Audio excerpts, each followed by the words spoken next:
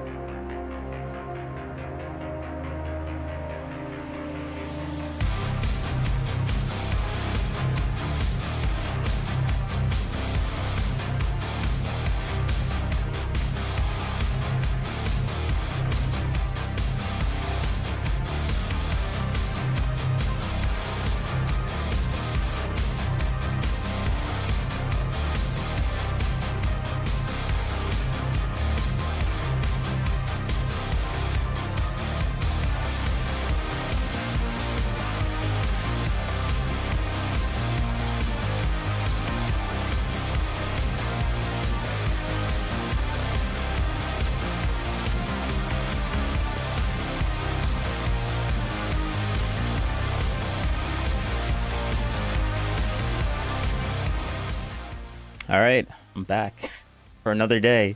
2 times in a row. Yes, we're here. I was here yesterday after like what? I didn't stream not even once in the month of February, and now I'm like back to back at the like.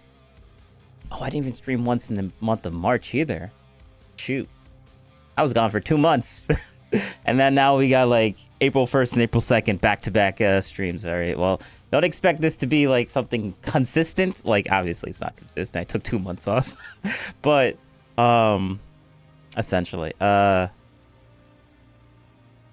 was debating on like what I wanted to like watch, but I think I've like settled on basically let's see. Yeah. No, wrong screen. There we go. We got Destiny confronts the lawyer. I think I watched this a while ago. This was like what, 3 weeks ago? Yeah, I watched it a while ago, and I thought it was interesting. I was listening to it passively. I think this might be an interesting watch, and then it gives me an excuse to have Victoria in the background. So yeah, why not? Why not? Instead of doing it, instead of being live, I might as well just comment on it while I'm doing this. But got myself a good old Red Bull, so we're gonna be chilling. It's a nice good old Wednesday. It's April 2nd.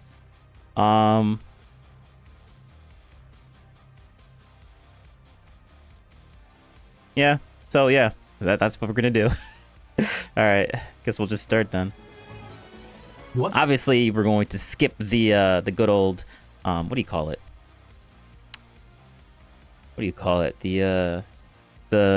the teaser, because like no spoilers. What's going on with the Democrats right now? What's the strategy? Like I don't quite get it. Like I talk to people like Josiah at Pondering Politics. Also, I think this guy, he's an ex-Democrat, so like, and he's a lawyer, so I thought this was this might be a really good interesting conversation. So I don't remember it too much, like what happened. I just know that I liked it at the end. So whatever. Or maybe we'll see what you have to say about it. And there seems to be a sentiment that they want to be like more aggressive, more memey, more, dunking, more, getting out there and mixing it up and trying to play dirty. And I just don't see that this is working. And, I would love to vote for the Democrats in the next cycle. I used to vote for them. So this would be fantastic. And I just don't understand what they're doing. I don't know exactly. Well, I think it's a challenge. Wait, what? On the I thought people don't like people leaving the left. I thought that didn't happen. I thought that wasn't a thing. Huh. Interesting. Interesting how that's like a predicament. I'm trying to see, like, is it actually like look good? I think it looks all right. Whatever. Because like this little side.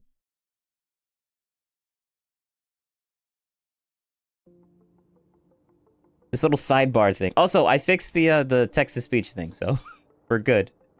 We're good. Oh, I hate this planet. Yeah, literally help. Literally help. I hate this planet so much. But yeah. Oh. Auto toggle. Is this gonna work? Yes. Perfection. The Democratic side, I think Democrats are interested in like actual governance, and I think they're interested in actually trying to like further the country along. But the Republicans have sold themselves out to having absolutely no moral values, absolutely no standard for behavior, and have basically made it as okay as possible to engage in relentless illegal activity. And so it's a very weird world when you're trying to compete with those people in an environment where they've greenlit criminal behavior and lying. Like it's a very, very difficult environment to. Well, what do you think it looks like when a Democrat wins? You know, like to me, the idea that you're going to get into a meme contest or a who's the bigger asshole contest with Donald Trump and have that be a winning strategy seems crazy to me. Like, I think it wouldn't work in general because that's not what the Democratic base responds to. And also, he's like the heavyweight champion of the world in those categories. Like, it's picking a fight you can't win. You know, I think True. You're gonna try and beat Trump in a meme war? Like, what? Come on, Destiny. What are you talking about? The kind of like the cleverness of the right's own the lib strategy was that it moved the playing field into an area where the left is disadvantaged. I think when people Bro, actually, and all right, so I'm gonna pause it like 10,000 million times. I'm sorry, but also we got this on 1.25 speed, so we're going kind of quick on it. So they're speaking a little bit fast, but it's like what 2 hours and 40 minutes long, 2 hours and 30 minutes long. So that would cut that down to maybe under an hour, maybe under 2 hours. But wait, now I lost my train of thought and what I was gonna say.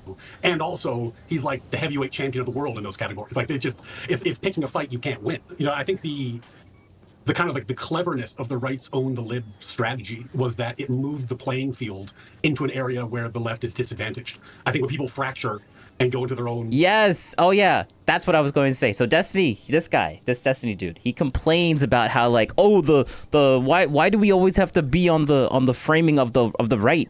Why can't we just play in the battleground of being everything framed like towards the left? And it's because you guys are he complains that why do we always why does his side always have to be on like talking about politics based on the framing of how the right sees it instead of like how the left sees it. Essentially that's what he's like getting at when he says that. But he it's because of people on the left always like sticking or continuing or talking about like what the right is doing. Like you guys are the ones that are putting yourselves in this like situation. Like it kind of sucks because like for them, not for me, but like for them, it kind of sucks for them because like I don't really what do you call it? Like if they ignore the people on the right, so don't play on their framing, they can't. Like they literally can't. Like they have like a mental disability where they just can't ignore what Trump is saying. Like they just can't. They have to react to it. So like it kind of sucks for them because like if they don't react, then Trump could just say whatever they want with no criticism. But if they do react, well, now we're always playing on the framing of how like people on the right feel instead of like how people on the left feel. That's what Destiny's criticism is always about. Like he would complain about this, but he's the one that's his side is the reason why it's like that in the first place. So, I mean, he can't really criticize the right for always framing everything on the right because like that's just what they're going to do. But if people on the left are also doing it, then like you're complaining about something that you're basically making. Like the reason why they're complaining is because of their actions, which is hypocritical. ideological camps, the right's base is more homogenous. I think it just benefits them to be in this kind of information environment. So I don't know. I just don't see that being I don't see that move working for the Democrats. But I mean, what maybe move? you do. What move works?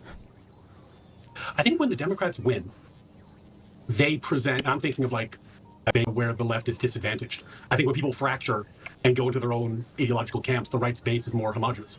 I think it just benefits them to be in this kind of information environment. So I don't know. I just don't see that being I don't see that move working for the Democrats. But I mean, what maybe you move? do. What move works? All right. Let me just go back a lot because I want to get that whole response, People in an environment where they've greenlit and I'll just shut up. criminal behavior online. Like, it's a very, very difficult environment to. Well, what do you think it looks like when a Democrat wins? You know, like to me, the idea that you're going to get into a meme contest or a who's the bigger asshole contest with Donald Trump and have that be a winning strategy seems crazy to me. Like I think it's True. in general, because that's not what the Democratic base responds to. And also, he's like the heavyweight champion of the world in those categories. Like it's picking a fight you can't win. You know, I think the kind of like the cleverness of the right's own the lib Where's strategy Neri? was that it Still at work. I haven't watched the last one in total yet. Smiley face. Don't worry. When I take that next 2 months off again, you'll have plenty of time. But I mean, it makes sense. Like what that last stream was like 6 hours long. So don't worry. I'm not gonna criticize you for that. Nah, I can't do that. Can't do that. move the playing field Hopefully your work is doing all right. into an area where the left is disadvantaged. I think when people fracture and go into their own ideological camps, the right's base is more homogenous. I think it just benefits them to be in this kind of information environment. So I don't know. I just don't see that being I don't see that move working for the Democrats. But I mean, what maybe you do. move? What move works? I think when the Democrats win, they present. I'm thinking of like Clinton. I'm thinking of Obama. Well, don't think about any of those people, because that media environment doesn't matter anymore. We're in a totally new world right now. So everything prior to 2016 is totally out the window. 2016 and 2020 started to change things quite a bit, and now we live in a whole new world. I mean, I think that's true in terms of like the methods, but in terms of the vision, what I mean is that you need to show a vision of somebody wants to make the country better, has a clear common sense plan for doing it. And neither of those things have mattered to voters for a while. They clearly didn't matter last election. Well, so I that's think not. the last election, the problem is that nobody believed her. Like, No, like the that's a idea lie. that No, That's not a lie. What do you mean that's not a lie? No one believed Kamala. Like what? Like I literally at my so at this place that I go to, I go to regularly, basically. I'm being vague on purpose, but like I was talking to this one person and she was like a Kamala supporter, and her response is like, no one gave her a chance. Like, she's like, no one gave her a chance. And I'm like, yeah, that's true. No one gave her a chance because no one believed her. She didn't have support. No one cared for her. Like, whenever Kamala would speak, it would always be like, oh, so you're just more of Joe Biden? And no one wanted more of Joe Biden. Like, no one wanted that. Like, that's just true. Like, that is true. A lot of people that should have believed her, that the support, she probably would have gotten more support if more people believed in Kamala Harris. But like, no one did that. No one really did believe her in that sense. To be clear, that's a total lie, right? It's people don't. well, so I that's think, not. the last election, the problem is that nobody believed her. No, that's a lie. No. That's to be clear, that's a total lie, right? It's people are more concerned right now with culture war stuff than anything having to do with any part of like how the system is supposed to work, what the laws are, and how the economy is supposed to work. That's just like you included. None of you guys care about any of the actual like governance stuff, because if we start to go issue by issue, it's all just going to come to Yeah, an ex-Democrat lawyer just doesn't care. Oh wow, okay, good one, Destiny. Once you leave the left, you're just like just full on Republican. Like all your views are just completely changed. You're just like opposition at that point. Like, bro, like this is why your side is getting smaller and smaller. The moment they lean a little bit like away from like the left, you completely kick them out and act like as if they're the enemy. Like, bro, like you're calling this dude a liar for saying something that's basically true. Like, come on now. down to like wokeism and whatever that means. So the idea that and we can if you want, but I think that's totally false. I think the biggest issue she had. I'm curious. Okay, wait. Let's try this real quick. So who do you think was better on freedom of speech? I think she's like a non-entity. I don't really know. Between the Biden administration and the Trump administration, I think they've both been pretty terrible. Okay, can you give me one example that you feel like Biden did that was the equivalent to Donald Trump suing CNN because he didn't like the Kamala Harris interview and suing Seltzer, the pollster in Iowa? No, they're not the equivalent. But No. I mean something like something of a similar magnitude to that. So what Donald Trump does that's very bad. No, wait. I don't care what you're gonna say right now. I want something that Biden did that's a similar magnitude to what Trump is doing right now with those two lawsuits.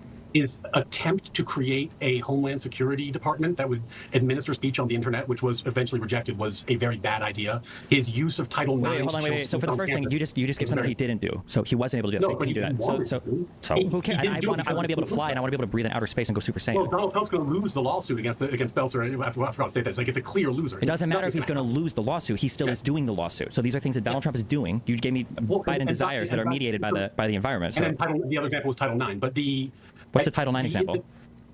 When the way that they use Title IX to chill discussion of gender issues on campuses, because basically when you work gender identity into Title IX, then it becomes a protected class in Title IX.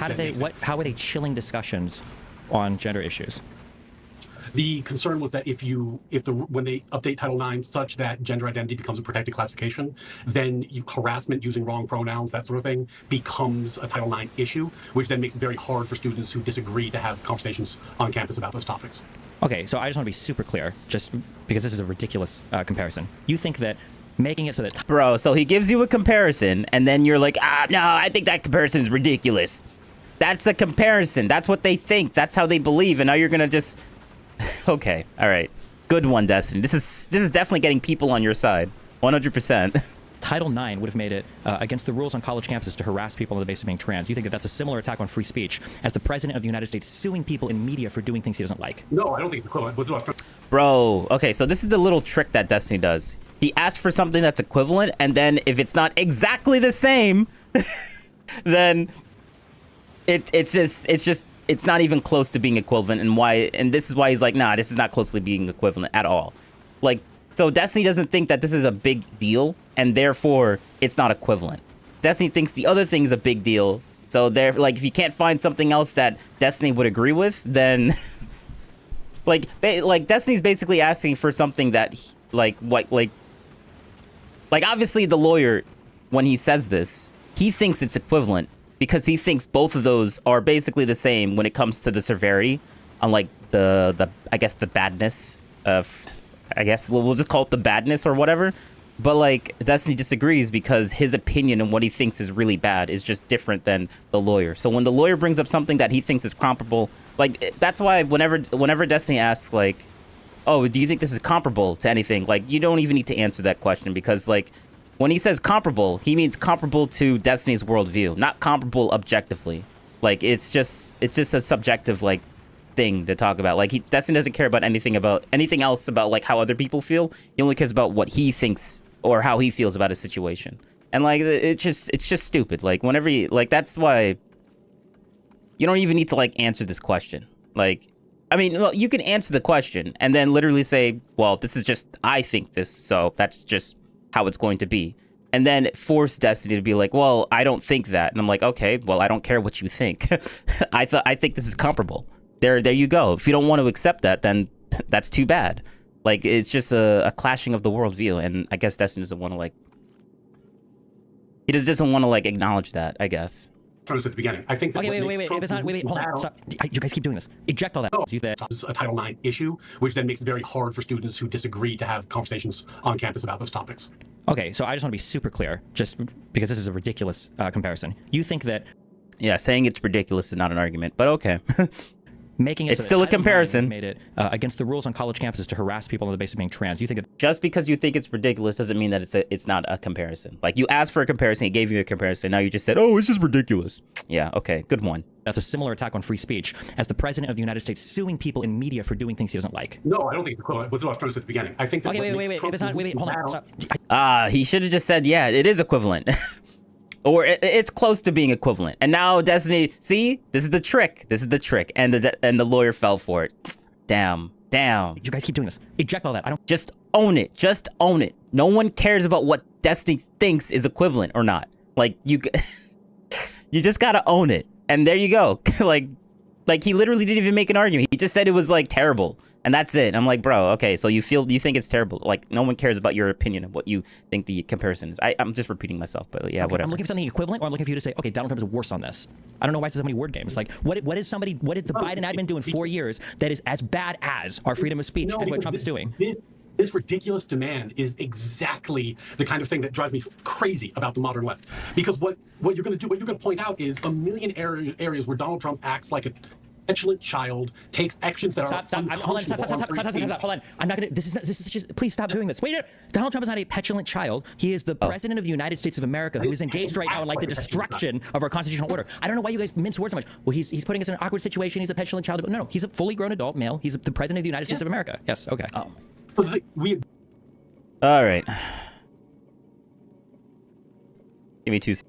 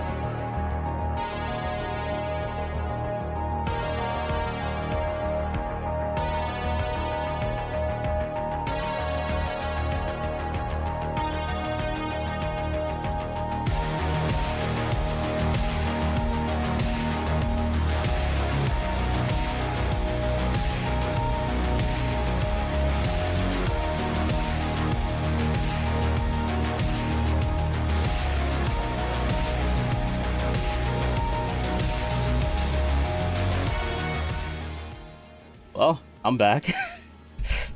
I had to run into a little thing I had to do, but you know, it's fine. I'm back here. How long was that? I don't know. I don't know how long it was, but I tried my best to finish that task very quickly. So I'm back now. I don't even remember what I was talking about, but yeah.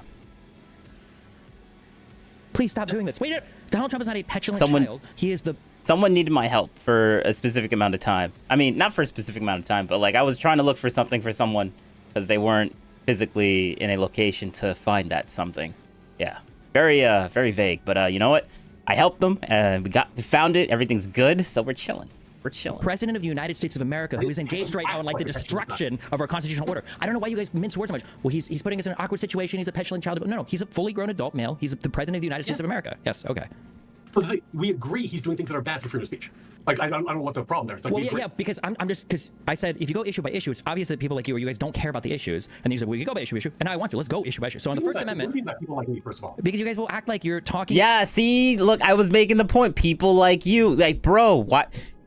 The more you keep doing this condescending piece of like BS to other people that just slightly disagree with you, like, bro. Or I would, in my opinion, I think it's a slight disagreement. Like, it's just little disagreements that he has, and then he or I would characterize it like that. I think it's fair to say that. Maybe I don't think Destiny would think it's fair, but honestly, I don't want to say that I don't care what he thinks, but essentially I don't care what he thinks. Essentially, but yeah, like you're being. That's just bad faith. Like, you're literally saying people like it's the condescension that bothers me. It's the condescension. Like, it's just, bro, what, you don't need to do this. About like how governance is or how the country is ran. Like, you're not getting this guy on your side by being the most condescending piece of trash towards him. Like, bro. Constitutional issues, but at the end of the day, it always just goes back to wokeism. Even the one example you just gave me on the First Amendment had to do with trans people in Title IX. What? We spoke for like an hour and a half. Do you think I voted for him? Is that where you're coming from? No, I just don't understand all the false, the equivocal. Wait, we spoke for an hour and a half? What? Hold up. Wait, do we need to... Wait, do we need to...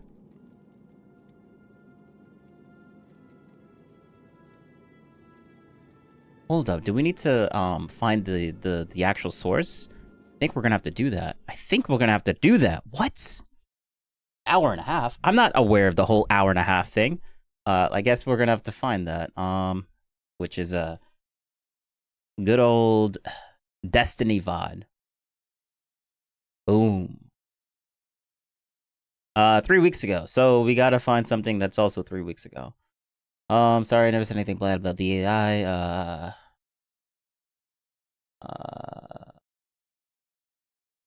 4 weeks ago, 3 weeks ago. I mean, it could be in between 4 weeks ago.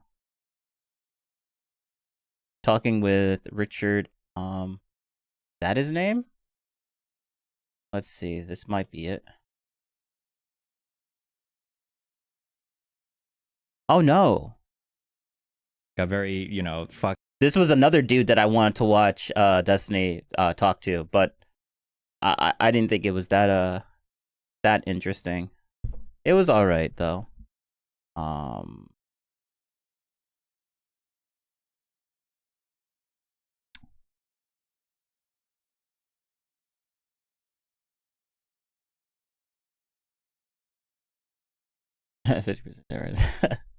On DGG sub for April. I don't want people to confuse it with April Fool's Day, LOL. Yeah. Okay, so it's one of these.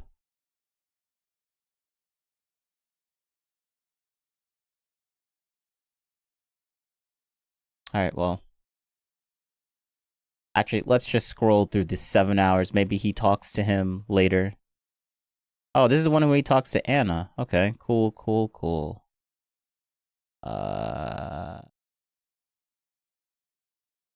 Oh, this is the one where he gets pissed off at Ben Shapiro, isn't it?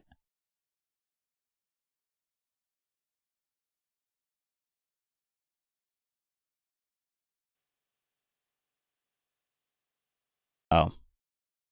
workers directly. If that is the case, then why not just give the security guarantee?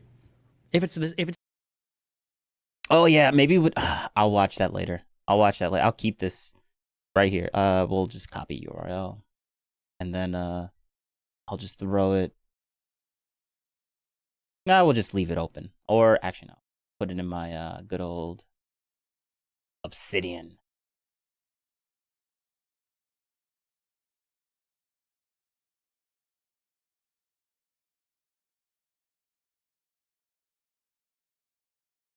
Yeah. All right. So this isn't it.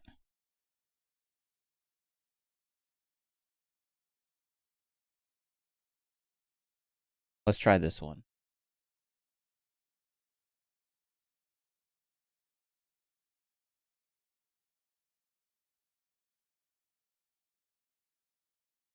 Oh, so this is the one that had that dude on it. I was debating on whether I wanted to watch this one or the other one. So we're gonna keep this one up.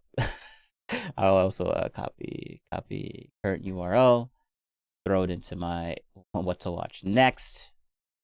We'll keep that there. We'll keep both of these just sitting there. Delete that because I don't know if that's it. Or wait, there might be. This might be the same one where he talks to that other dude as well.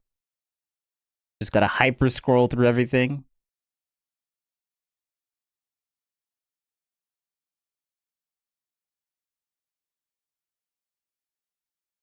Not this one.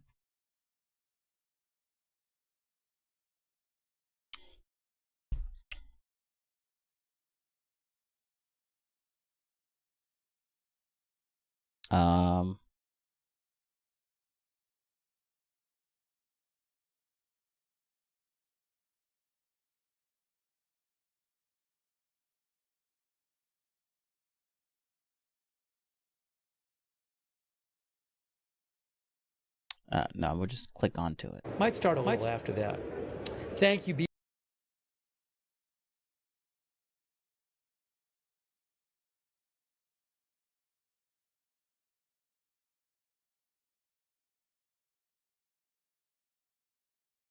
Nope.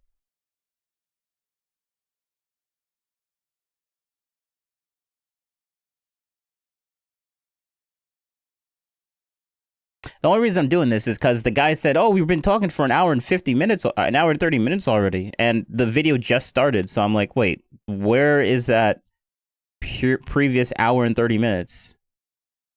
Or was he just referring to another time that he talked? I'm starting to think that it was.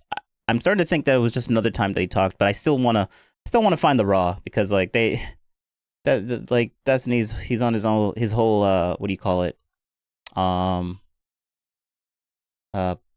What do you call it? Something arc? I forget. The optics arc. Yeah. So he's trying to. His editor is like aware of that and wants to like cut out anything that makes him look unhinged. So I like to keep those in. Can't really cut them out if he and edit, unless he wants to edit his entire 8-hour streams that he does like almost daily, which he will never do.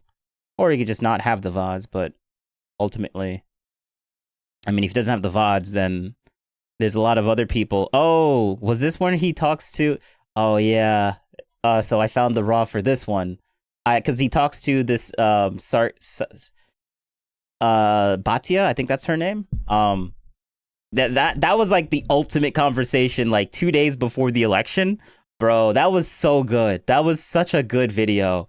I praise this lady for going on Destiny's show and calling him out on the whole like, oh, you want people on your side, but you're just gonna call them destroying democracy. Like that's obviously getting her on Destiny's side. And then she does it, and then she votes for him, and then he's like, oh, see, prove it, see guys, I knew she was gonna do it. I'm like, bro, you just called her. You literally just said that she was like destroying democracy for being like flipping, like for not like voting for your person like 100%. Like if she wasn't voting for Kamala 100%, then it just means, oh, you're destroying democracy.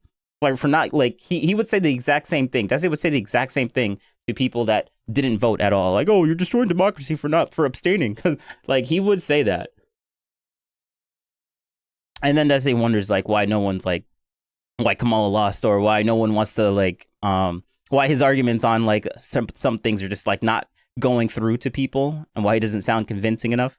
It's funny because like saying someone's destroying democracy is definitely like I just love this lady. I like that she called him out on that. That was awesome. And now this guy hates her for saying that and calling Destiny out for that BS thing. So I'm gonna copy current URL. This will be another thing that we'll watch as well because I love watching Destiny watch this dude because he hates her so much. Yeah, it's not this one either.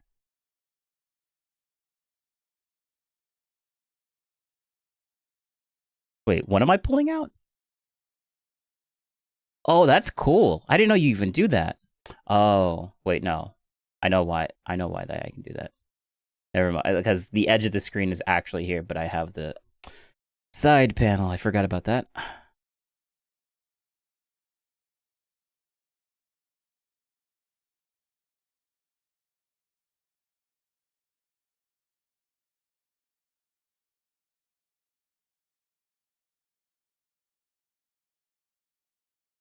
Not this one either. Yeah.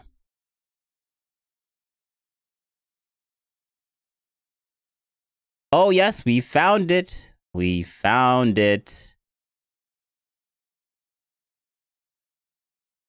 Do you want to turn your camera on?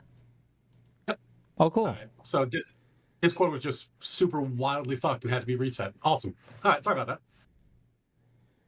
that. Let me get your camera up. Do you want to introduce yourself for those that might not remember you? Yeah, absolutely. Oh, okay. Might not remember. Okay, so this was all right. So this was something. Oh well, actually, my name is Ryan Mullally. I'm a former teacher, former Democrat, and current lawyer. I like how the editor completely cuts all this stuff out. Okay, let's go back a little bit. Let me put a timestamp on this so I can make this into like a proper video. And then we'll just edit it in somehow. Not remember you. Yeah. And then we'll skip to the part where we left off on the video. Awesome. All right, sorry about that. Let me get your camera up. Do you want to introduce yourself for those that might not remember? Bro, this is in 4K. This is legit. Absolutely. My name is Ryan Mullally. I'm a former teacher, former Democrat, and current lawyer. And Destiny and I last chatted, I guess it was like 2 days before the allegations and that whole circus dropped.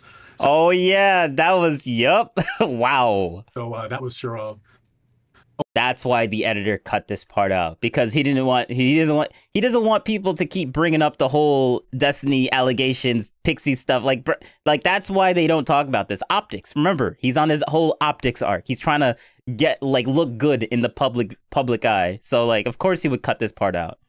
A welcome to the internet moment for me, let's say. Obviously, I was the least affected of everyone involved, but you can imagine what my replies looked like for the next couple of weeks. Least affected so far, okay. All right. What's up? What do you want to chat about? Yeah, man. I want to talk about what's going on with the Democrats right now. Like, it seems like what's the strategy? Like, I don't quite get it. Like, I talk to people like All right. So we're just gonna skip to the part to where we end in the video, because it doesn't seem like there was any cuts up until. All right, so I just need to find that background.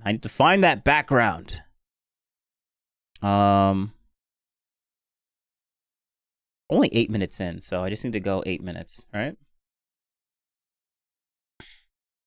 So 40, 48, around 48. Which is really. We can discuss it, but the issue that I'm getting at, Destiny, is that when the left Angelino oversteps, Kumar. Hey buddy, how's it going? I hope you are doing well, pal. Want to Guys, chat, do not ignore that chat. That last chat is a scam. Don't talk to it. I appreciate the follow though. Thank you. I appreciate the follow, but that's a scam that this guy's pointing out. Good job, Kick Chat. Good job. By creating bureaucracy, by creating structure, by creating regulations. When the right oversteps, and at least when I'm talking about Donald Trump, they do it through what you would describe as like authoritarian, I'm taking this action, I would call it like being a petulant child, like I'm mad at AP, so I'm going to kick him out of the room. Okay, like, in the past, okay, I'm curious. In the past, those are very different sure. approaches. In the past, I understand. In the past decade, what are the big oversteps that you're talking about? In terms of, here are some big oversteps that I can think of for government expansion of powers and stuff. The Patriot Act. Those are Republicans, right? Iraq and Afghanistan war, where I don't know if you would call these oversteps, but these are trillions of dollars wars, started by Republicans. What are these other huge bureaucratic oversteps or these huge oversteps that are infringing on our freedoms or illegal or whatever? What are we thinking of in the past decade or two? I think this is actually a very interesting topic, but I think that in my political life, which started about like 2000, both parties have continuously expanded the scope of the president's power. So it's stretched beyond what I think is anything resembling appropriate. Both parties have consistently wanted to do that. Okay, I'm gonna ask a specific question. What is as bad as the Patriot Act that the Democrats have done? As bad, drone strikes under Obama was pretty bad. FISA courts under Obama wait, drone strikes? Do you think the United States shouldn't engage in drone strikes? No, I think that when you have an issue with, for example, like U.S. Bro, like the goalposting right here. First he asks like what's so bad, like what's similar. Like listen to this. He just moved the goalpost right there. Listen to that. It's such a subtle like little slimy thing, a little sneaky thing that Destiny does, because he is a good debater. He is a good debater. But like the perks of being a good debater, I mean, and I'm good at finding and seeing them. So the perks of me figuring this out instantaneously is it's funny because like Destiny's the reason why I'm able to see all these little tiny things that people do to manipulate people into thinking a certain way. And basically he Destiny knows how to gaslight people. He does. And that's why he's very in tune with when people gaslight him. He knows when that's happening and he doesn't like it, and no one likes it. No one likes to be gaslit. But anyways, let's just listen to that. Listen to that. Question. What is as bad as the Patriot Act that the Democrats have done? See, that's the question. What is as bad? And then he switches it very sneakily later. As bad, drone strikes under Obama was pretty bad. FISA courts under Obama wait, drone strikes? Do you think the United States shouldn't engage in drone strikes? See, that's the goalpost. That's the goalpost. He didn't say anything about the U.S. shouldn't be doing anything. It's just as bad. He said something that's just as bad, and now we're talking about, oh, so the U.S. can't do that? What are you talking about? Like, that's a little thing here. Like, we're not talking about what the U.S. should be doing. We're talking about what's just as bad. And he switches it there, and I don't like that. It's stupid. It's sneaky. No, I think that when you have an it's issue manipulative. Like U.S. citizens are going to get hit, or if there are due process issues that are being decided behind closed doors, that's pretty bad. Okay, let's look at that in particular then. I'm interested. So if we look at how Obama approached that situation, Obama went to the Office of Legal Counsel. He got an opinion on whether or not he had the authority to do this particular thing. The Office of Legal Counsel says it seems you do have the authority to do this particular thing. Obama did do this drone strike of a U.S. citizen in another country who was accused of working, I think, with a terrorist organization. He carried out the strike. This has not been deemed unconstitutional or illegal by any criminal court, by the Supreme Court. What's our issue with that particular action, and how does that compare to? I don't know if you want to go the last 6 weeks of Trump, or we can look at like the Eric Adams thing. I would compare it to that easily. Yeah, you're not going to. I mean, like, I'm not the kind of guy who's going to show up and like defend everything Trump does. So like the Eric Adams thing struck me as super problematic. Listen to what you just said. Wait, super problematic. You sound like a leftist, right? Super problematic. Bro, he's an ex-Democrat. Oh, he sounds like a leftist. Bro, he was just in the Democratic Party like 2 minutes ago. What? Why is this so surprising? I don't know. Like, this is so stupid. Oh, no, I know why. Because Destiny, once someone leaves the left, it means that they automatically, instantly think everything like that's on the right. So when someone that leaves the left and comes on his show and he's like espouted at being someone that's not Destiny, he automatically thinks, oh no, how could you think this? You're on the right now. Like, you're 100% on the right. Like, you have zero, like, you sound like a left, like, bro, you sound like a leftist. Like, is this the most surprising thing in the world? I like how he's exploding off of this. It's so stupid. Like, just use your brain for 2 seconds, Destiny. It was an egregious destruction of the rule of law. It was a quid pro quo offered by our Department of Justice that resulted in the firing or resignation of like. I'm not the kind of guy who's going to show up and like defend everything Trump does. So like the Eric Adams thing struck me as super problematic. What? Like, listen to what you just said. Wait, super problematic. You sound like a leftist, right? Super problematic. No. It was an egregious destruction of the rule of law. It was a quid pro quo offered by our Department of Justice that resulted in the firing or resignation of like 10 different attorneys. You want to pick my adjectives for me? Is that the extent of our disagreement? True. Right? Like we agree it's a bad thing, and you just want me to use like stronger language, I guess. What, True. Yes. Call that BS out. You just want me to use stronger language? Like, come on now. What are we disagreeing on? True. Magnitude is important, right? Because we're talking about what are the worst things that have been done. So I think magnitude, yeah, I think it does matter here for sure. So the point that I was... Yes, it does matter, but like... Okay, like... Okay, so I'm sorry. I should have been a bit more... He should have been a bit more mad about it. Yeah, he really should have just been a little bit more mad about it. Okay, yeah. You want his, like, bro, this is so stupid. Like the thought process in this is like, yeah, the magnitude is important. So like, you should be just as mad as I am. Like, bro, people have their opinions on what they think is like worse or like, that's great. He thinks it's important, whatever. That's great. That what we have now, I think, is a legitimate constitutional inflection point, which is the right. Like Destiny wants him to have the same opinion and the same feeling on everything that Destiny thinks. And if that isn't true, then Destiny flips out and says, "Oh, magnitude is important." I'm like, okay, whatever. We don't care about your. I mean, I need to stop saying we don't care about Destiny's opinion. We care about his opinion. It's just that this is such a this is so stupid. Why? What? Like, why are you? This is just silly to really like be arguing about the magnitude about this. It's just dumb. It's the least important thing within this. Like, it's important, but it's the least important thing that we're talking about right now. Wants to have a very powerful president who has total control or almost total control over his agencies. The left also wants to have a very powerful executive branch. They just don't want the president to have that level of control over the agencies. They want the bureaucratic process. Can you give me an example of how the left does this? You can't pendulum swing between those. Hold on, okay, you're a smart guy. You know a lot of stuff. Yeah. I don't need the vague general statements. What is an example? What do you mean by the left is trying to expand the executive power of the president? What do you mean by that? Give me examples. What are we talking about? But what has happened consistently over, like, I guess we're talking about like since 2000. No, just invite it. Give me like example. I don't want vague things. Just examples. Bro, you just asked for an example, and now he's gonna give you an example. Like, no, I want a specific example within this time frame.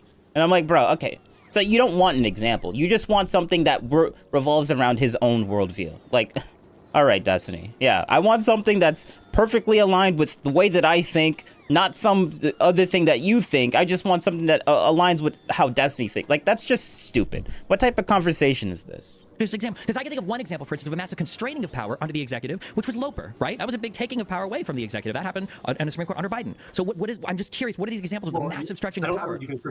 I don't think. Are we attributing Supreme Court decisions to the administration that's in power when they happen? I mean, I'm just trying to think of like how is the power expanded versus contracted? Like what are we talking about? Like what did Biden do to expand the executive power? What happens is if you delegate Congress's power to administrative agencies, right? You are expanding the executive power because you're giving the executive agencies the power to issue regulations, to enforce, depending on what the agency's empowered to do.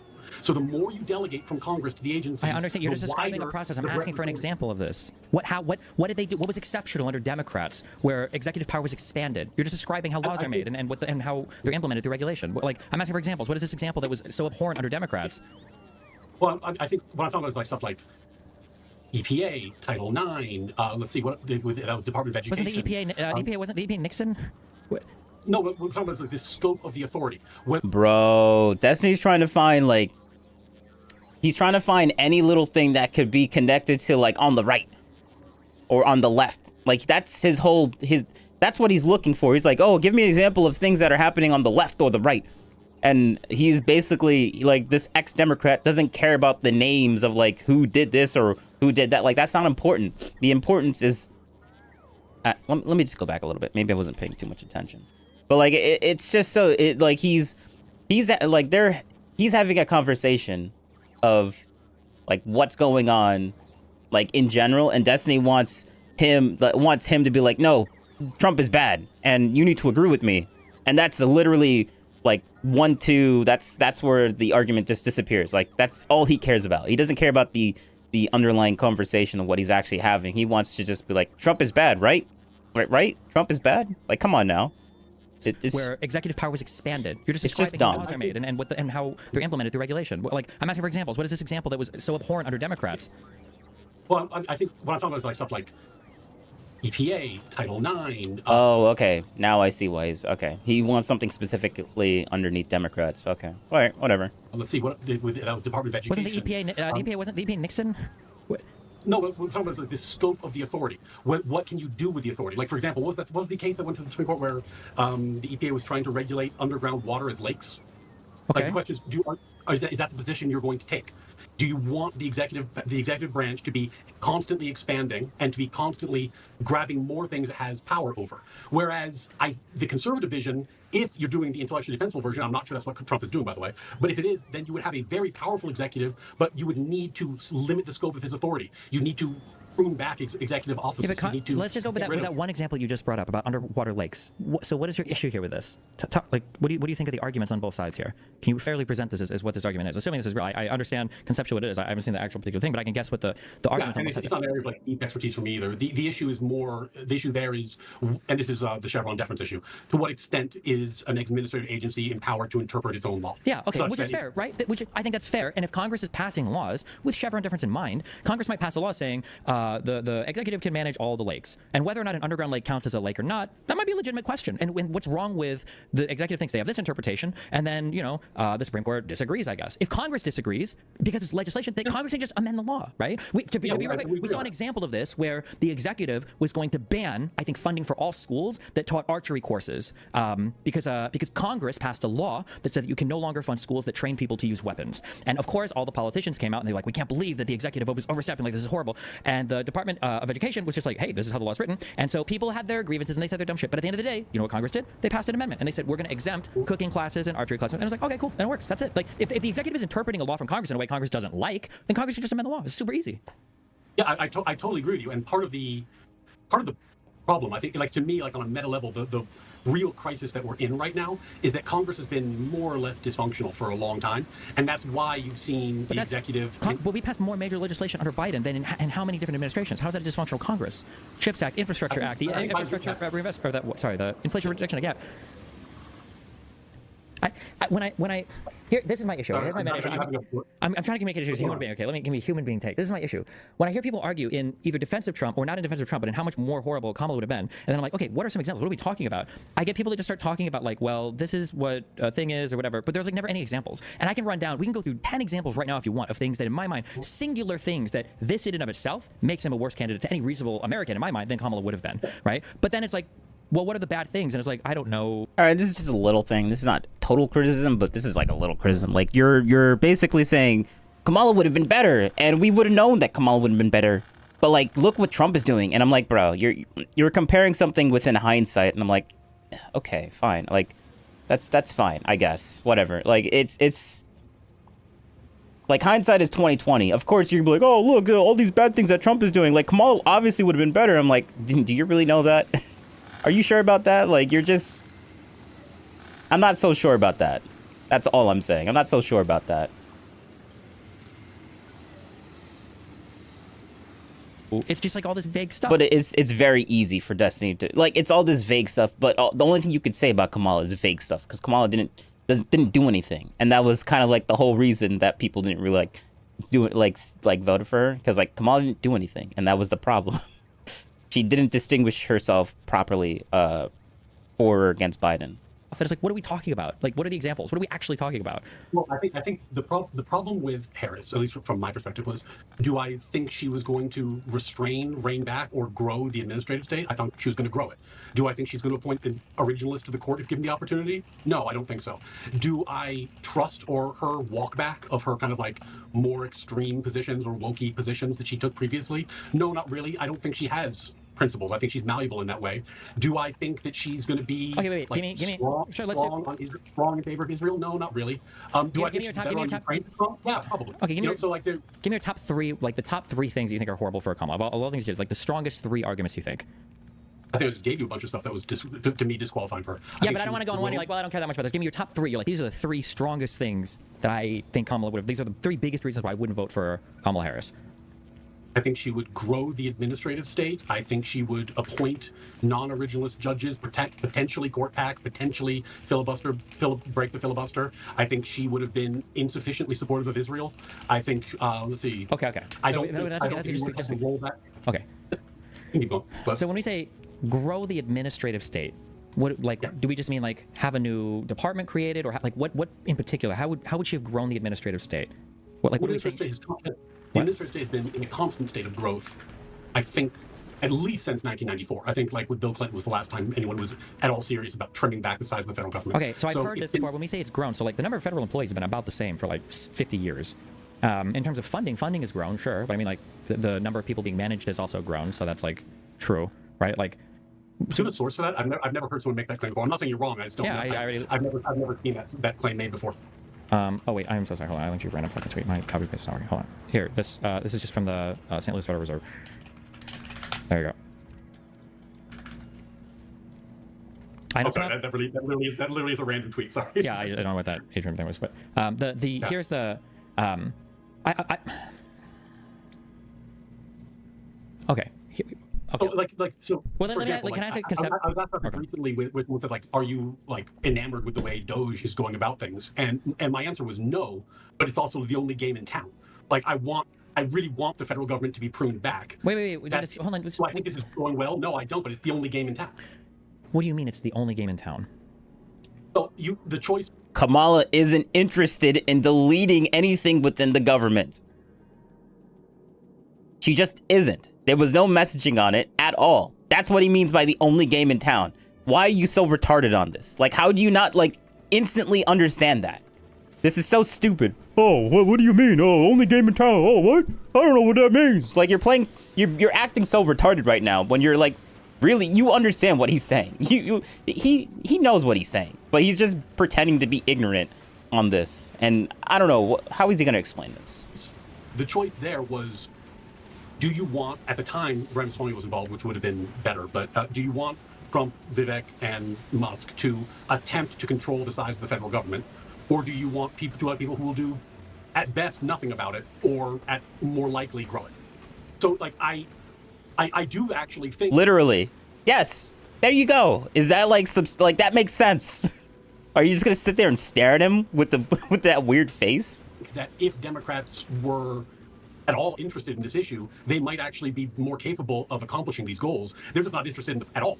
So okay, let me provide it. Hold on, wait. Let me give it. I might fuck it up versus decide it's not going to bother. Let me give you a counter to this. Okay, if you want to shrink, not you personally, if somebody wants to shrink government spending, okay, what you have to do is you have to be brave and you have to take a look at your government programs and you have to make the argument to the American people, or at least to Congress. Make the argument? What? No, make the argument. What do you mean? You're not deleting anything by making arguments. No, what you're doing is what Doge is doing is literally cutting them, and then if something is like cut a bit too much, then you just reinstate it. Like, it's not that bad. Like, bro, like when Elon Musk like cut like 80% of like well, Twitter at the time, but now it's called X.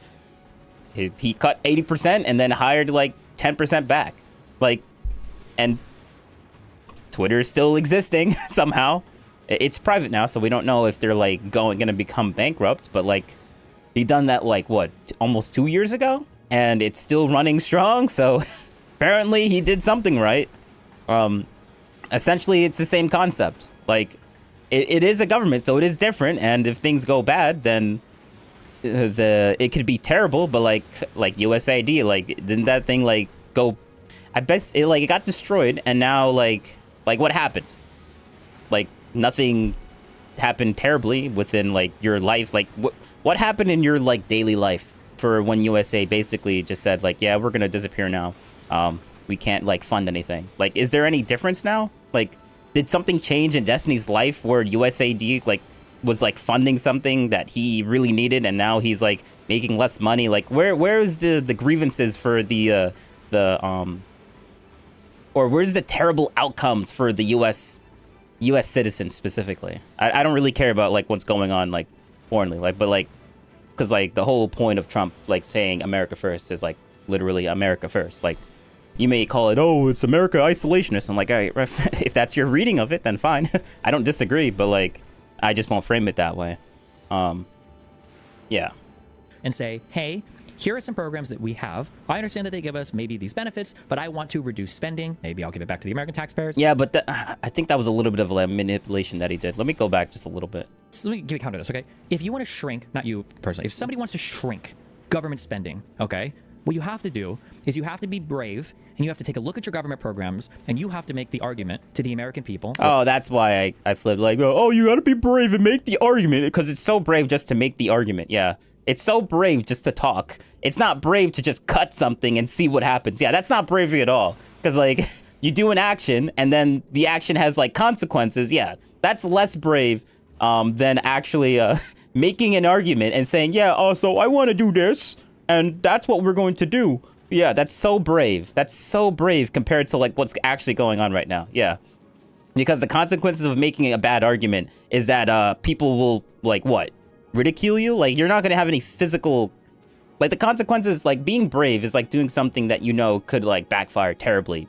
Like, there's more risk involved in actually cutting something legitimately and then just making an argument. Like, okay, so more of the same is what Destiny's saying. Oh, more of the same. Oh, you gotta make the argument.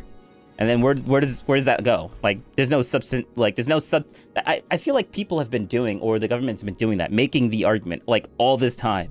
And that's what we need to do.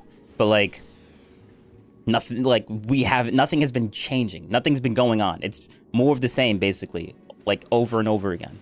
So now Trump actually does something that's substantive and actually legitimately cuts stuff. And now Destiny is like super ultra ass mad because there's actually like things disappearing within the government, and we're actually getting more efficient because we're not putting more money, or we're spending less money, basically. Like, he's legitimately cutting stuff. And Destiny's like, no, I don't like the way you're cutting stuff. Like, you should do it in a much more pragmatic, we should do it exactly the way that we've been doing it the entire time. Which means nothing, basically. Make the argument. Yeah, like, that's definitely going to be doing something. It's not like we've been making, like, they've been making the argument for, like, the past 50 years. And still nothing has been changing. But, okay. Good one, Destiny.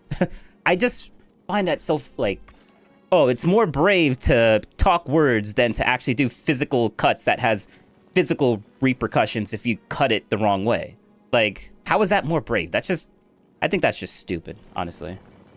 Or at least to Congress, and say, hey, here are some programs that we have. I understand that they give us maybe these benefits, but I want to reduce spending. Maybe I'll give it back to the American taxpayers in the form of tax cuts, or maybe at least it'll be a reduction in our deficit. That's how you do a real spending cut. Having an illegal organization like Doge come through with a hatchet and just start arbitrarily slashing at government programs that we don't like for some reason without any idea of what's even being cut. That is not an honorable, dignified, or no, we do. Oh, honorable, dignified. Like, who gives a shit about these stupid, like, what you think is honorable or dignified? Like, bro, like, you're just, yeah, he's literally just mad at the fact that they're doing it in a way that Destiny doesn't like. That's all he's arguing for. That's it. And I think that's just retarded, honestly. Like, I don't care what I keep falling into a trap of saying, I don't care what he thinks of, like, what do you think is cutting or not. Like, I don't want to keep saying that. But it's just stupid for how he's, like, framing this, I guess. or legal way or effective way. That's how you do a real spending cut. Having an illegal organization like Doge come through with a hatchet and just start arbitrarily slashing at government programs that it's not an illegal organization, but I keep cutting him off. that we don't like for some reason without any idea of what's even being cut. That is not an honorable. That is also false. There's a whole website. Let me see. Let's see. Can we find this website? Oh no, we have no idea what they're doing. This talking point is so stupid. It's so retarded. Doge cutting. Yeah. Newsweek. Isn't there like a .gov? There's literally a .gov. Doge is cutting Social Security. Is this it? Doge Department of Efficiency. Doge.gov. Oh wow, look at that. Literally a website. A government website. Doge.gov. That has every single thing that they're doing, that they're cutting. Wow. Pages. Page 929. Damn. Okay. Grants. We got contracts. We got Like, what are you talking about? Oh, we have no idea what they're doing. Leases, yeah. Like, what are you talking about? Literally the agency, what they're doing right here. My God, it's such a lie. It's such a disgusting lie. Oh, we have no idea what they're doing. Like, bro, like retarded. Estimated savings, amount per taxpayer. Wow, $800. I saved $800. Oh, but like, oh, but this is just a lie. It's all just a lie. Yeah, it's not like it's a .gov. Yeah, it's just a lie. We don't trust the government anymore because Destiny doesn't like the people running it. So everything that comes out from the government now is now lies, right? Is that Destiny's argument now? That like government bad? Is that Destiny's argument? Government bad now? Wow. Okay. Good one. Good one, Destiny. It's so stupid. It's so stupid. That's why I had to cut him. Like I keep cutting him off, but like it's just so dumb. He's literally lying here. He calls everyone else a liar, but he's just projecting. Dignified or legal way or effective. I want to reduce spending. Maybe I'll give it back to the American taxpayers in the form of tax cuts, or maybe at least it'll be a reduction in our deficit. That's how you do a real spending cut. Having an illegal organization like Doge. All right, I'm going to go back and let him do his complete point. Vote for Kamala Harris. I think she would grow the administrative state. I think she would appoint non-originalist judges, potentially court pack, potentially break the filibuster. I think she would have been insufficiently supportive of Israel. I think, let's see. Okay. I don't think roll back. Okay. So when we say grow the administrative state, what do we just mean like have a new department created, or like what in particular? How would she have grown the administrative state? What do we think? The administrative state has been in a constant state of growth, I think, at least since 1994. I think, like with Bill Clinton, was the last time anyone was at all serious about trimming back the size of the federal government. Okay, so I've heard this before. When we say it's grown, so like the number of federal employees has been about the same for like 50 years. In terms of funding has grown, sure, but I mean like the number of people being managed has also grown, so that's like true, right? Like, do you have a source for that? I've never heard someone make that claim before. I'm not saying you're wrong. I just don't. Yeah, I've never seen that claim made before. Oh wait, I am so sorry. Hold on, I linked you a random fucking tweet. My copy paste is not working. Hold on. Here, this is just from the St. Louis Federal Reserve. There you go. I know that literally is a random tweet. Sorry. Yeah, I don't know what that Adrian thing was, but here's the okay. Okay. So well, for example, can I say concept? I was asked about this recently with like, are you like enamored with the way Doge is going about things? And my answer was no, but it's also the only game in town. Like I really want the federal government to be pruned back. Wait. Hold on. So I think this is going well. No, I don't. But it's the only game in town. What do you mean it's the only game in town? Well, the choice there was, do you want? Damn, I went back really far. Holy crap! I didn't realize that. Whatever, it doesn't matter. Let's just keep going. Musk to attempt to control the size of the federal government, or do you want people who will do, at best, nothing about it, or at more likely grow it? So, like, I do actually think that if Democrats were at all interested in this issue, they might actually be more capable of accomplishing these goals. They're just not interested in at all. So okay, let me provide it. Hold on, wait. Let me give it. I might fuck it up versus decide it's not even going to bother. Let me give a counter to this, okay? If you want to shrink, not you personally, if somebody wants to shrink government spending, okay, what you have to do is you have to be brave and you have to take a look at your government programs and you have to make the argument to the American people, or at least to Congress, and say, hey, here are some programs that we have. I understand that they give us maybe these benefits, but I want to reduce spending. Maybe I'll give it back to the American taxpayers in the form of tax cuts, or maybe at least it'll be a reduction in our deficit. That's how you do a real spending cut. Having an illegal organization like Doge come through with a hatchet and just start... It's not illegal, but okay. Arbitrarily slashing at government programs that we don't like for some reason without any idea of what's even being cut. That is not an honorable, dignified, or legal way or effective way to actually curb government spending. And that's not the only player in town. That doesn't make any sense. It would be like a guy running through a hospital where a bunch of kids are dying of cancer with an AK-47 and just shooting children, saying the radiation wasn't working, so I thought I'd try this instead. Doge is not in a real department even, and they don't have the authority to make the cuts that they're trying to make, and they're lying about making significant cuts to the federal government by saying it's waste, fraud, and abuse when it's not. So I was right. He did say he was lying. Yeah, okay. Yeah, we just don't test our government. Okay, yeah, whatever. It's just shuttering programs they don't like. That's not a real way to close programs. I see my plea to tone down the rhetoric really worked. Wait, hold on. True. What one thing did I just say that you think was not correct? He didn't say that, like, he said tone down the rhetoric. He didn't say that you're wrong, Destiny. Like, bro, what? Like, what? Where did you get that weird, wacky interpretation? Oh, tone down the rhetoric. Wait, where did I say that was wrong? What did I say that was wrong? Where was I incorrect, man? What do you mean? Like, bro, like, what are you talking about? Like, him saying tone down... Him saying toning down the rhetoric is I guess, like... What? Okay, whatever. I'll just let him spaz out, I guess. I see my plea to tone down the rhetoric really worked. Wait, hold on. Just I want to focus. What one thing did I just say that you think was not correct? You think they're shooting kids in hospitals is an apt metaphor? Oh, okay. My metaphor might have been a metaphor, although they are cutting funding for things like cancer research and stuff. But every single... Oh, so he was correct. So yeah. Wow, look at that, Destiny. Wow. Okay. Toning down the rhetoric. And then he literally gives a legit counter to what you literally just said. And now Destiny has to concede because, like, you literally are, like, comparing it to what he just said. Yeah. I made a point about rhetoric, not a point about accuracy. Okay. I opened the show by saying I'm kind of... Oh, yes, this guy's smart. Yes, he sees the manipulation that he's doing. Yes, good.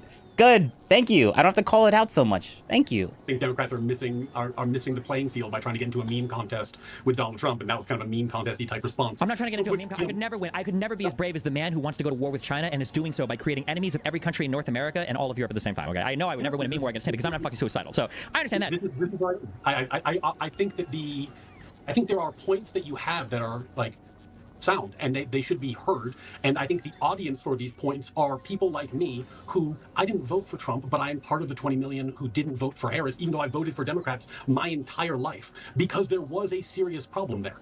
And if that's not acknowledged, and the party is starting to acknowledge it, you're starting to see people like Newsom and Buttigieg who are starting to try to navigate these. This thing has hold up. This thing has 1, 2, 3, 4, 5, 6, 7, 8. 8? This is double. Oh my god, this thing is like, this is packing. I can put 8 speed modules in here. Holy, like, what is the percent increase in here? Like, what? This is 400. Damn, that's okay. All right. Waters, but I don't know that they're the right people to do it. But I understand, and I agree with you. They're going to get killed. I agree with you. I agree with you. I agree with you. I agree with you 100%. I agree with you 100%. But I'll go back to what I said at the very beginning. The issues don't actually matter. And I feel like so far in this conversation we've seen that. You haven't disagreed with me on a single point that I've brought up. I don't think you've been able to provide any strong examples for any of the points that you're bringing up. So it's a matter of just messaging. None of this. At the end of the day, governance doesn't matter. Legality doesn't matter. Policy doesn't matter. Legislation doesn't matter. It's just a matter of like winning the meme wars, basically. I think what's happening is that you're missing the forest for the trees in this conversation. Basically, the problem right now is that people on the left, for whatever reason, have gotten backed into a corner where they are either they can't, they won't, or they can't with authenticity project an actual plan for governance, actual priorities. But they did. Hold on. Can you admit that the 4 years of governance under Biden, in terms of like policy advancement and everything, was infinitely superior to the 4 years prior of Trump? No. Okay. Give me one example of how that's not true. All right, I'm gonna give an example. So one example, because he only asked for one example. Let's see. The Afghanistan pullout. Yeah, that was underneath Biden. The buck stops with Biden.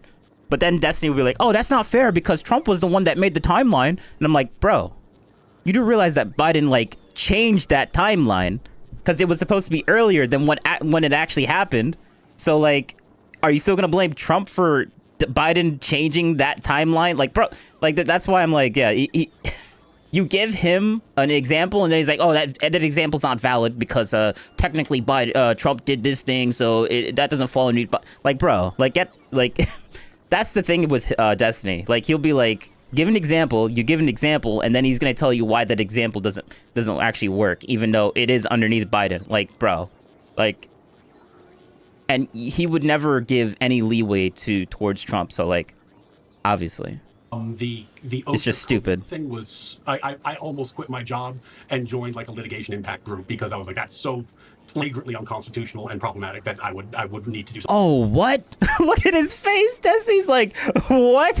Destiny's like so mad at that. Like, how? Wait, let's go back 2 seconds.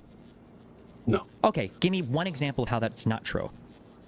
the OSHA COVID thing was I almost quit my job and joined like a litigation impact group because I was like, that's so flagrantly unconstitutional and problematic that I would need to do something about that. Wait, that didn't even go through though. It was challenged in the Supreme Court and shot down.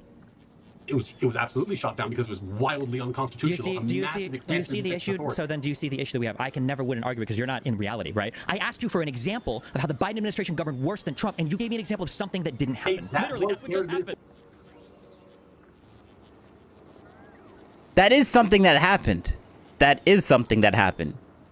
Just because the court struck it down doesn't necessarily make it like bad. Like Destiny doesn't even believe this argument. Like Trump would try and do something and the courts would like basically back it down, and then he still has the same opinion like, oh well, Trump would still want to do it anyway. So like that just because the court struck it down doesn't mean that Trump wouldn't have wanted to do it anyways. Like, bro, get this is just retarded. This is stupid.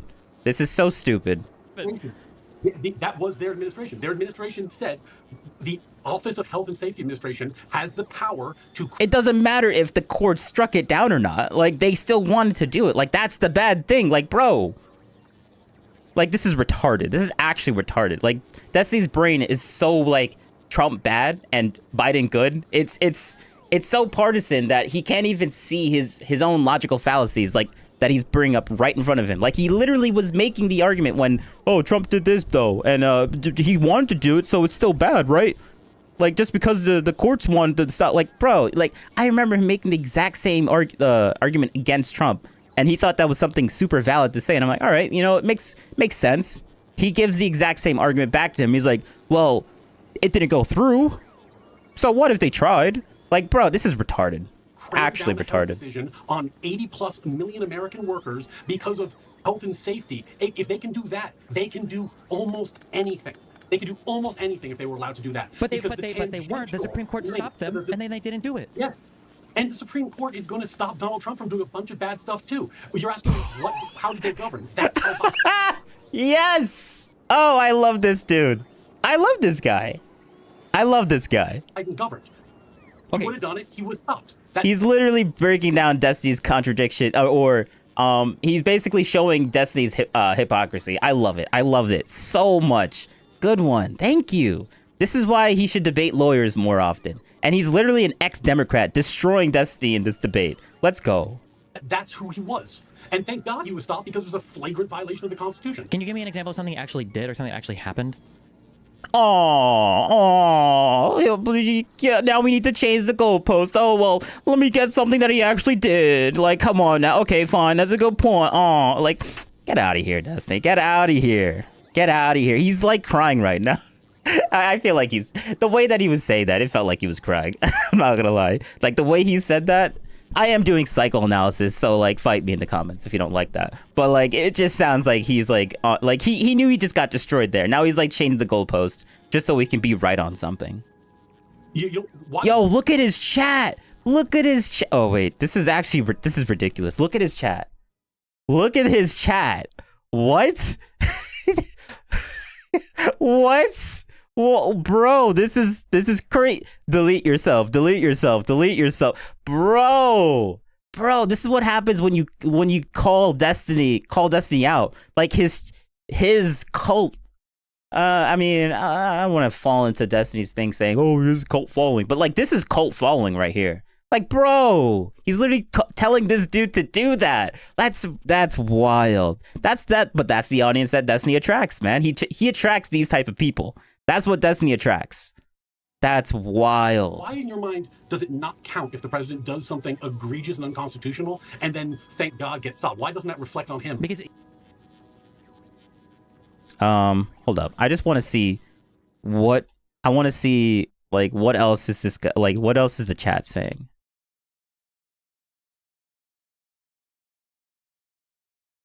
Does something egregious.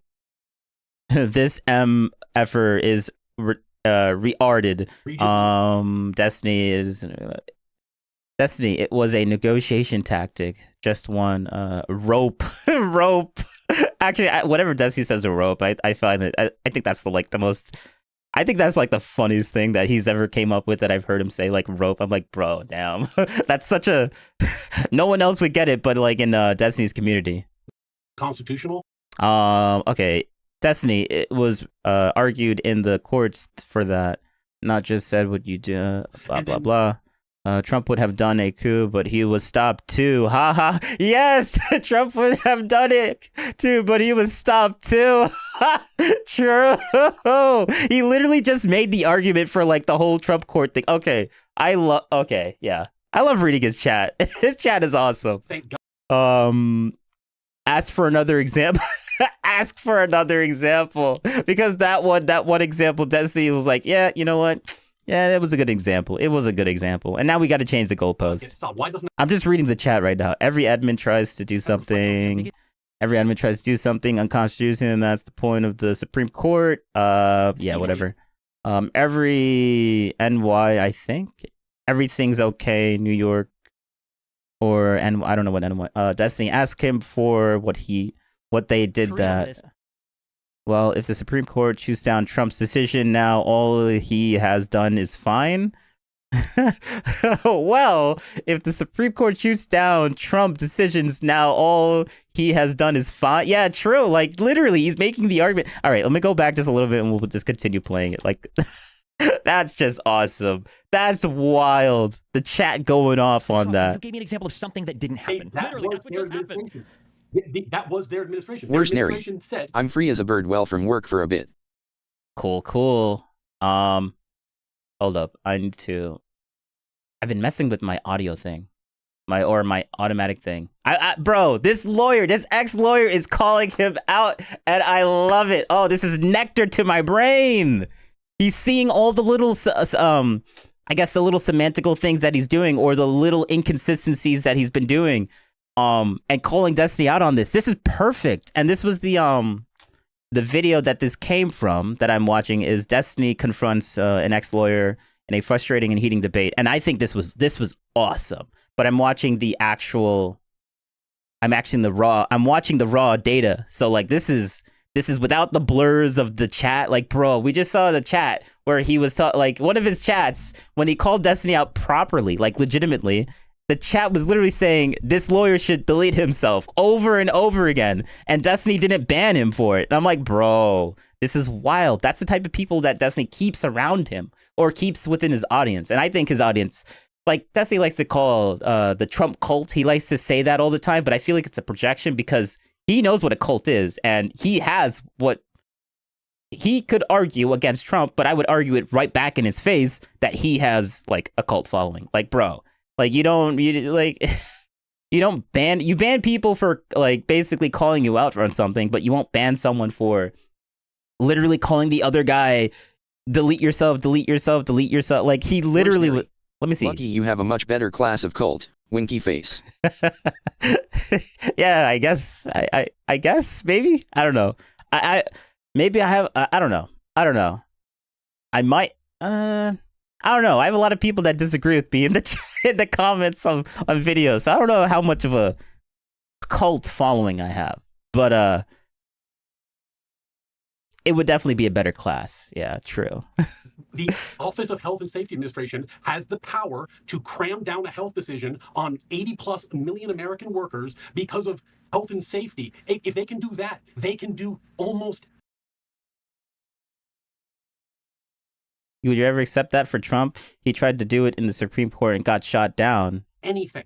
They could do almost anything if they were allowed to do that. But they weren't. The Supreme Court stopped them, and then they didn't do it. Yeah.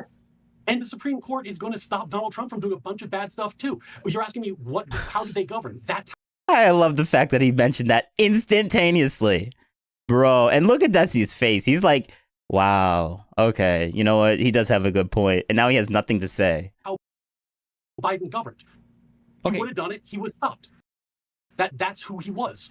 And thank God he was stopped because it was a flagrant violation of the Constitution. Can you give me an example of something He's talking about Biden. Like this lawyer guy's talking about Biden. actually did or something that actually happened? There we go. Delete yourself. Like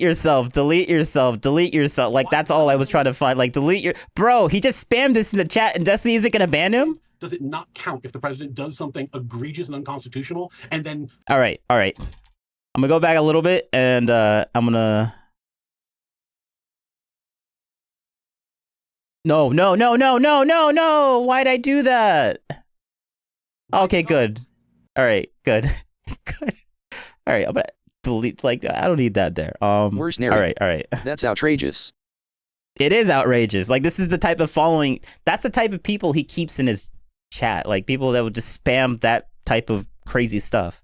And I could argue, seeing that chat, that shows that's evidence to the fact that Destiny probably has a cult following. Because, like, why wouldn't, like, if Destiny would have deleted that person or banned that person for saying that, then it would be evidence to the contrary to what I'm trying to bring up. But he didn't, and he's still there. But yeah, so I'm gonna stop pausing it. I just want to call that out and get back to my good old Factorio. He would have done it. He was stopped.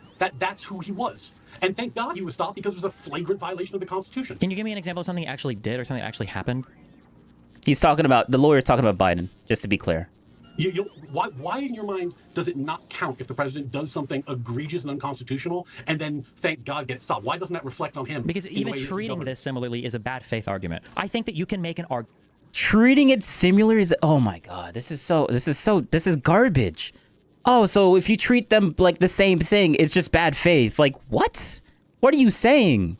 That's like the opposite is true. If you treat people on different standards, that's bad faith. What are you talking about? Argument that workers have a vested interest in— Bro, like, God forbid that we treat people basically the same. Wow, God forbid for that. That's bad faith. Like, oh, this is retarded. Being healthy and safe at their jobs. OSHA regulates a whole bunch of other behavior. I think there's an argument to be made that protecting you from certain diseases could also be part of that. They made that argument, they lost that argument in the Supreme Court, and therefore the regulation didn't end up going through, which is fine. But to pretend like that is the same level of good faith argumentation that Trump takes to the government in any number of things— You understand that, like, millions of companies were enacting vaccine policies that you could get fired for not following on the basis of that planned regulation. Bro. Like, it's not like it had no effect. I know this because I worked on the at one basis those of that, wasn't there something else going on at the time? Maybe they were just worried about their workers getting super sick from COVID. But they knew that they could enforce a policy that would lead to you getting fired if you didn't comply with it, because the government was mandating that policy. So it created cover for companies to do this, which you've seen. I think that played out all over the place. Hold on. So what is the hold on? So the flip side, you think that if the government hadn't done this suggestion or hadn't tried to do this, you don't think any companies would have had vaccine mandates? I don't think I'm sure there would have been some less. Well, I don't even know how I can there's like no way that I can even prove this reality that didn't happen then. This is a common sense point. There's a legal risk. You impose vaccine mandates, there's a legal risk. When the government says you're allowed to do it, that legal risk is lessened. That's not complicated. It's the same. True. Reason why you're seeing companies roll back DEI stuff now, because there was a legal risk to not having DEI policies. Now there's a legal risk to having DEI policies. So companies change the way that they do business based on how the federal government is acting and how the federal government's enforcing. What was the legal risk? Who got taken to court for not having DEI policies? The way you get taken to court is that you would get sued for discrimination. You don't have a DEI policy, so you have no defense, and then you lose. You understand that companies probably for past both of our lifetimes have had like training for they don't call it DEI, but like so that doesn't sound like a new thing at all. Many of them do call DEI, but well, no, they might. But I'm saying like when we were kids, right? Did you ever? Well, I remember working at McDonald's and they showed us the fucking stupid videos and the VHS and they put it in and it's about workplace harassment and don't be racist and blah blah blah. I saw the same fucking videos when I worked at a casino too. So these things have always existed, but that's like standard practice, and that's not new with DEI. That's nothing to do with Biden or the Democrats. That's like standard practice for everybody. I think you're making the common sense point, which is not disagreeing at all, which is that companies don't do those things because they're like saintly or wonderful, or even necessarily because they care about racial equity. They do them because they don't want to get sued. And if they do get sued, they want to have a clear track record that we have told people not to do this. So if they are doing it, it's not our fault. Correct. So that has nothing to do with DEI. No, of course it does. So when the federal government is saying we are going to enforce these things, we have a priority, we have policies. The federal government has always been enforcing workplace discrimination. This is not a new thing. DEI has nothing to do with this. It's all like whether you have a DEI program or some other racial sensitivity training program, whatever the fuck. Like this is not. Yeah, DEI existed in the system all the time. So like obviously it's not DEI. Like what are you talking about? Like what are you saying? Like just because the thing that people are now calling DEI has existed all the time, that doesn't make it non-existent within like he's basically saying it's been there this entire time. Like why are you guys talking about it now? Like it's been there. So like why are you complaining? Like this is just stupid. This is retarded. It's not a new thing. This is all the government's always been enforcing this. No one gives a shit if it's a new thing or not. Like, bro, what are you talking about? We agree on the backdrop of these programs are used as a litigation shield by companies. We can then get into setting aside whether that's DEI or not. That's what they're used for. Yeah, I mean, that's one way I mean, to look true. at it. That's like saying that helmets are used as a shield by construction companies to protect them from litigation if an employee has a brick drop on their head. Would you frame it that way? I have a pretty No, you wouldn't frame it that way, but we're talking about something specific, and that's why he's framing this thing the way that he's framing. But okay, good one. You came up with an analogy that somewhat is aligned to what you're talking about, but like it's not that outrageous. Like it's not outrageous to think of it this way. But like I guess Destiny thinks that it is, and that's why he's gonna call it this. Whatever.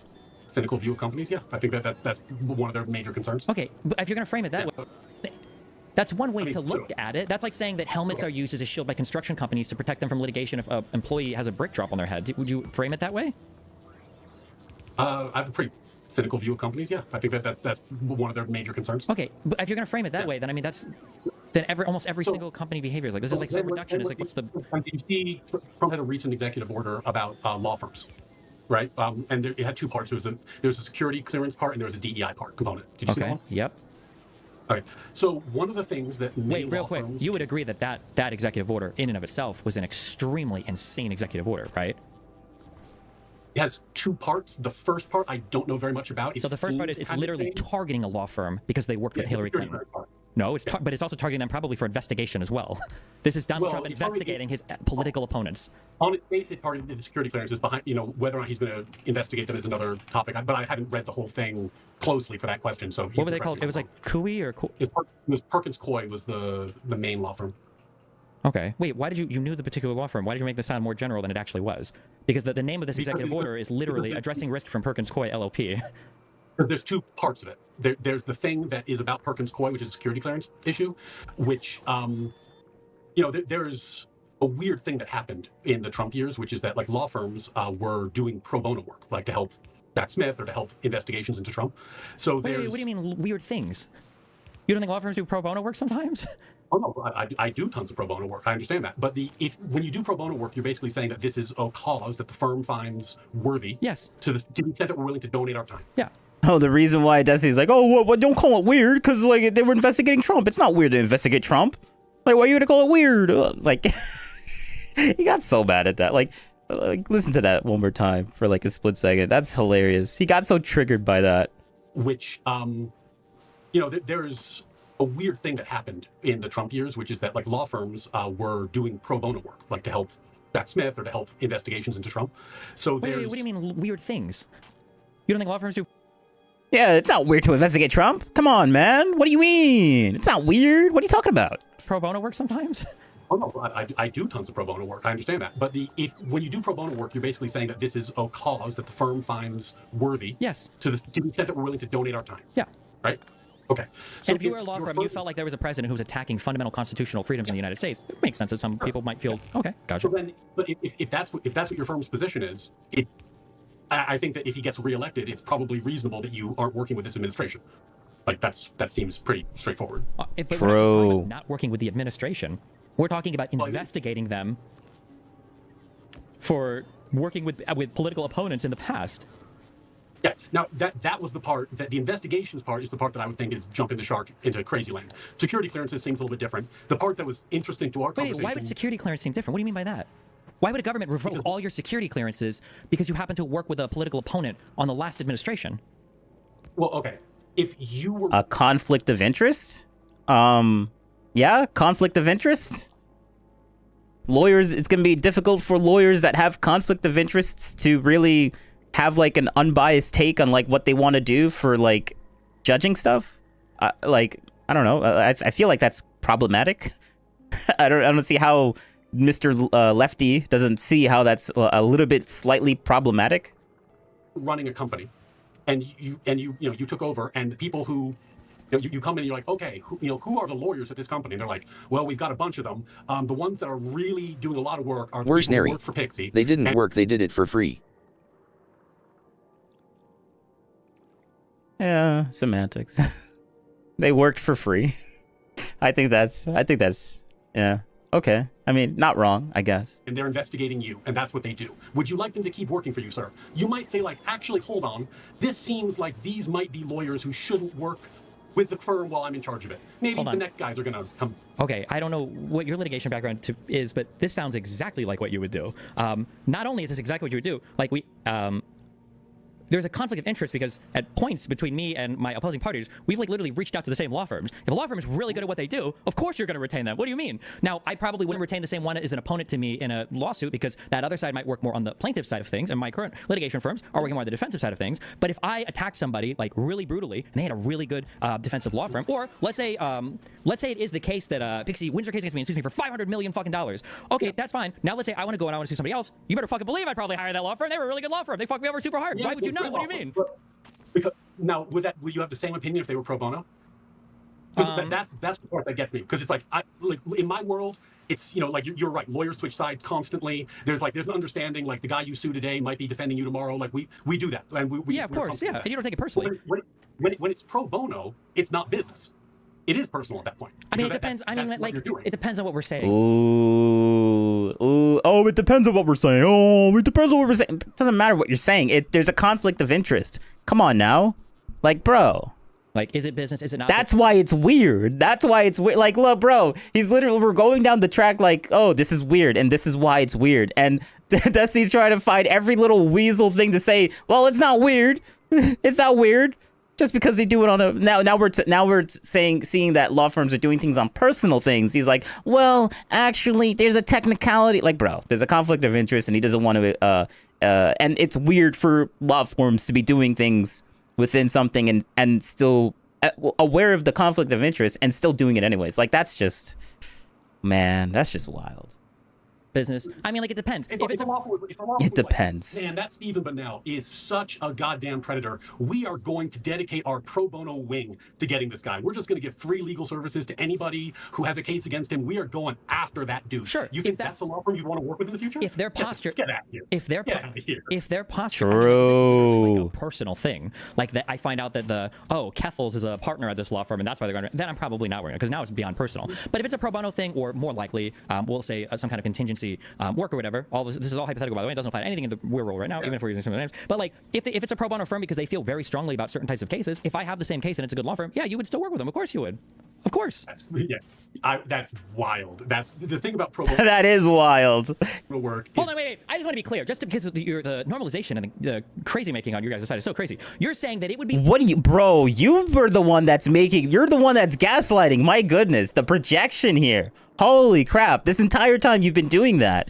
Oh, the crazy making on the other side is so crazy. Like, bro, get out of here. You're the one that's doing that. Ordinary to expect that any law firm that did pro bono work for a political opponent should expect for the next 4 years to not be able to do any work that involves a security clearance, any at all, if the enemy makes it into office. That's your position. That it would be totally ordinary that all security clearances will be stripped from everybody working with that law firm, so they can't do any work related to anything in the government where they might need a clearance or anything at all. That would just be an ordinary, normal thing, you think? And also, my next question, and I know you have no answer for this, can you think of a single example of this ever happening in all of U.S. history besides this one event?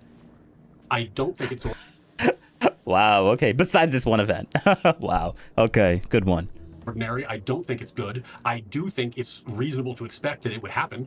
Like that is what happens if he wins the next election. I think that it'd be crazy not to. Reasonableness. I mean, if we talk about like foreseeability, that's a legal term, right? We talk about like reasonable expectations. If a thing has never happened before, then definitionally, even in court, it wouldn't be considered a reasonable or foreseeable outcome. Why would you think it's reasonable or foreseeable when literally it has never happened before? That's a definition of not reasonable. When you're in a one-of-one scenario, you're not basing it off of past events. You're basing it off of what you think logically would happen. And I think logically, if you extend pro bono services in a conscious effort to put someone in jail, that person might not want to work with your firm anymore. That's not like and that person personally. I've met a human being before. That's where I'm basing that off of. Yeah, but Trump is the whole government is not just Trump, right? There's a ton of agencies that work with a ton of different firms for a variety of reasons. He's not the whole government, but he's the biggest piece. How many? You just said the federal government is some 2 million employees. If the president doesn't like you, you lose the entire federal government as a client now. Worse, Neri. They burned their bridges. They paid the price.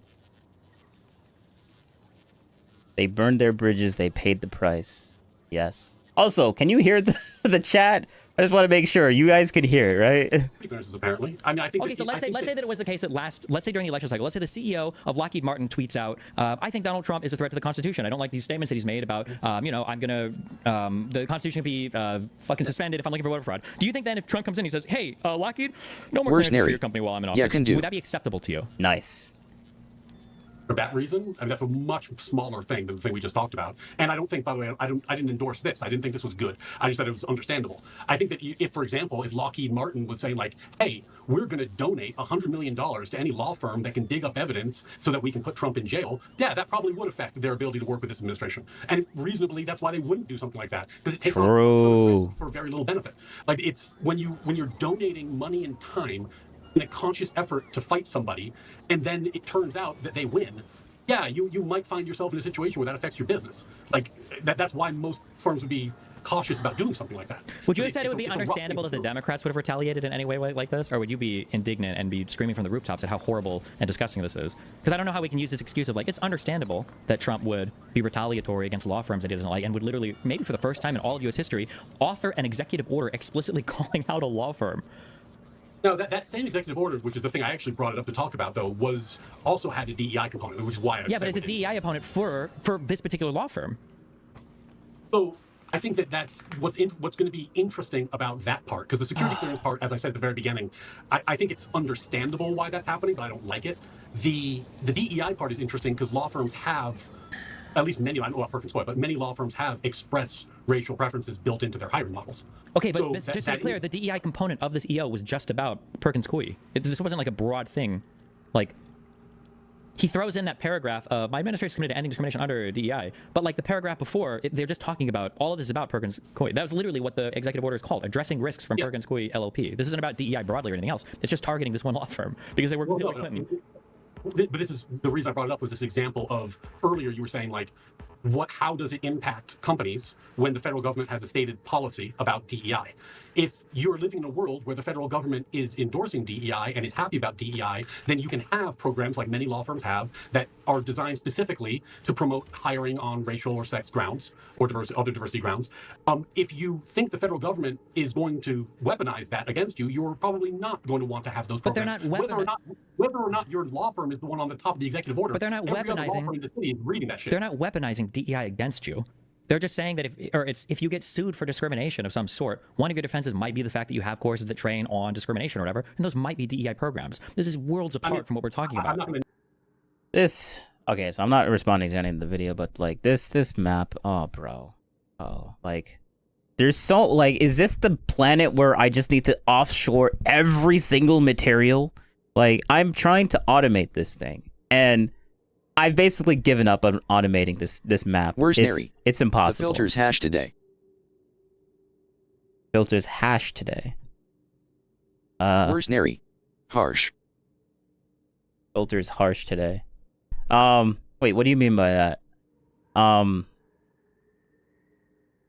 But this map is like, I'm already offshoring like concrete. I'm offshoring circuits to build these damn things in the first place. I'm offshoring superconductor. I can't really make that on this planet. I mean, I could actually, but it's stupid. And now I need to offshore steel. I need words coming through.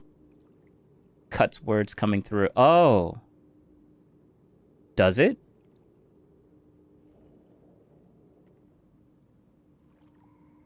Oh, wait. I'm not going to name particular firms because it would be inappropriate, but like when I was in law school, the way it works, for example, is you as a 1L. Are you saying the this is cutting words through, or is my thing cutting words through? Like, is my mic? Where's Neri? I mean, like the whole posts. I wasn't saying anything bad. Where's Neri? Your thing. My mic. My mic is cutting?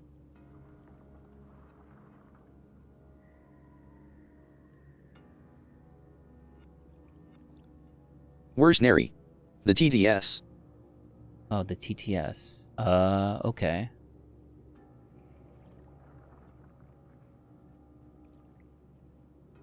Well, that's weird. Because, the TTS is, there's no filters on it, so I don't know how to... Or actually... I don't have filters on the primary thing, but maybe I have my filters on the OBS? Nah, just a limiter.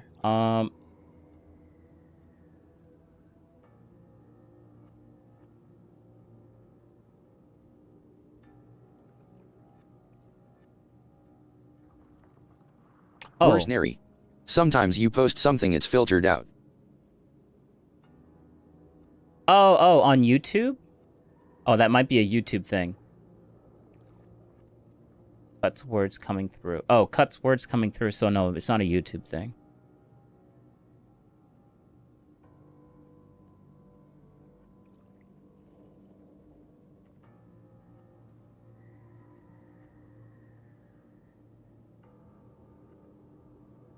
All I have is, like, compressors and a limiter. That shouldn't really cut anything.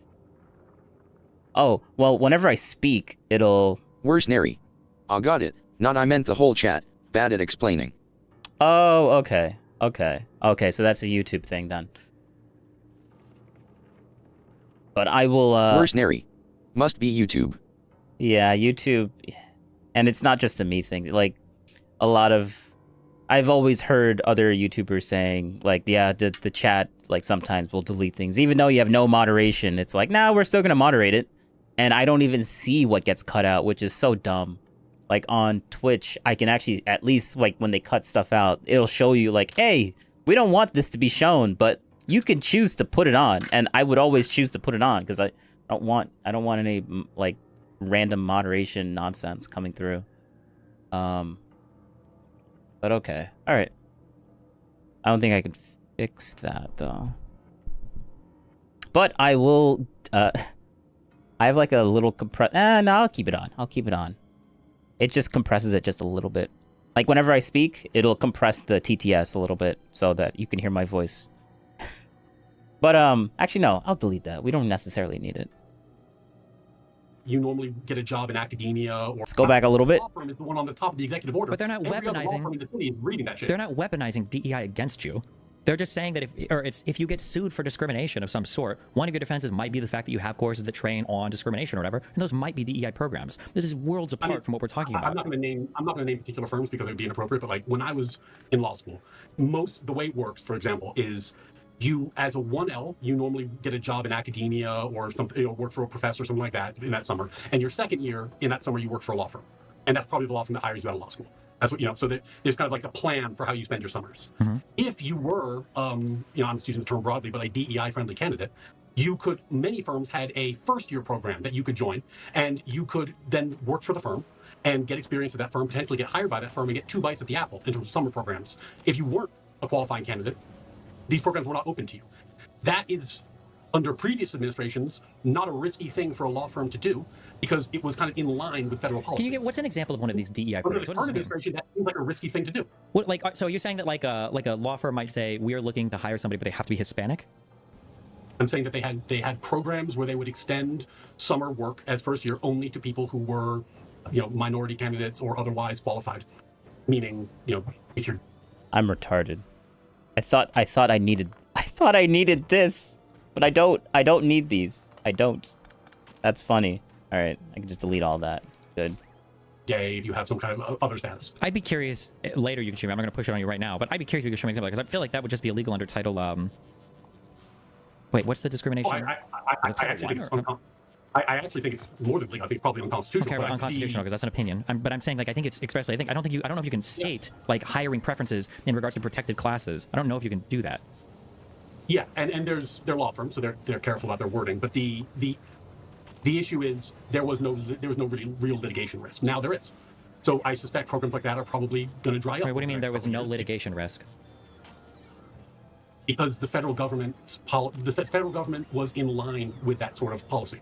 But that wouldn't even matter when you say litigation risk. These are civil cases that individuals who feel like they are going to sue for harassment. These aren't federal government cases. It's not like the DOJ is bringing a case here. It would be. You don't think that the federal government's take on what Title IX means matters? You don't think that the way the federal government interprets Title IX impacts the way people can use it or litigate under it? Not if we're talking about the constitutionality of some of these DEI programs. That would be a civil litigation case that would eventually wind up in front of the Supreme Court. So the federal government has no opinion here. It doesn't matter, right? I thought you were saying constitution didn't matter. You just said that. But wait. No. I'm just saying that when somebody says, I feel like this is unconstitutional, that's an irrelevant point. But whether or not a program survives constitutionality, the federal government doesn't have, especially if it's a civil case brought by just an ordinary citizen litigant and not the government, right? If a citizen brings a case up for discrimination and it goes up to the Supreme Court, who cares what the federal government's position is on this? It doesn't matter, right? Wait, that's true, right? It wouldn't matter, right? I'm sorry, I'm not sure I followed you. If I want to sue an employee because I want to sue an employer because I feel like they have a DEI program that's unconstitutional, the federal government's position on that doesn't matter. The only thing that would matter is me going through the courts and getting to the Supreme Court, and then the Supreme Court would make that decision. The federal government's position is irrelevant, right? It would not be irrelevant. It would if you won at the Supreme Court, you obviously won. That's the end of the story. But when you saw like the Harvard litigation, right? Harvard was the defendant. But the Solicitor General was doing most of the arguing at the Supreme Court because the Biden administration was defending the DEI policy at the Supreme Court level.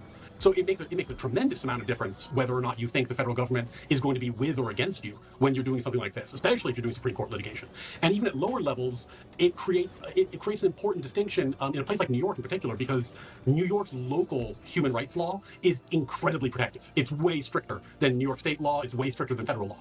So if you're trying to avoid liability under that law, you have to be incredibly careful because New York State's so strict. So you would need to feel very comfortable that you have federal arguments that were going to be successful, and knowing that the administration is against you or for you makes a huge difference in that regard. Especially, by the way, when you're taking on enormous risk. Like you're saying, like, oh, like I'm taking on the risk of being sued or not sued. I guess at the end of the day, whether or not an administration wants to put forth their resources, I would have to see how the Solicitor General gets involved there, because I'm trying to think of the path. If it's helpful, when you apply for certiorari, you have the Solicitor General's office gets notified, and then they can say whether or not they want, like in every Supreme Court case, the Solicitor General has the option of saying this is important to the U.S. government. We'd like to show up and argue, and it's kind of just a priority given to them. Sure, that makes sense though, given that like the Supreme Court, Harvard is kind of being sued, but the implication for that case was. Fuck, I don't remember. I didn't read. Like, there were implications around this case that obviously was super concerned what the federal government stance was on, like, affirmative action and everything. Let me amend my language then. I agree that the government having a position on something could influence how likely you are to win or lose the case based on whether or not the federal government wanted to extend the Solicitor General to the Supreme Court arguments for it. So I'll give you like 10% of that.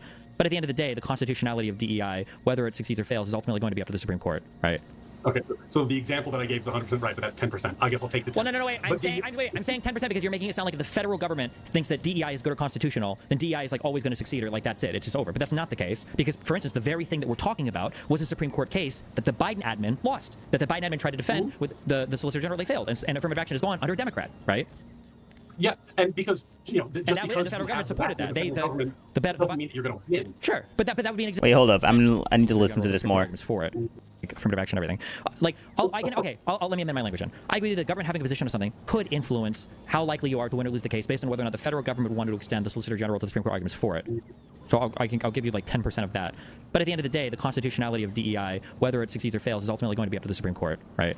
Okay, so the example that I gave is 100% right, but that's 10%. I guess I'll take the 10%. Well, no, wait. I'm saying 10% because you're making it sound like if the federal government thinks that DEI is good or constitutional, then DEI is like always going to succeed, or like that's it. It's just over. But that's not the case, because, for instance, the very thing that we're talking about was a Supreme Court case that the Biden admin lost, that the Biden admin tried to defend with the Solicitor General. They failed, and affirmative action has gone under a Democrat, right?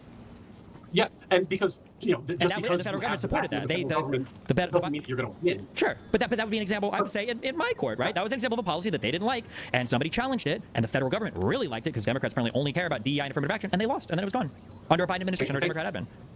Thank God.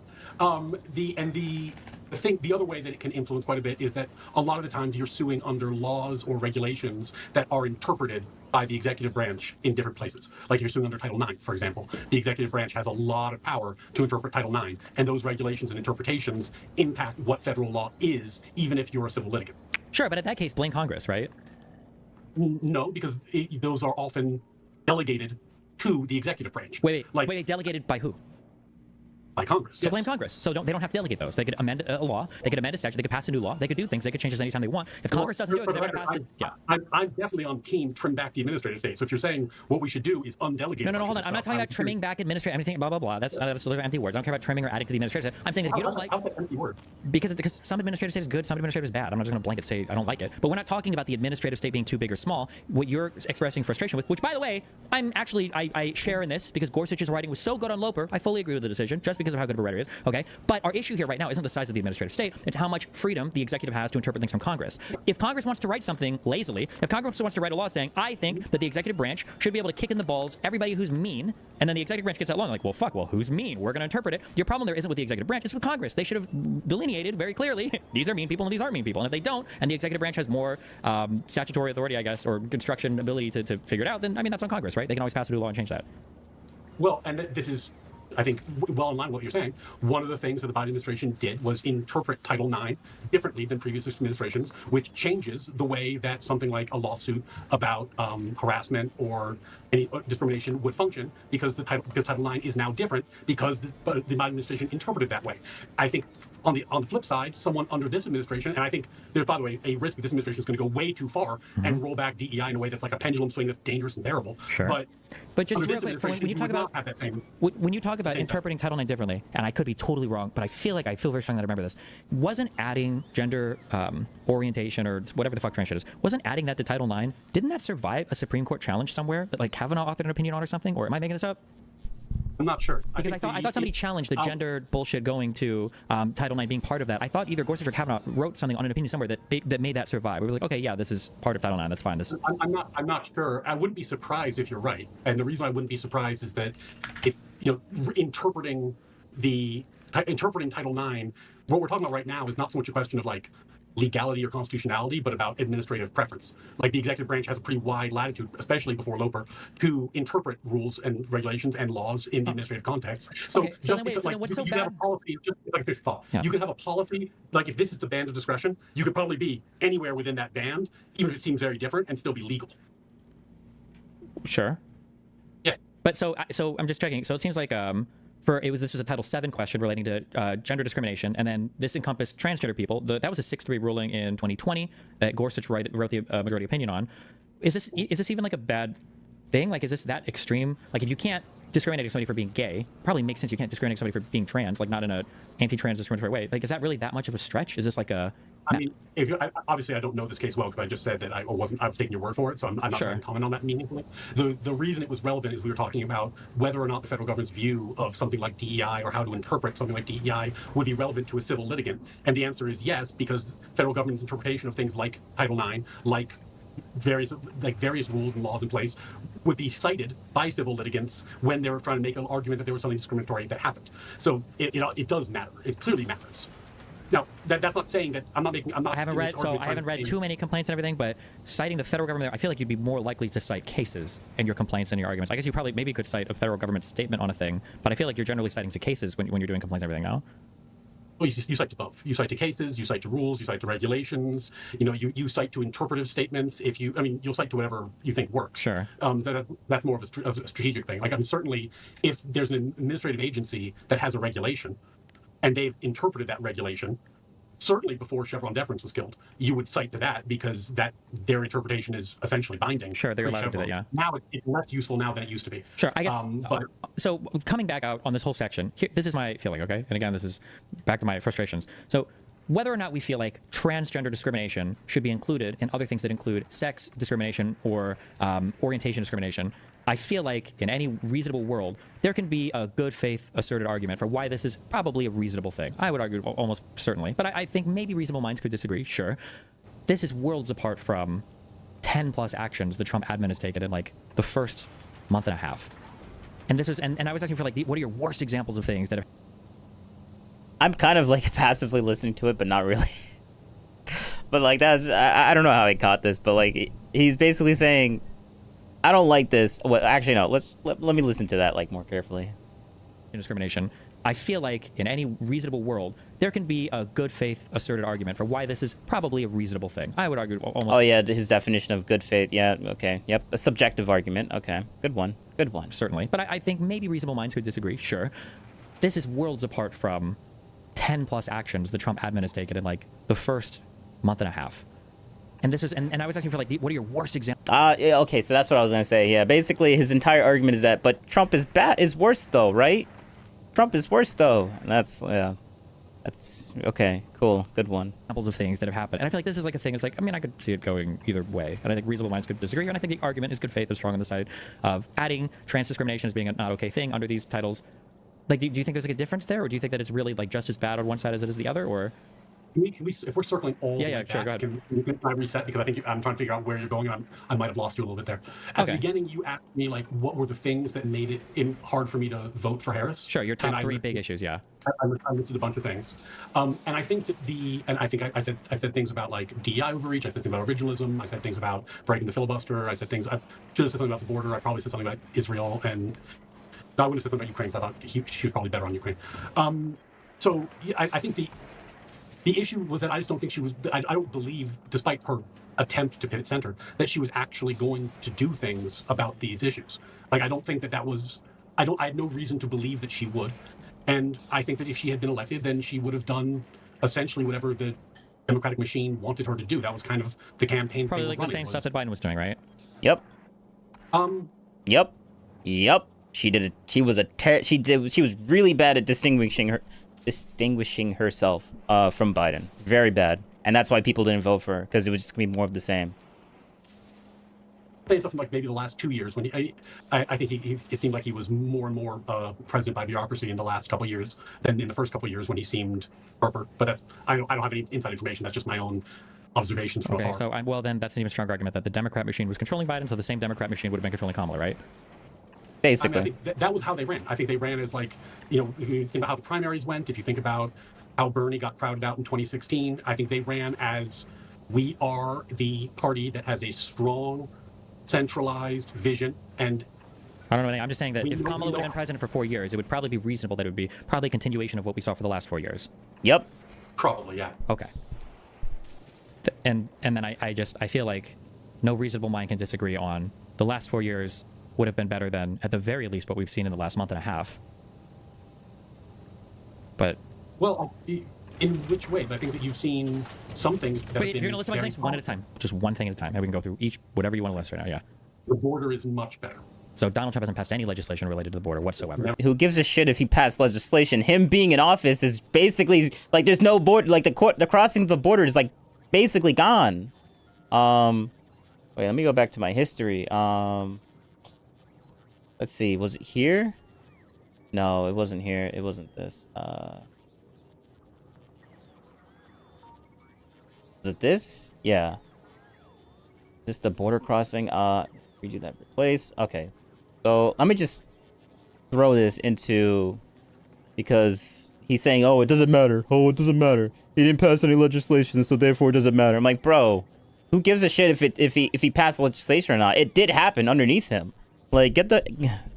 So retarded. It's so garbage. It's so... You give an example and he's like, oh, that example doesn't matter. And then he's like, oh, they never give examples. Oh, they never give examples. And like, bro, get out of here. But, research suggests that border crossings did drop drastically when President Trump came into office in January 2025, with apprehensions decreasing significantly from December 2024 to January and further in February 2025. The evidence leans toward Trump's policies contributing to this decline, but it seems likely that the pre-existing downward trend under Biden and other factors, such as seasonal variations and Mexico's enforcement, also played a role. Therefore, while the statement is true, it could be misleading if it implies the drop was solely due to Trump's actions, ignoring the complexity of the situation as of April 1st, 2025. There you go. Boom. Like, we already did the whole research into this, and these are all the citations if anyone wants to, like, look into this. Wait. Oh. I'm like, how is that on my screen? Yeah, if anyone wants to look, these are all the citations, if that's what that word is. So, yeah. Actually, wait. I could just... Gotta make sure. Just say it. Citations. Oh, yeah, good. So that is that word. Anyways.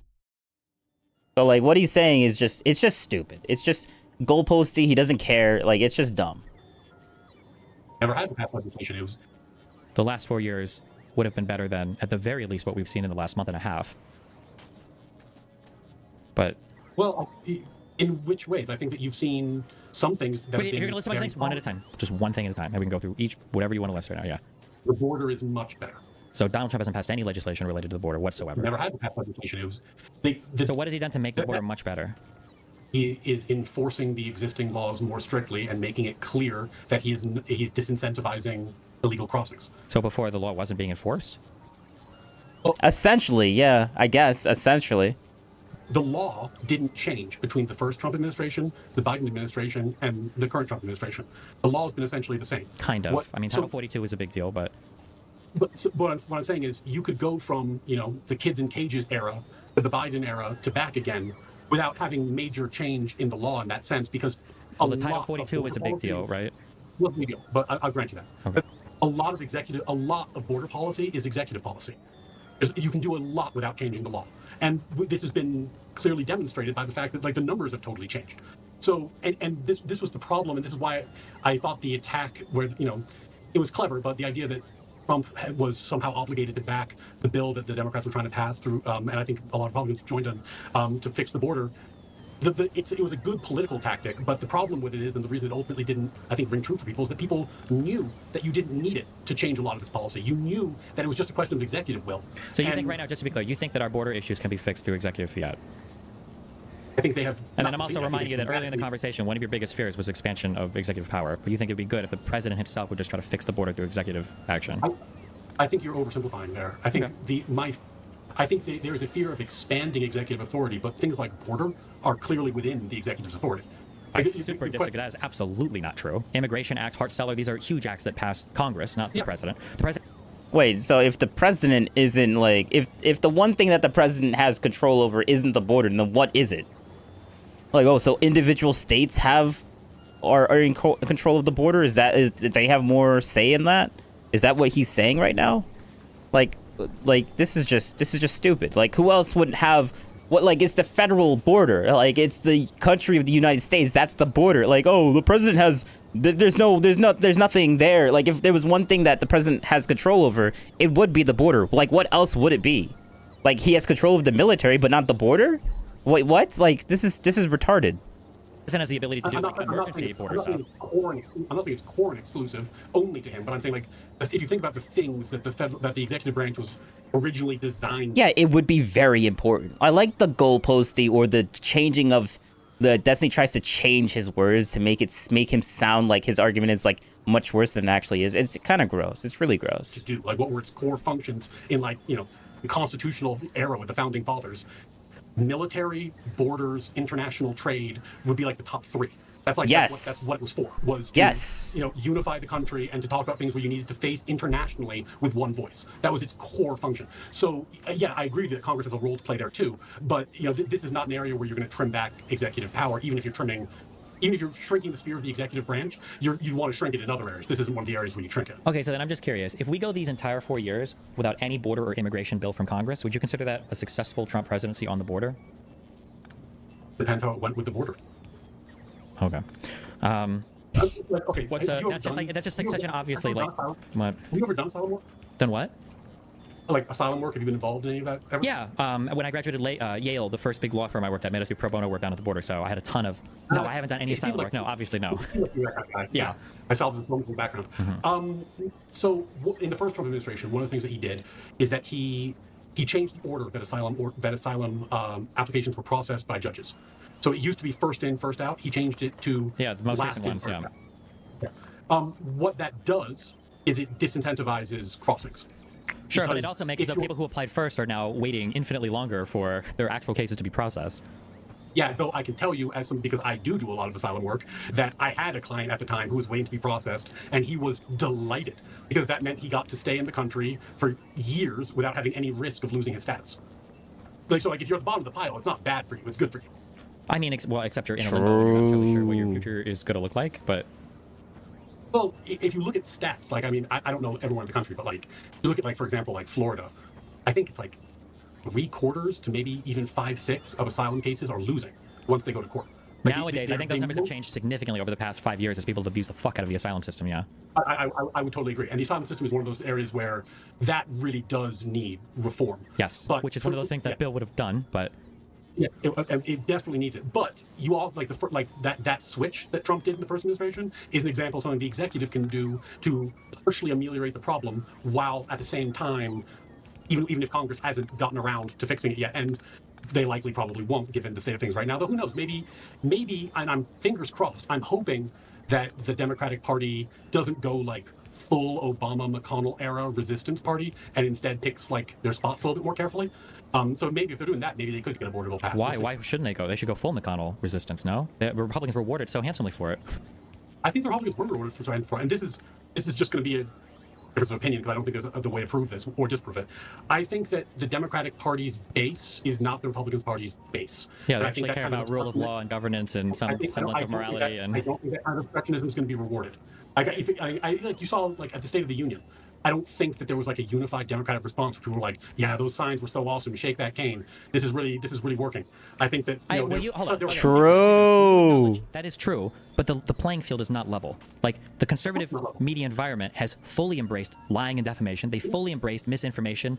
They fully embraced illegality and well, I'll say questionable legality, because of course we're still figuring that out. So yeah, it's a very difficult playing field. The playing field is not level. The advantage the Democrats have in terms of like demographic playing field is that there are more Democrats. And that's the big advantage. And that the people in the center, I think, could break left. The advantage that Republicans have is that their base is more cohesive. That's their big advantage. So when you get into a fractured information environment where everyone's hyper-partisan and everything's like screaming and shouting and fucking yelling at people and, you're bad faith and this is going to be this crazy example, or for example, your stuff about talking about, how happy you are that somebody got shot at Trump's assassination attempt in that rally. True. Wow. Damn, Destiny, you're gonna let him call you out like that? I think that information environment favors Republicans.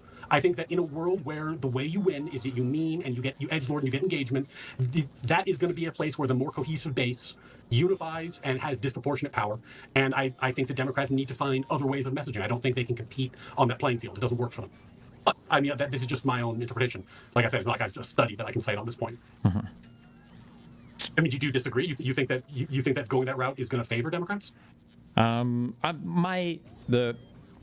The 55% outcome, I think, right now is that despite how online everything is and how much even I get Twitter poison-brained or whatever, in terms of actual true MAGA sycophants who would march and die with Trump, my guess is that's probably only like 20 to 30% of the Republican base, maybe more. But you only need to change like 4 to 5% of voters' minds to make a party basically completely unviable. My guess is going to be, with all the abhorrent economic policy, that the midterms are hopefully going to go well for the Democrats, because there's no way that so many people are going to be able to stomach whatever economic fallout comes from the insane tariff and everything else going on. That'd be my guess. So my guess is going to be whatever Democrats do isn't going to matter that much, because the economy is going to flip so hard. But I guess we'll see. I mean, the economy, yeah, that would be one way to do it. I think the other way to do it, if I was a Democratic strategist, would be look at the fracture point on the right now, because there is one. There's essentially, I don't know what the right term is. It's like the woke right versus the non-woke right, we could call it, where, like just the other day, there was like a huge thing on X about like everyone on the let's call it the woke right, talking about how terrible Justice Barrett is because she voted against Trump. I mean, she voted for him on immunity. She voted to get rid of the right to abortion. Like, this has been, if you're a conservative, this has been a hugely successful justice. And if you're a lawyer, where is this fracture point on the right? I feel like every single person on the right was hating on Barrett. Who were the people defending her? I mean, anyone who's... I mean, she ruled in favor of the immunity ruling for Trump. Don't you think Trump people are going to be celebrating that for her? Like, what do you, like, he literally just said it and you're just completely ignoring that fact, and there's like, well, I didn't see any of that. So what if she actually did agree with the whole immunity ruling? That doesn't mean that people were supporting her for it. So you're saying that Trump people aren't supporting the fact that she ruled yes on the immunity ruling for basically Trump? Like, this is like a, I don't know how he has this like retarded contradictory statements within his head at the exact same time. It's just stupid. No, not anyone who's, I mean, like, specifically, I don't think there was a single media person, single politician, was there a single anybody that was defending Barrett here? Oh, we want a single media person. Like, okay, like, whatever. Media personalities, I'm not sure that I'm, like, fluent enough to know. I mean, I think in, like, my circles, where it was, like, what do, like, conservative lawyers think? What do, like, conservative professors type think? Yeah, everyone was defending her. Because she was A, probably right, and B, she's been a phenomenal justice, and C, you don't get to grade justices on whether they do what you want. That's just an inappropriate way to view a Supreme Court justice in general. And that's the argument that was made for decades against, when people were complaining about originalism. It's like, you don't get to just judge them because you don't like what they do. You actually have to get into the nitty-gritty on the law to have an opinion. So yeah, I mean, I saw pushback there, and I think that is a legitimate fracture point between people who are never die Trumpers and people who, no, I wouldn't even say like me. I say people like Lactoid would be a good example, who voted for Trump but had some like severe reservations about doing so. I would be shocked if, given the lack of spine that degenerate fuck has, I would be shocked if he actually came out and defended Amy. If he did, my respect for him will increase 3 points. On Twitter, if I were to go and check, guys, did Lactoid actually... Bro, remember, this guy doesn't even... Bro, this guy was surprised when Tim Pool made that argument on Peace Goes thing that we watched yesterday. So, like, this guy doesn't pay attention to anyone that's not on his side. Like, he doesn't know anything. So, like, oh, I'll be shocked if this guy actually did it. Yeah, you were shocked about something that Tim Pool said for years, and you're like shocked when he said it on that debate, and he's like, "Oh, he just stumbled across this thing." Like, bro, you don't pay attention to these things. You don't. Amy's decision. So this is just a meaningless statement. Yeah, that's the word. I certainly did, but I'm not sure what position he took. Hopefully he did. Okay. I'm just be curious on that. But Oh, just be curious. I think that I think coming out of this presidency, if there's a party that can articulate clear, authentic, and believable principles. But that part of what people liked about Trump, by the way, is that even though he lies all the time, he's more or less doing what he said he was going to do. Now, it turns out a lot of that stuff maybe isn't stuff that you wanted to do, but he says he's going to go out and do something. He generally speaking tends to do it, and I think the left needs to find somebody who can project that level of authenticity, which is crazy. Like I said, he lies all the time. But with Harris, I don't think people believed her. I don't think people believed when she tapped center. I don't think people believed when she tried to say anything. I think that they viewed her as a creature of the establishment, and what they need is somebody who can actually articulate a vision and make it believable, which is, by the way, how Biden won. It was his blueprint. It was Obama's blueprint. It was Clinton's blueprint. That's how Democrats win. Okay. I mean, I think it all just now comes down to my argument now is I think we just live in an influencer economy when it comes to politics, and I think it's whoever can capture the most attention is the person that's going to win. And right now, Trump, not through any political ingeniousness of his own, but just due to the fact that he's an attention whore, has just mastered this particular environment because he loves attention. It's like how he exists. I mean, you can make the argument he's the best that ever lived at that. Like, I mean, literally, I mean, that is his best skill, is self-promotion, attention, media cycles. He's incredibly good at it. And I don't, if the Democratic strategy is to beat him at that game, I don't really see that happening. But then, we'll have Vance in 2028 and you've got a good enough shot. Yeah. True. So, at the end of this, it feels like I have not convinced you that this is not going to work out and that you should use your platform to try to find ways to pick the spots and articulate the policy that's going to resonate and guide the Democratic Party going forward. We're leaning into memes. Oh, no, I think I agree with that. I don't think I ever disagreed with that. I'm just, it's just frustrating the supposedly centrist or supposedly center-right people who will infantilize and place so much defense for clearly abhorrent Trump things, and then just be so harsh on hypothetical things that haven't happened or that didn't happen or that were overturned and then didn't go. It's just like, that world is very frustrating to me, I guess.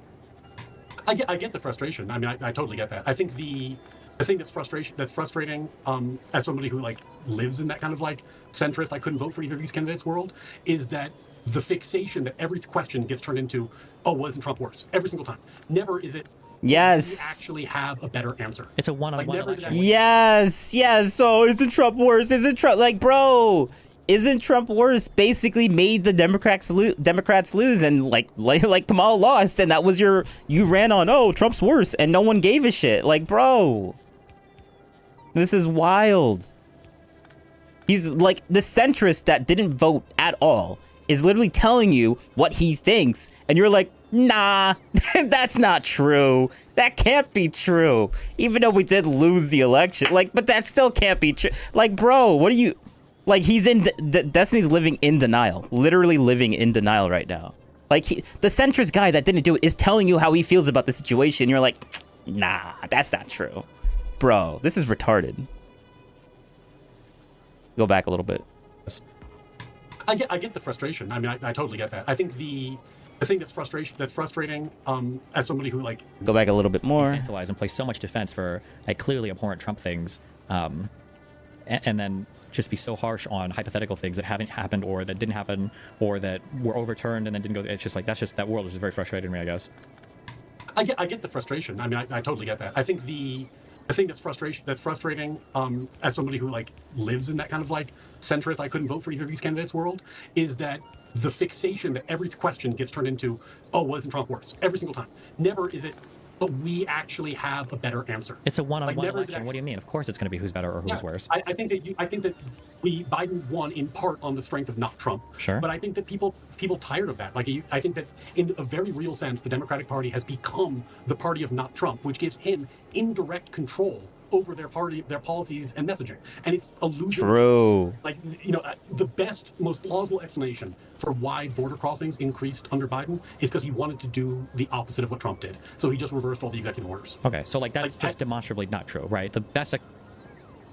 Border crossings exploded underneath Biden, and I showed you the Grok thing. Like, obviously, when Trump came in, he had, like, just because he didn't pass anything, it still was, like, a chilling effect when Trump came into office that he's the guy that's going to deport you. So, like, crossings just went down because people thought that they were just going to get deported anyways because Trump is in office. Like, that's just true. So, I don't know. Like, he keeps saying, oh, this is just a lie. I'm like, bro, you like statistics.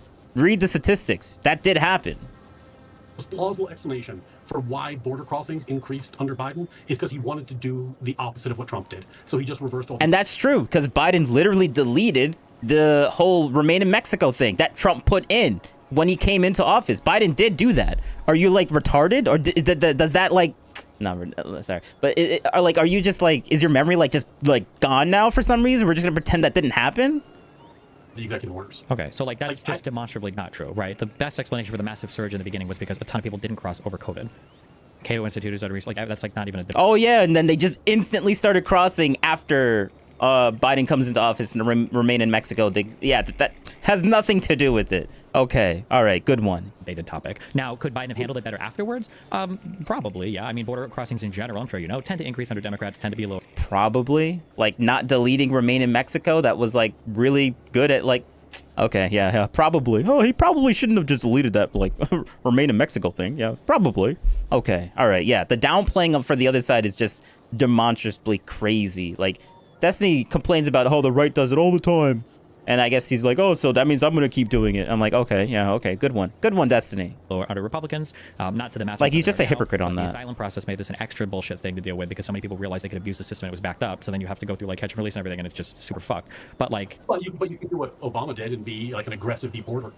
You know what I mean? Like the idea that, like, borders have to be open and largely unenforced is not a democratic platform. Yeah, but the idea that there was no open and unenforced border under Biden, that's just not true. Most of the people coming in that were following the law, it was just the asylum law, which is fucked. Well, and he was not doing anything to try to disincentivize that. Well, they tried to pass a border bill that would have like helped a ton. They tried to pass a border bill 4 years later. Wow. Okay. Whoa. They tried to border.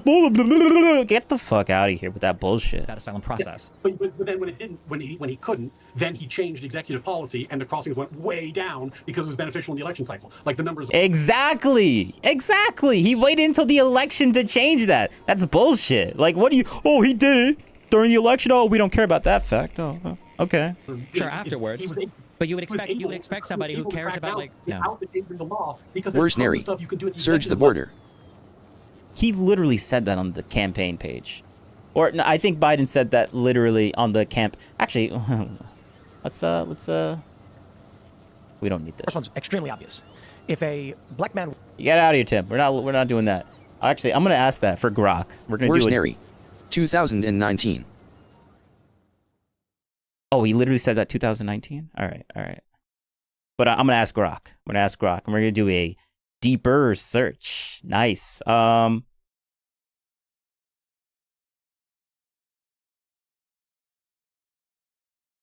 Do a deep search into Biden's presidency and how he was at major fault of why there's lots of border crossings during his presidency. Where's Neri? I like Grok sounds British. Actually, the only reason it sounds British is because I made this as like a UK the UK mail. I actually think it's the best out of that. Like the English one is like, I think it's like a combination. It's like homogenous, and I don't really like that sound. But the UK mail actually talks perfectly on this. I like it. Let me just delete that. But yeah, do a deep search into Biden's presidency and how he was at major fault of why there is a lot Where's of Neri? Crossings. Very RT as we say. Winky face. RT? What's RT? There's something that I know about RT, but I'm not going to assume that because it's stupid. So what do you mean by that? Deep search into Biden's presidency and how he was at major fault of why there's a lot of border crossings during his presidency. I also want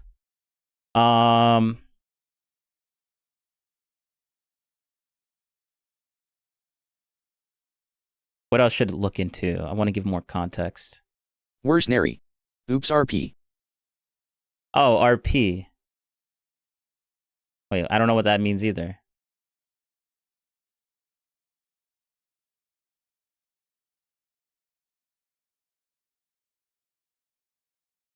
Oh, rapport? Or reputation. Right? RP? Reputation? I think? Maybe. Should just this? Do a deep search into Biden's presidency. I want to add more, but I don't know what else to add. Let me listen to this for another split second. You go back and just listen. With that silent process. But then when it didn't, when he couldn't, then he changed executive policy, and the Worse process nary. went way down. RP because it was received beneficial in the election pronunciation cycle. is Like, how they used to talk on the BBC in the 1950s. Oh, okay. Oh, received. Oh, received pronunciation. Oh, I didn't know that.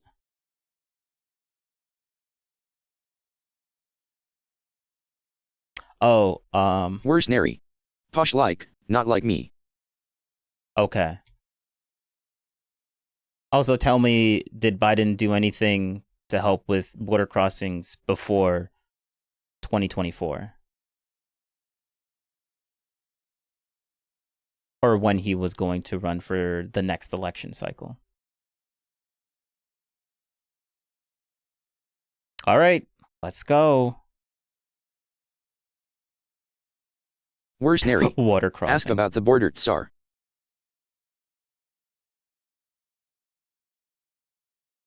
Border.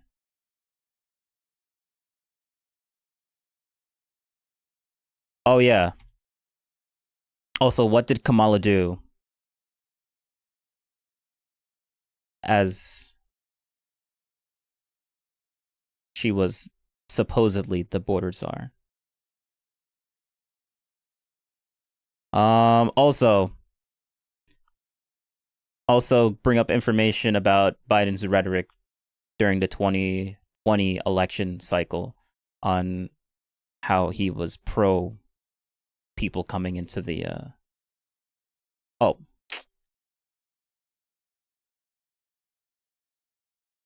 No.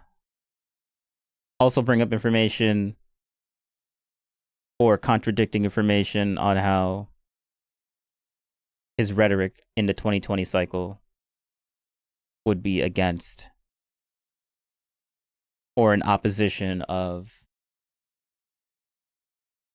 having a secure border.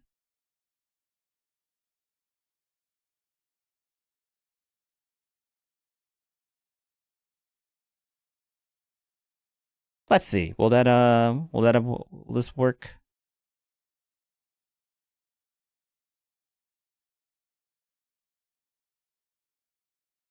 All right, Grok, do your thing. Deep search. This is gonna take a little while. Like maybe like 2 or 3 minutes. So let's just get back to the video. the numbers are Sure, afterwards. But you would expect somebody who cares about like without the change in the law, because there's tons of stuff you can do at the executive level to make that change without the need of a change. Maybe, but who knows? Who knows how much of it will survive court challenges or whatever else? Because there's a lot of people that were paranoid that if you change asylum stuff, that there's like legal shit that there are going to be challenges running through courts on that. Yeah, he did change it eventually, but like we should want Congress to be legislating on this rather than relying on the president to do everything through executive order. We agree on this, but the point was, my point is not whether or not there should have been a bill. My point was, if you look at Biden's policy and you compare it to his predecessor, Obama's, you compare it to Trump's, the best explanation for the way he treated the border was it was good politics to do the opposite of what Trump did. It was good politics for a Democrat to say, look at me, I'm not Trump, I'm the opposite of Trump, and then just reverse his policies. Like, I'm not going to say that this was a 0% influence, because I'm sure, especially with the cages and kids and all that bullshit or whatever, I'm sure that there was some... I mean, you know better, didn't he reverse the executive orders? Like we know when Trump did his big signing, wasn't Biden's like big, like first couple days signing, reversing Trump's I would have to go back and see which ones in particular were, but the reality is that we had way bigger issues at the time. Like, all right, I was just looking, I made a typo, so like, I put... I made a typo, but like it just came out wrong. I said also what did Kamala do as the borders are, but like it actually it correctly said borders are, so it's legitimately looking for the borders are. So I don't have to worry about retyping this or stopping it. But yeah, I like how the AI figured out that mistype and it just did it properly. All right, so I don't have to worry about it. I can just let it roll. Just let it roll. Like COVID, which we were all still recovering from, but also like the last few months under Trump for border crossings were higher than any month under Obama. So these were coming up as COVID was like going away and everything. They were coming up anyway. They probably would have been really high under Trump. People like to cite things like remain in Mexico as being huge policies to help, but they probably will. Yeah, I need something more determined, more definitive than just they probably would have gotten bad. Maybe, probably. Like that's just not enough for me. Donald Trump put this enacted these in 2019. It was like 40,000 people that this even impacted. They're not high now. They're not what? They're not high now. Sure, but they also started to not be high under the last several months of like Biden's advent either. Because they were enforcing executive policy to make them go down. That's the point. Like it was always an option. Could we do more if Congress was involved, and could we do it better? Because with Congress involved, you can be smarter. You can extend legal pathways. There's all kinds of stuff you can do with Congress involvement that would be better. Yes, absolutely. But you could make the numbers go down just through executive fiat, obviously, because we've seen it happen. Yeah, I mean you can, but I feel like. Yeah, I mean, I guess, yeah, if we just want infinitely expanding executive power, which I feel like was the thing you told me in the beginning that you were against, but I guess when it comes to matters of border enforcement, you're in favor of it, even though, and then you cite the original founding of the country, even though that has to do with like times of war and emergencies and not actual immigration policy, but I mean, I don't know what you want. I think there are things that... Yeah, you can reduce his, like, point on, like, he's making multiple points. Just because he's a little bit contradictory on certain things, that doesn't mean that he's overall, like, he has one type of track mind. No, he has all these different things, like, he's not total government god. Like he's a Democrat from before. Like he does believe in some government. Like it's wild to me that he's like, oh, you say that you want you want no government, but you also want some government. Like no, he wants some. Like like I said, he's a Democrat. He used to be a Democrat, and then so like he used to be big government, and now he's kind of slowly changing to maybe a little bit smaller government and. This is somehow a contradiction. Like, but now he's gonna make him. Destiny's literally gaslighting the audience right now, saying like, oh, so now you're a hypocrite because I thought you didn't want to be have any government, and now but that's not true. He probably just wants a smaller government, and having a little bit of executive authority is fine in a small government. Like, bro, like this is the crazy making or the gaslighting that Destiny does, and it's disgusting. It's disgusting. He does it, and it's. I'm glad I'm able to call him out on it. The president clearly needs to have control, or at least like let's listen to that one more time. Yeah, I mean you can like the reductionist nonsense that he does. But I feel like yeah, I mean, I guess, yeah, if we just want infinitely expanding executive power, which I feel like was the thing you told me in the beginning that you were against, but I guess when it comes to matters of border enforcement, you're in favor of it, even though, and then you cite the original founding of the country, even though that has to do with like times of war and emergencies and not actual immigration policy, but I mean, I don't know what you want. I think there are things that the president clearly needs to have control or at least heavy influence over. Sure, but the president of the United States of America should not be, can we agree, the president of the United States of America should not be unilaterally deciding immigration or border policy? I don't think he does, but he has a lot of discretion. Yeah, but the discretion should be like for times of emergency, like national emergency stuff. No, not in this area. No. Okay. Well, because if you think about like the president has a lot of ability to tell the military what to do. He has a lot of ability to tell prosecutors what the priorities are and what they should prosecute. He has a lot of authority to tell the border agency what they should be doing, how they should be enforced. Like how you enforce the law, how you execute the law is the core executive function. So yeah, he has a lot of power over how the border policy is enforced because enforcing laws like that is what the president does. Yeah, we're not talking about enforcement of the law. We're talking about special things that the executive can do. We are absolutely talking about enforcement of the law. When we're talking about like temporary protected status, or we're talking about passing executive orders to like limit the maximum number of asylum claim people per day or whatever. This is not just a simply matter of like enforcing the law. This is a matter of like, for instance, would you say DACA was just Obama enforcing the law? I don't know enough about it to speak on that intelligently. Okay. I could guess, but if you for guessing, I like DACA and that I like that there are kids in the United States, and I don't think should be deported from like a moral level. From a legal level, I think DACA is an utter failure because it shows that Congress wasn't able to do anything about immigration, and now the president has unilaterally done something about immigration that could theoretically be undone by a future president, which I think should always be the concern. Yeah. If you're happy with how Trump is managing the border now, and he doesn't pass any legislation, then if a Democrat comes in and undoes it all because like, well, I'm going to change this executive order, well, what the fuck have we gotten? What have we accomplished? Yeah. But the question isn't whether or not we should pass a law. I think we both agree that we should. Bro, just because it could be like. Laws could be overturned, so why should we ever pass laws ever? Because like Congress could just overturn a law in the future. Like, bro, this is so retarded. Like, what are you talking about? Oh, because it could be overturned in the future, therefore we shouldn't do it? Like, this is stupid. Like, what are you saying? The question was whether or not it's appropriate for the president to have a lot of discussion. Oh, but he probably say, oh, it's easier. Oh, it's easier to, well, okay, what, okay, whatever. Like, I don't, like, that distinction doesn't, I don't care about that distinction. You could delete both of them. Oh, it's easier to do it, so therefore we probably shouldn't do it. Like, that's just retarded, honestly. Aggression in the play of the joints in this area, and I'm just saying he does because this is an enforcement area. Just like the president has a lot of power in determining how how his various agencies select and prosecute crimes or what the priorities are. I disagree that this is just setting a cap for a number of people that can come through a day. I don't think that's just a question of enforcement. That feels like I mean, that feels like he said when he said we're going to look at asylum cases last in first out. That's a question of enforcement. That's like maybe sure. Yeah, that's a thing that you did because it's within his power to do so. It's within his discretion to set that policy. It's not if Congress. Sure, but I don't think that was the huge mover on the. Yeah, but I don't think that was a huge mover on people coming in and claiming asylum or people illegally immigrating. I don't think that was like the huge thing that was determining that. I think it has more to do with because wasn't Biden's big change at the end? Is he finally just said, "Fuck it, I'm going to cap." He put one of the things that was in the bill. He said he was going to cap like the daily crossings or whatever, right? Yeah. Yeah, I think these are things that have a bigger impact, but.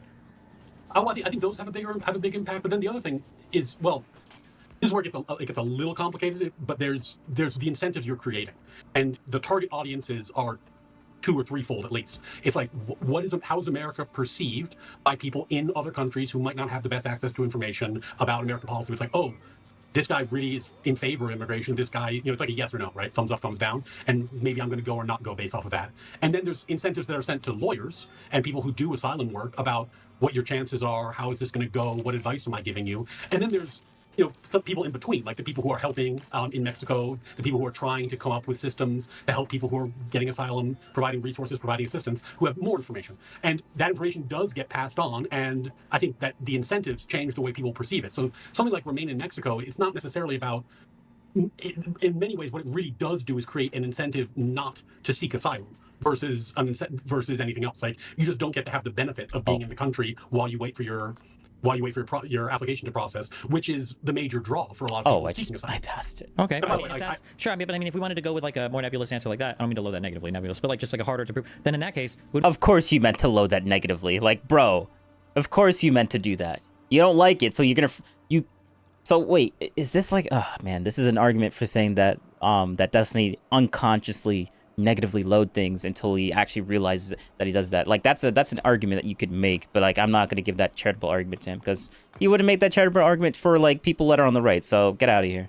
Wouldn't we blame Republicans for constantly saying it's an open border, it's an open border, it's an open border under Democrats when it wasn't really an open border? But isn't the Republicans saying that and messaging on that over and over again, also encouraging people to illegally immigrate here? Probably in some small amount.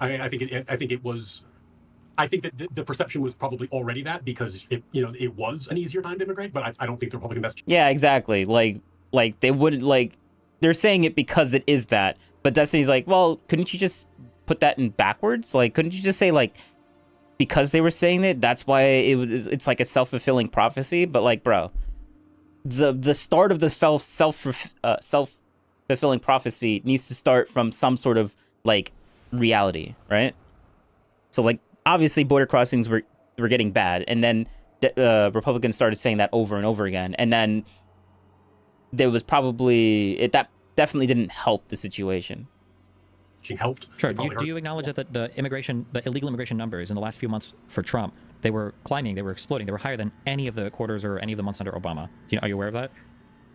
I think that Obama had a better immigration policy than Trump does. I don't That's know. Not what I'm saying. Oh, okay. Because Trump shows a chart showing his thing, but the last like 4 months he gives to Biden, but it's his. But yeah, I haven't compared him to Obama, so I'm going to take your word for the numbers. I think Obama's policy was better. I don't know that DACA, like you said, it was perfect. It's not something I've looked into greatly, and certainly from the outside looking in has some flaws. But if you want to remedy illegal immigration, a combination of strict enforcement, disincentives like deporting people while creating preferred legal pathways so that when people get disincentivized, they get funneled into better pathways is like clearly the best way to attack the problem. Like, why wouldn't you use the carrot and the stick when they're both available? Ignoring what's going on and what they're saying. This pump jack needs to be warmed in order to be operable, right? Now, if I can't place a heat exchanger onto this on this thing at all, how am I supposed to warm the pump jack to use it? I got the power. We got the power. I can power it up right now. Look at that good juice and file. Well, it's frozen. It just doesn't want to work. Okay. But like I can't place any of this, and this ice stuff that I have that I use, I can't place things on the ice. It's just, this is actually so annoying. Like, how am I supposed to do this? This is just stupid. This is so stupid. What this planet is, I hate this planet so much. I really do. This is disgraceful. Sure. But I wouldn't be surprised if it was better. But again, I voted for Obama twice, so this isn't terribly surprising for me. Sure. Are you worried at all on like a foreign appearance state where the U.S. is right now in the world, or? Yes. All right, give me 2 seconds. I need to do a thing. Give me 2 minutes. Actually, not even 2 minutes, just 2 seconds. Oh.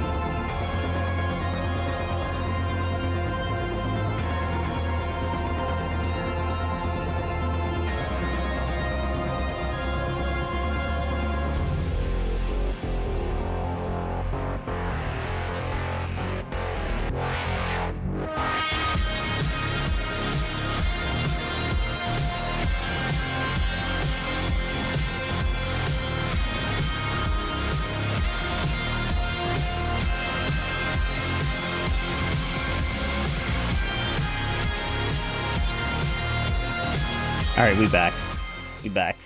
Had to do a thing.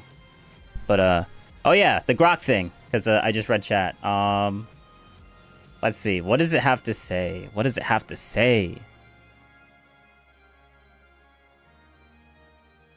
Completed. All right, so what it did. Analysis users' requests, evaluating policy impacts, assessing campaign rhetoric completed. All right, cool. Key points. So we'll just put this in here for like 2 seconds. Research suggests Biden's early policies, like ending the Remain in Mexico program and halting the border wall, may have contributed to increased border crossings, peaking at around 250. Did it just say may have? All right, whatever. 50,000 apprehensions in December 2023. It seems likely that global migration trends and economic conditions also played a role, making it complex to attribute fault solely to Biden. Before 2024, Biden took actions like launching the CBP One app in January 2023. Yeah, that's true. I wouldn't solely say that's Biden's fault, but keep going. And introducing a humanitarian parole program to manage crossings more orderly. I just don't think Biden was ever helping with his rhetoric at all. I think he was contributing to it. Like, he wasn't helping the situation. He was just making it worse. Kamala Harris focused on addressing migration root causes in Central America, not direct border security, through long-term economic and anti-corruption efforts. The evidence leans toward Biden's 2020 campaign rhetoric opposing Trump's strict border measures, emphasizing a humane approach. Yeah, I would definitely blame him. But, like, I just wouldn't say he's solely responsible. Which some saw as less secure. All right, well, I'll just copy all of this. Ooh, that's a lot. That's a lot of words. Copy it down to here, and then put text manually. and then unexpected details, and then conclusion all the way at the end. And then we got all these citations that it looked into. All right, let's go. Let's get the evidence, I guess. Boom. Biden's responsibility for high border crossings. During Biden's presidency, border crossings initially surged, reaching a record high of approximately 250,000 apprehensions in December 2023, before dropping to around 54,000 by September 2024. Critics argue that his early decisions, such as reversing Trump's "Remain in Mexico" policy and halting border wall construction, may have signaled a more open border, potentially encouraging more migrants. However, global factors like economic instability and violence in Central America also contributed, making it a complex issue. Actions before 2024 an election cycle. Before 2024, Biden implemented measures to address border crossings, including launching the CBP One app in January 2023 for asylum appointments and a humanitarian parole program for immigrants from specific countries. These aim to create orderly migration processes. In May 2023, after lifting Title 42, he introduced incentives for port of entry asylum seekers. As the 2024 election approached, he tightened asylum restrictions in June 2024, leading to a significant drop in crossings. Kamala Harris's role. Kamala Harris was tasked with addressing the root causes of migration from Central America, focusing on long-term strategies like economic development and anti-corruption in the Northern Triangle countries. She did not manage border security directly, which was under the Department of Homeland Security. Her efforts aimed to reduce migration pressures over time, not immediate border control. 2020 campaign rhetoric and border security. So, in other words, Kamala could have done more, but she didn't. That's okay. All right. Interesting. During the 2020 campaign, Biden promised to reverse Trump's immigration policies, including Wow. the Remain in Mexico program and halting the border wall, advocating for a more humane approach. Wow, look at that. I guess he's not that big of a contributor, right? Yeah, deleting Remain in Mexico, literally campaigning on it. Like, that rhetoric is obviously, like, I mean, I made my point. Like, there's no, like, this is just what happened. This rhetoric, emphasizing compassion over strict security measures like the wall, was seen by some as opposing a secure border, though he supported smart security measures like technology and personnel.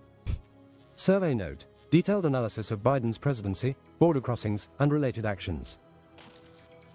This note provides a comprehensive examination of President Joe Biden's presidency, focusing on his potential responsibility for high border crossings, actions Potential taken before responsibility. 2024, Vice President Kamala Harris's role, and Biden's 2020 campaign rhetoric on border security, based on available information.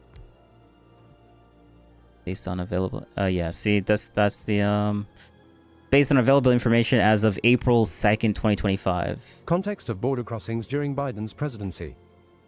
During Biden's term. Like, if there's a giant sentence, it'll sometimes just stop because there's like a bug in the TTOS or the API that Google uses, or that this thing is fetching from Google. There's like some sort of time limit cap for how long it can do, like, read a specific sentence in that type of like AI way, I guess, maybe. So that's why it'll just pause randomly in a sentence. During Biden's term, border crossings, measured by apprehensions at the US-Mexico border, initially surged to record levels. Data from various sources, including illegal crossings at US southern border, reached lowest point of Biden presidency. CBS News indicate that in December 2023, illegal border crossings reached approximately 250,000 apprehensions, marking a peak. This was part of a broader trend where, according to Biden versus Trump on immigration and border security, in 12 charts, The Washington Post, illegal border crossings averaged 2 million per year from 2021 to 2023. However, by September 2024, apprehensions dropped to nearly 54,000, the lowest since August 2020, reflecting a significant decline in the latter part of his presidency. Critics, as noted in Wrap Up, Biden administration's policies have fueled worst border crisis in U.S. history. United States House Committee on Oversight and Accountability argue that Biden's early policies contributed to this surge. Specifically, on January 20, 2021, Biden halted construction of the border wall and ended the Migrant Protection Protocol's Remain in Mexico program, which... Wow. Oh, but Biden he didn't have a significant contribution to that at all. Wow, okay. required asylum seekers to wait in Mexico during processing. These actions, detailed in immigration policy of the Joe Biden administration, Wikipedia, were perceived as signaling a more open border, potentially encouraging more migrants. Additionally, the Potentially. administration extended Title 42, a Trump-era public health measure for expulsions, but lifted it in May 2023, replacing it with a system of incentives for port of entry asylum seekers and disincentives for irregular crossings, as per Biden at the 3-year mark. The most active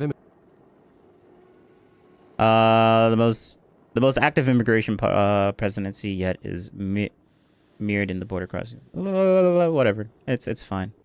Just go to the next thing. However, it's important to note that global migration trends, such as economic instability and violence in Central America, also drove the increase, as mentioned in border crossings and immigration, how Biden and Trump compare, csmonitor.com. This complexity suggests that attributing fault solely to Biden is challenging, with external factors playing a significant... Yeah, no one's saying it's solely Biden's fault. I'm just saying Biden literally had a major contributing factor, which he's already gave good information on it. So, like, yeah, stop changing the goalposts. Like, we're not saying he's, like, solely responsible. I like how he keeps saying that. I'm like,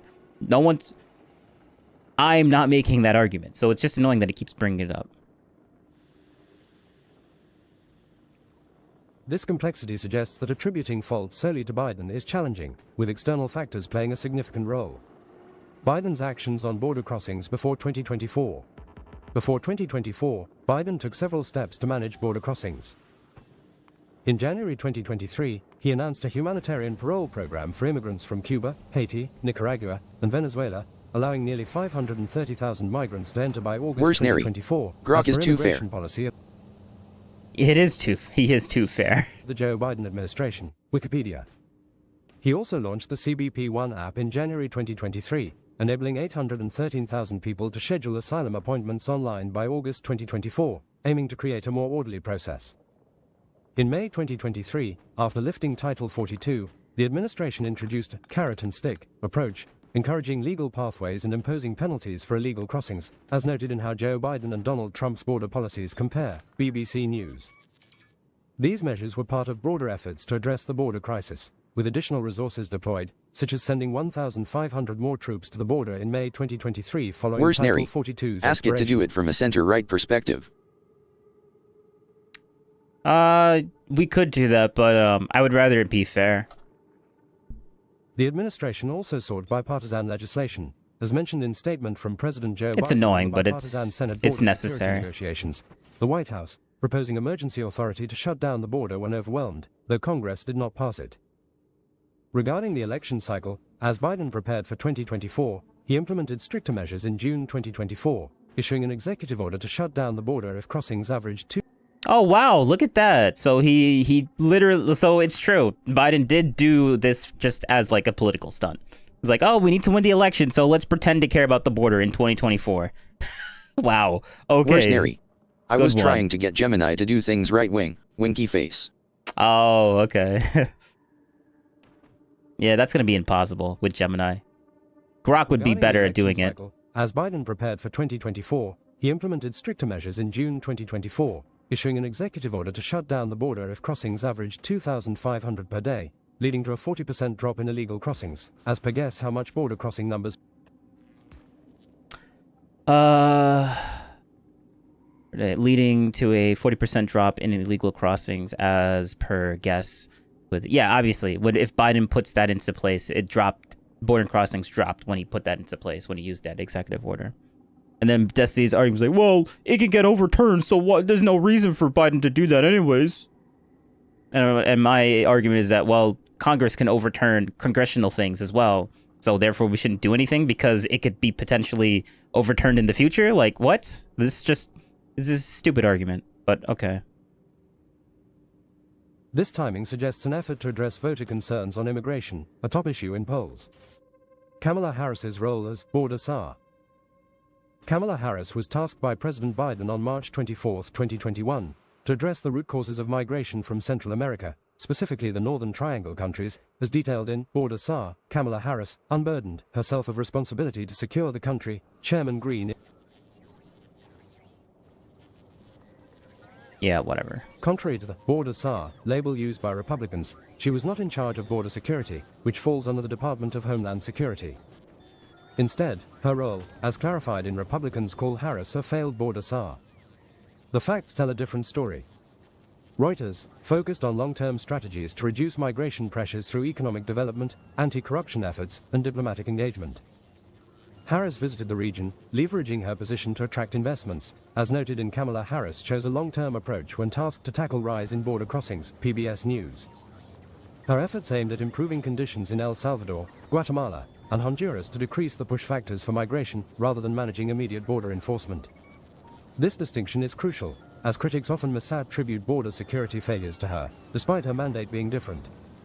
Biden's 2020 campaign rhetoric and opposition to secure border. During the 2020 election cycle, Biden's campaign rhetoric, as outlined in Trump's and Biden's plans on immigration, NPR, emphasized reversing Trump's immigration policies, promising to stop border wall construction, end family separation, and reform the asylum system. He pledged to make DACA permanent and raise the refugee cap to $125,000 per year, signaling a more humane approach, as per Biden's immigration plans, how he will unravel Trump's restrictive policies, Washington Post. This rhetoric, detailed in Biden pledges to dismantle Trump's sweeping immigration changes. But can he do that?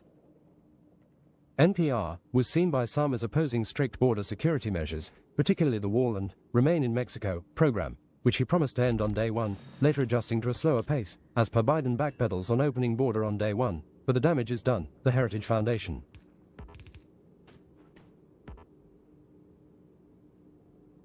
However, Biden also supported smart border security, such as investing in technology and personnel. As mentioned in Fact Sheet, President Biden announces new actions to secure the border, U.S. Embassy in Costa Rica. This nuanced stance shows he did not oppose all forms of border security, but his campaign focus on reversing Trump's policies was perceived as less restrictive, potentially influencing migration patterns. Unexpected detail, pre-existing trends and external influences.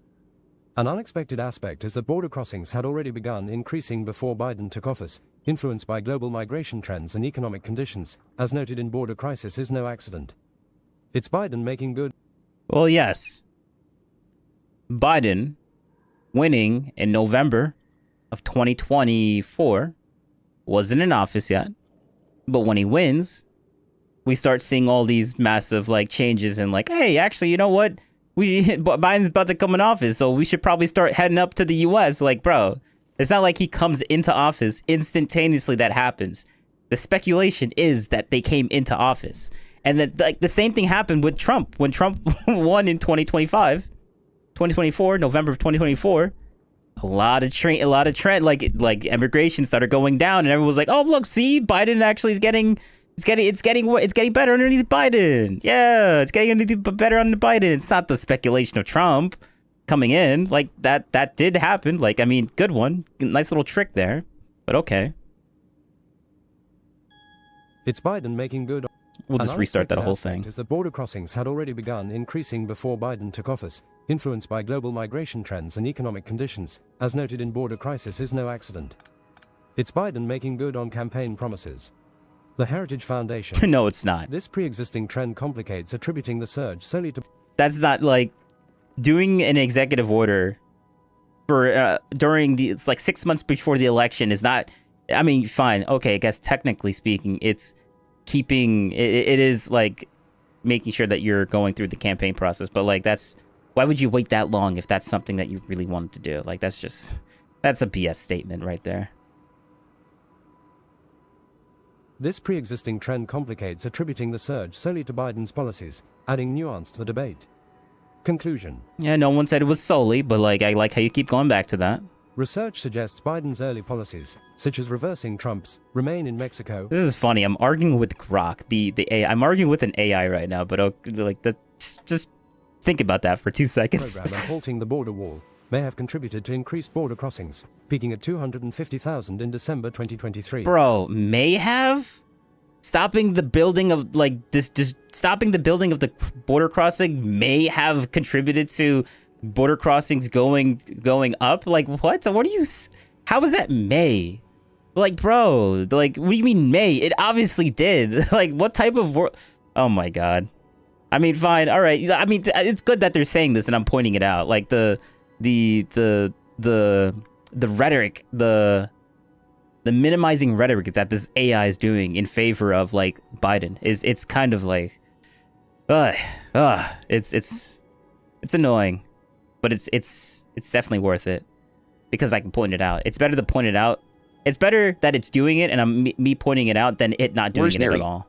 Least I know I'm not an AI. They would spell so bad unless I was programmed to do so. Keeps. Winky face. True. However, global factors also played a role, making it complex to assign fault. Before 2024, Biden took actions like launching the CBP One app and introducing parole programs to manage crossings. Kamala Harris focused on long-term migration root causes, not border security.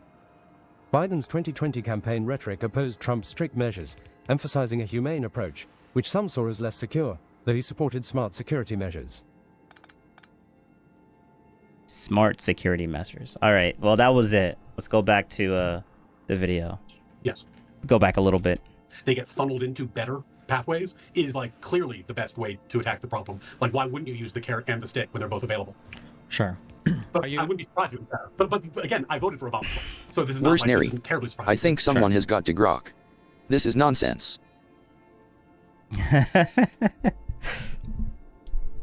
Are you worried at all on like a foreign appearance state where the U.S. is right now in the world, or? Yes.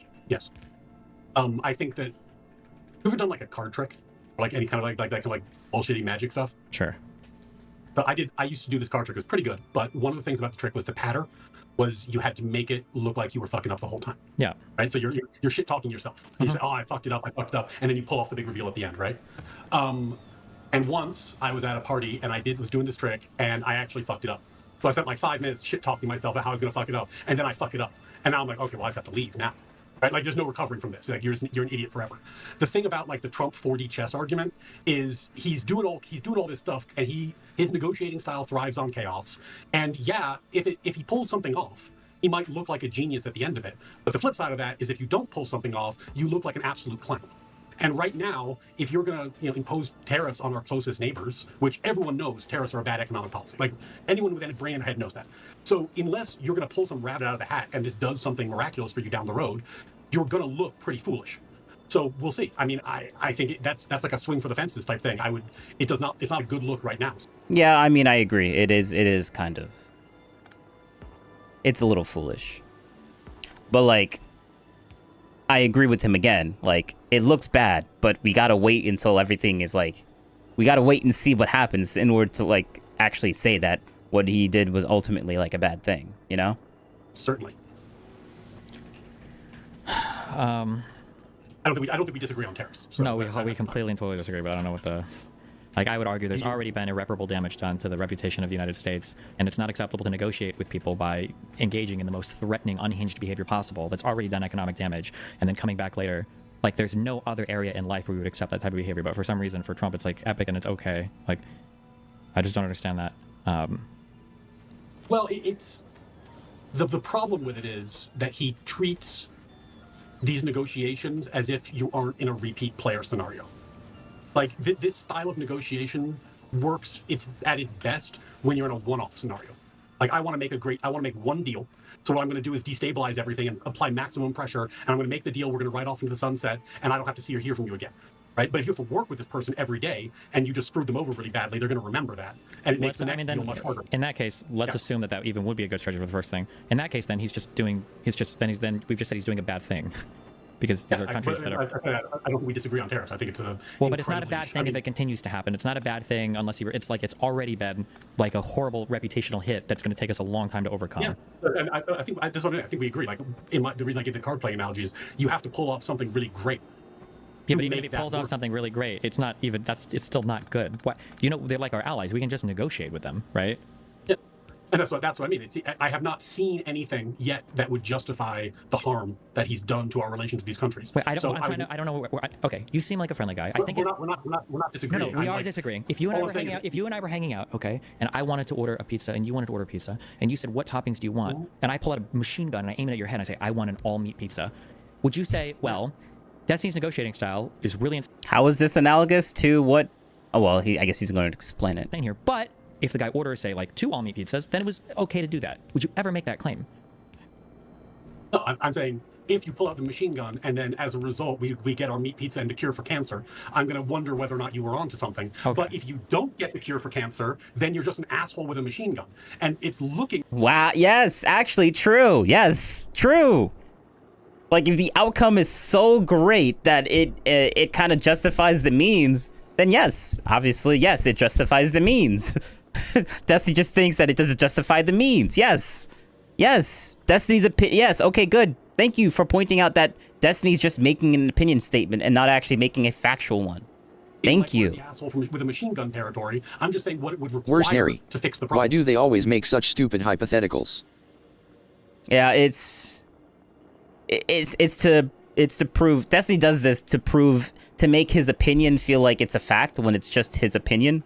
And I'm glad that he's able to give another hypothetical that literally shows that his hypothetical nonsense is just an opinion. Like, if you just actually made it more legitimate or more analogous or more true to what we were actually comparing, for why that analogy exists in the first place, which I would argue he did a better job at doing it, shows that Destiny's just making an opinion or kind of like a gaslighty type of statement to make the other side look kind of weird, changing it to make it seem like what they're actually arguing is a much worse or much more unhinged than it actually is, which that's why I like this lawyer. And there's a reason why this guy's a lawyer. Does a good job of pointing that out. The first 4 years of Trump. I don't think we disagree. I think there would have to be some kind of unlikely big payoff scenario for this to make sense. In the first 4 years of Trump, has any of this wacky negotiating stuff ever worked out in favor of the United States? Where's Neri? I would just end up shouting at him. Oi. Good job. I'm not an online person. yeah. But yeah. He's a great negotiator, and this is what he does, and it's just a first offer, blah, blah, blah. But I can't think of a single example of this ever being beneficial for us. Yeah, ever. I'm trying to think about that. The tariffs on China were apparently a good enough thing to keep. So that seemed to be a good idea. So one of the things for tariffs is if when you enact a tariff and the other person matches, it's very easy to enact tariffs. So to sustain them, to bring them down requires like a bilateral negotiation. It's pretty cool. And the tariffs that Trump did damage American industry, especially soybean farmers and steel, and we had to subsidize. So those weren't successful tariffs. But they were tariffs that didn't. It only damaged them for like 2 seconds, and then everything went back to normal. Like, what are you talking about? And I'm using damage very loosely here. Like the price just went down a little bit for like what they can do, and then it slowly went back to level. Like, that's what he means by damage. Like, he's using a very negatively loaded word to gaslight people into thinking that it's way worse than it actually is. Like, he keeps changing the magnitude to make things way worse than it actually is, and then he's like, when you call him out on it, he's like, well, I didn't actually say it was that bad. I just said it damaged. Like, I just used the technical definitional word of the... Like, bro, it's just retarded. It's just stupid. Like, it's his manipulative, like, nonsense that he does all the time. Next administration kept, and that we were... Because we didn't engage in a bilateral negotiation with China to work out a new trade deal to bring it down. This is going to be a tricky area for me, because it's like, in foreign policy, I tend to hold positions that neither party likes. So, like I'm going to disagree with Trump almost completely on most areas, but it's not going to be.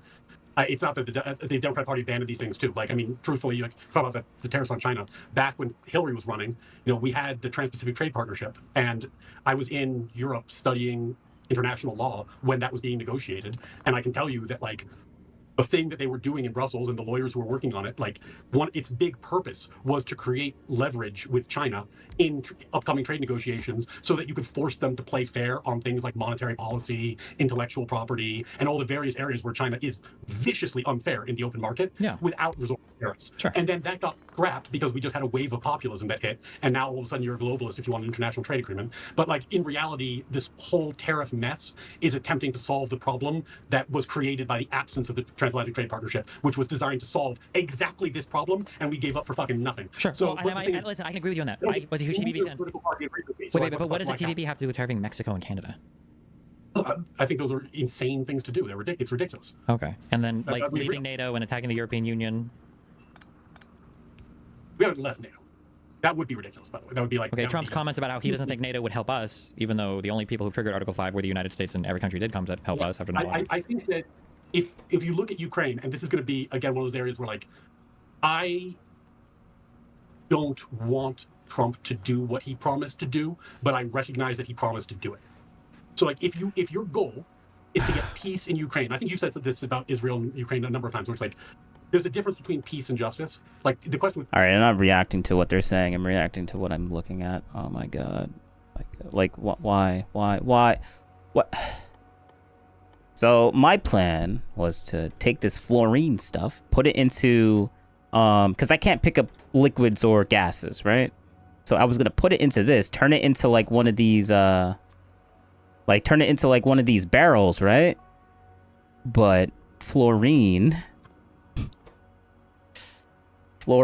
you can't put fluorine in a freaking barrel. You can't put it in a barrel. Why?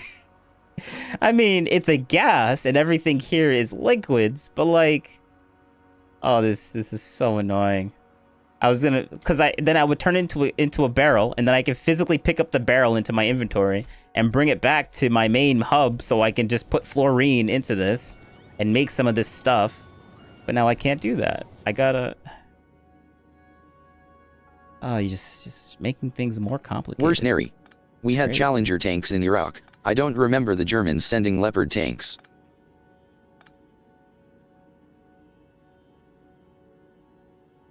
Huh? The peace is always on what terms, right? I'm confused on why. The goal is peace. Well, Oh Russia wait, has a bunch of you might have just been reacting to what they were saying. I wasn't paying attention. don't want Trump to do what he promised to do, but I recognize that he promised to do it. So like if your goal is to get peace in Ukraine, I think you said this about Israel and Ukraine a number of times, where it's like there's a difference between peace and justice. Like the question with peace is always on what terms, right? Like if your goal is peace, well, Russia has a bunch of territory. The only way you're going to get peace is to get Ukraine to give up that territory if your goal is peace right away. And if that's your goal, then you're going to have to play hardball with Ukraine. Worse, Neri. It always annoys me when people say all of NATO came to the US aid.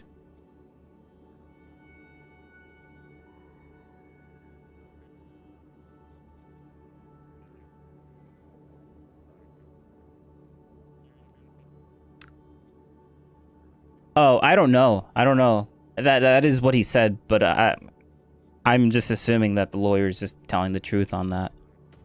But I have no idea. I think should be the goal. But if that is your goal, Because he's talking about something historical that happened, and he's using as a justification, and I'm like, all right, well, I don't know. Maybe he's correct. Maybe he's not. Maybe he's over exaggerating something. But I'm not sure on that topic. Worse, Neri. Was Destiny. Yeah. Yes, I misspoke. well, then you kind of have to do that. Why do you have to play hardball with Ukraine to make them surrender? You're just. What's the point of the United States being involved in that negotiation then? Like, why does the Ukraine need the U.S. to surrender? The U.S. technically speaking doesn't. I think that what he promised to do was to create peace. That was his campaign promise, and he's attempting to live up to that. Yeah, but what's the difference between Ukraine doing peace versus just a full surrender? What's Russia being asked to give up here? It just sounds like a full surrender. Yeah, I think it's trending in that direction. But again, I don't think he should do that. Okay. I think that it's one of those, like, I told you the story the last time we talked. I don't know if it's apocryphal. How many times does he have to say the same thing? I agree that, like, he recognizes that Trump did this, so he's going to try and do this. He's going to try and remain honest. And Destiny's like, well, isn't it a bad thing, though? And he's like, yes, we agree that it's a bad thing, but you recognize that what he's like, he's not trying to lie here, right? He's like, oh, yeah, but it's a bad thing, right? And I'm like, bro, like, why do you keep falling back to this? Like, Destiny's like saying, oh, Trump bad, right? Trump bad, right? Like, yes, but like, can you like at least see the rationale behind this?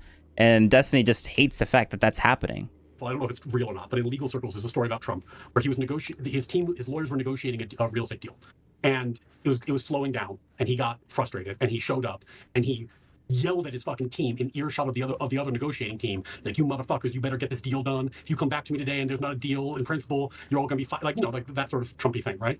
So they go back in, and obviously they struck a deal, but they struck it on terrible terms because the other side knew you have to make a deal today or you're gonna get fired. So we have all the leverage now. Are we going to strike a deal? Yeah, but it's going to be a terrible deal. That's the problem with coming out and saying, like, we need to have peace. I'm going to negotiate a peace deal instantly. You can get one, but it's going to be on terrible terms because the only way you can get a peace deal in those scenarios is to force Ukraine to make massive concessions. It's the only possible way to do it. So I just think it's a shitty thing to do. Okay. And it seems like he's mad because he promised to also fix them both on day one, Israel and Ukraine, and that hasn't happened. He's upset now because he's frozen funds to Ukraine, and now more Ukrainians are dying because Russia's just fucking bombing whatever the fuck now. Because but this is the fucked up state. This is the fucked up place of our politics, right? Like, did you watch the Republican primary debates? Like 10 years ago or whatever. No. I mean, 10 years. This cycle. When, like Nikki Haley and the one other and DeSantis argued or something? Yeah, no, when Pence stood up and he was like, and Pence was never going to win anything, and he got like lampooned on social media for saying this, but he stood up and he just said, like, things haven't changed. Like, we are the arsenal of democracy. We fight against evil powers because it is in our best interest to do so, because we like Western values, because we like projecting Western power, because we like Pax Americana, and we subsidize these efforts because it is in our power to do so and in our interest to do so. So we should. And I mean, he got like booed out of the convention hall and booed out of the Republican primary. So like, it's obviously very bad politics. The problem is that, like, I agreed with him, but that just means that I'm not like a 98-2, because most of the Democratic Party also disagrees with that in the way he stated it, and all the Republican Party does. So 98-2 might be an exaggeration, but it's certainly an 80-20 issue. So I'm just recognizing I'm in the extreme minority, and people disagree with my worldview on this point. And it's the same reason, by the way, that like, I'm very supportive of Israel. Like I like Western power. I like Western values. Yeah, Destiny will never admit that he has like the minority opinion. Destiny will never admit that. Like, these two guys are agreeing a ton, but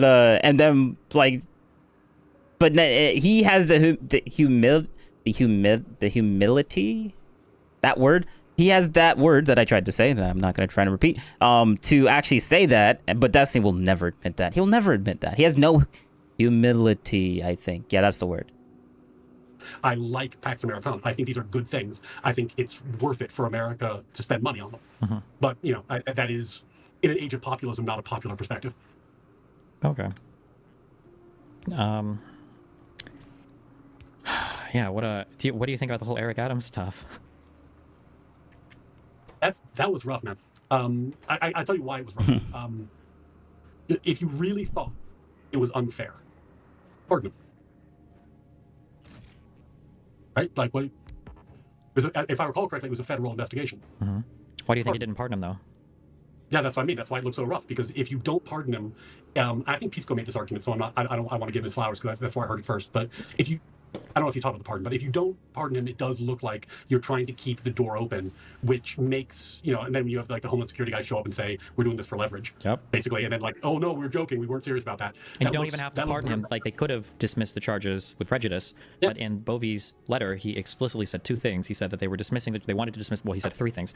He said a lot, but the three big things were, there was no evidence of corruption at all. He just said that it felt like a political prosecution. Mm-hmm. And then he said, we're going to drop these charges without prejudice. And he said, we're going to relook at this case again after the election in November for mayor. Well, and I think this is, the absolute kind of like, for me, like the shit sandwich between these parties was on the right. I think you are seeing values that line up like I think Hania posted something about this recently, where it's like a graph of like political values, and the U.S. right is getting closer and closer to like Turkey in terms of like what the political values look like on the whole.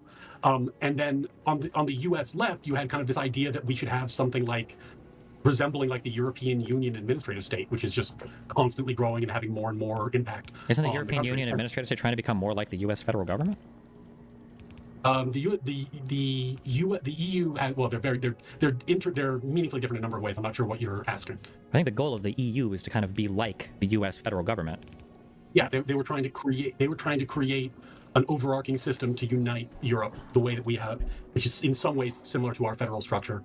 But what I believe makes our structure work so well is the locality of it. The restriction where you start saying like, we are only federalizing things that must be federal, and we're going to let decisions be made at the most local level that they can be when they can be.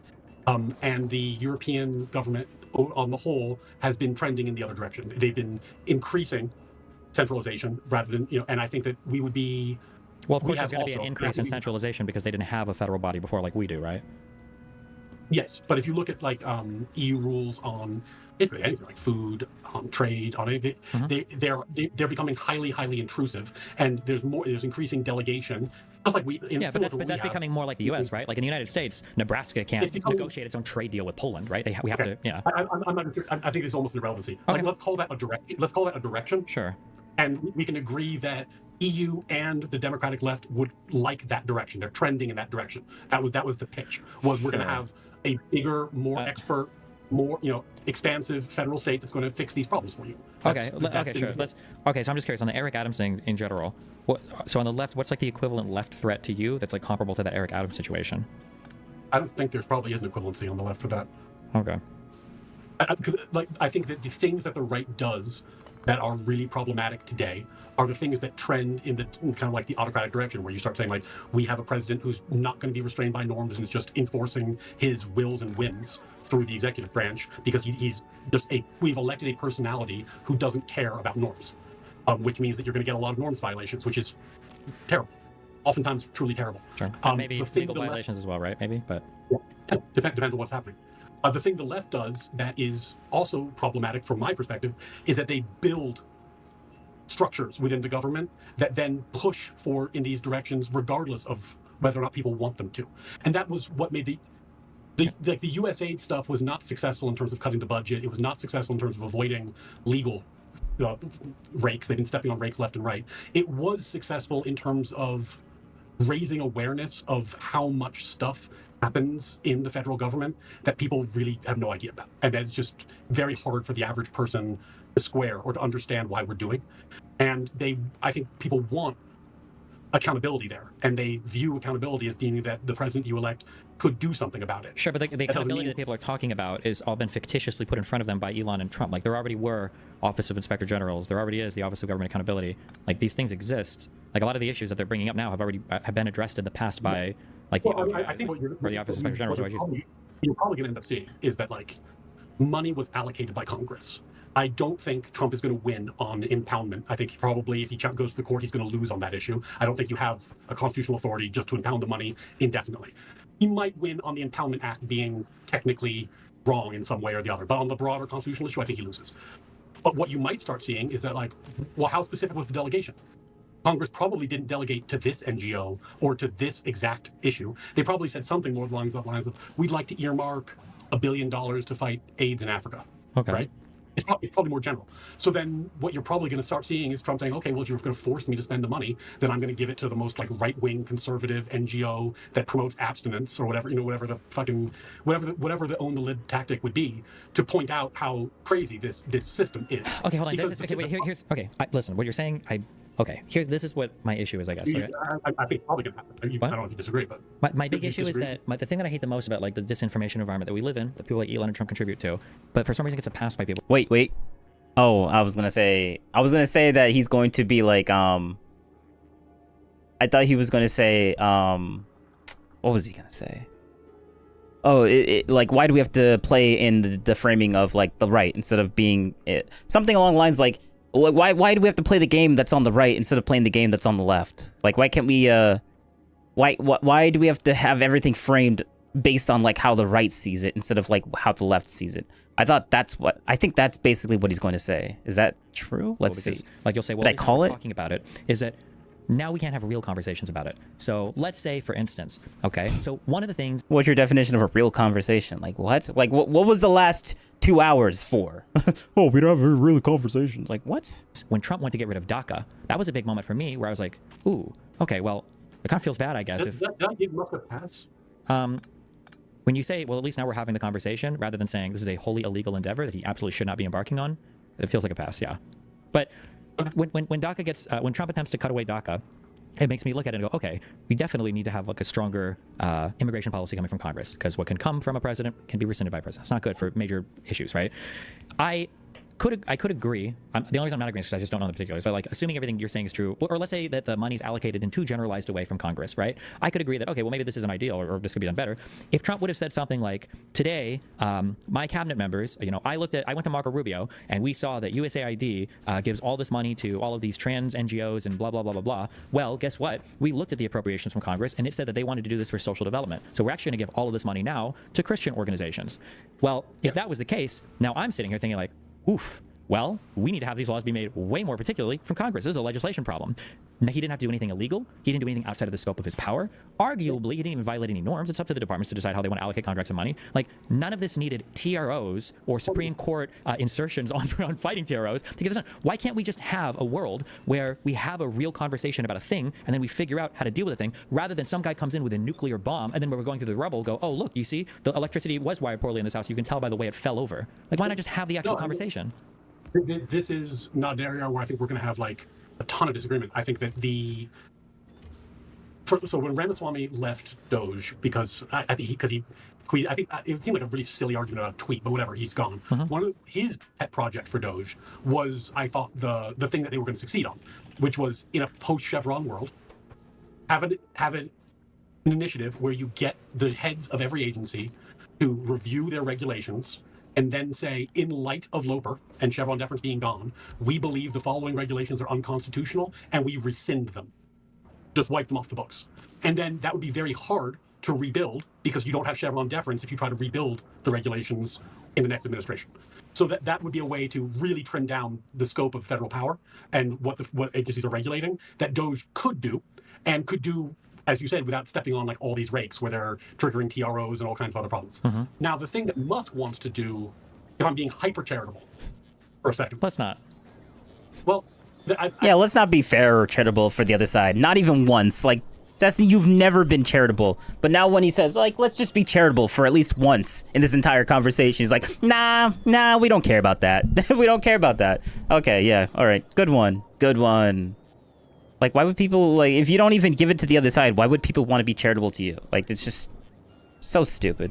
I think this is where things, where the big joke is that most of our budget is not discretionary. So even if you trimmed like the whole budget, it's like 1.7 trillion is the discretionary spending. Yeah, it's just not possible to like run down licenses for Windows or like Microsoft products or whatever and balance the budget. That's not going to happen. But where there probably are hundreds of billions of dollars lying around, which would be insufficient to balance the budget, but still be a huge deal, is in real fraud and real misappropriation. But to do that, you need treasury records of payments, and you need DoD access. Maybe that's where all the money is. So here, this is the thing. Okay, so you said you've worked. You've done like legal stuff. I'm not gonna say litigation because you could theoretically do anything besides litigation, right? But you've like had a job as a lawyer, right? Yeah, I've been practicing since 2016. Okay. Do you agree that I'm at least like decently smart, right? Seem like a reasonably smart guy. Yeah. Okay. Do you think that I could audit your billable hours? Like if I were to request from you all of the things that you're billing clients and you were to give me your sheets, do you think I could audit those reasonably? You specifically? I don't know. Do you have some kind of background that would help you do that? Okay. I mean, wait, I'm so glad you said that. I'm so glad you said that. Because I don't. I have no fucking idea, right? If you show me like call with client like 0.5 or whatever, and I'm like, really? Was it a 30-minute call? Do you bill for all of these? I don't know if I like this. And I just start like fucking with your timesheets. I imagine you're gonna look at me and you might say, if we're being nice, like, Steven, you're a smart guy and I appreciate that, but no offense, you have no fucking idea what any of the norms are here. You don't know what we should be billing for fucking anything. Yeah. If you want to audit my shit, maybe you should actually get with either people that work in law or audit law firms or something like that, because you just have no idea, right? That's how I feel when it comes to the Doge, Elon Musk auditing stuff. When you say pulling payments from the Treasury, why the fuck would they have any idea what a thing should cost or what USAID should be spending on or what the DoD should be spending? Like, I don't think Elon Musk has any special access or special knowledge in this area. Well, I think what they do have... Well, that's not up for you to determine, Destiny. The President of the United States picked that. Mercenary. People What's voted his that. point? His point is that he doesn't like Elon Musk. Therefore, I don't think he thinks Elon Musk is stupid. I'll give him more charitable take. The less charitable take is that he doesn't care about... He thinks Elon Musk is stupid. Or no, that's the charitable take. The charitable take is that he thinks Elon Musk is stupid, therefore he shouldn't be in this. But then I'm like, well, I mean, so what if you think he's stupid? Like, the president put him there, so like it's irrelevant of what you think is stupid Musk or not. bad, Trump bad. Got you. Yes, basically. Yep. And this is, again, being somewhat charitable because there's a ton of stuff that you said that I agree with, but they do have access to technological solutions that can help you identify things like fraudulent payments in advance. Sure. One of the things that happened about it, I don't have the numbers in front of me, so I'm going to do it from memory, but I think, as Social Security Administration said in 2022, they had about like 7 maybe billion dollars of fraudulent payments issued, and they recovered like 5 point something of that ultimately. It was like 40 to 60% or something, recover something like that. Yeah, something like that. Yeah. But also, just a real quick thing on that, whether or not that's a good or bad amount of fraud, we have to know the percentage of the total expenditure, right? Because Social Security says, is it like $2 or $3 trillion or something? It's a huge amount. Yeah. Sure. So that doesn't mean that, like, I mean, it could be a very small amount of the pie, but at the same time, the odds that Social Security, SSA, caught all the fraud, infinitely low, right? And they didn't do it ahead of time; they did it after the fact, which is why they had to try to recover it. Yeah, of course. Just something. So you could create solutions that helped you identify potentially fraudulent payments earlier. That could be a thing that saves tens or more Sure. billions of dollars So, a year. okay. That could be a big thing. Yeah, I'm Go glad you to brought this up. DOT, Wait, just you on start Social Security. On Social Security. Okay, I love that point. Okay, and let's say that Elon Musk, because he has international clients or he does SpaceX, whatever bullshit. Let's say Elon Musk. Okay, and this was even within, I would argue, maybe a little outside it, but almost within the USDS's original mission, the United States Digital Service under Obama that they try to say Doge is or whatever, right? Wow, I remember him. Okay, so this is the thing. So he made an argument before, like he wouldn't even grant that to them, and now he's like, you know what? Maybe there's some like he would say like people would say like, oh, I mean, okay, let me just slow down. Destiny would argue that what they're doing is illegal because they're like, this is not like, you're basically what the thing that Obama created. He never intended on this on being the thing, so therefore Doge is illegal. But now people kept saying, well, Obama did create a department here that is for like to be efficient for like specific things. Like just because Trump is using it in a slightly different way than how Obama is doing it, it doesn't mean that it's now automatically just illegal. Like this is something that's been in the office. Obama created this type of thing, therefore it is a thing. And then Destiny would never give that to anybody. So now it's funny that in this debate he's now actually conceding that argument, saying like, well, you know what, they have a point. Obama did do this, but now, so it's just funny that he's conceding to this point now. It's good that he's doing that. So I just find it hilarious, like a little. I just find it interesting that he's now he's conceding to this. But let's see, where does he take this? On Social Security. Okay, I love that point. Okay, and let's say that Elon Musk, because he has international clients or he does SpaceX, whatever bullshit. Let's say Elon Musk. Okay, and this was even within, I would argue, maybe a little outside it, but almost within the USDS's original mission, the United States Digital Service under Obama that they try to say Doge is or whatever, right? Is if Elon would have gone to the SSA and said like, hey, first of all, can we request your thing because that's how we should do it? And then the SSA offers it and they're like, you know, for some types of fraudulent payments, this is something from private industry. We can identify these ahead of time because we have this system. And then the SSA is able to implement that. They write it recursively, make sure it works, and they implement it. That would be awesome. What you're talking about there, that would be so cool. That would be like the best. That's like, in my mind, that is the United States of America at its best. It's taking capital enterprise. We should be doing that. That would be awesome. Okay. But what are we talking about right now? Do you know what the biggest talking point is about Social Security? You heard it? Or what do you think is like the big thing we're talking about right now for Social Security? It's all dead people. Because right now, Elon Musk and Trump are spreading this bullshit that Social Security is paying out like 13 million people who are all over the age of like 130. And that's the main talking point. I'm sure that whatever he's saying is wrong. I mean, didn't he at one point say that we cut like an $8 billion check and it was like actually $8 million? Something, yeah, like, there's been a couple things like that. But what I'm saying is, sure, but what I'm saying is, so what's happening, it goes back to my other point, and this is, again, the thing I hate about disinformation, is now we aren't having good conversations about Social Security. We aren't having good conversations about saving money. Now, a lot of Americans... What are you doing right now? Like, what do you think you're doing right now? Well, we're not having any of these conversations. Like, what are you doing right now? Having a good conversation with an ex-Democratic lawyer. And how many people have seen this? 132K, but like, wait, let me see his actual video that he had this. How many people actually saw this? Okay, so 163K. That's a lot of people. Oh, we're not having a conversation. But yet you're making this right now. Like, you're literally arguing against yourself of what you're doing right now. Like, what you're doing has like an impact. So therefore, we are having that conversation. You feel like the government should have that conversation. So like, and they probably are, but they don't need to publicize every single conversation they've done. Like, just because a lot of people hitched onto that one topic, and we literally have the Department of Doge, like, here you go, look at all this information. We have that right here. It's transparent on what they're doing.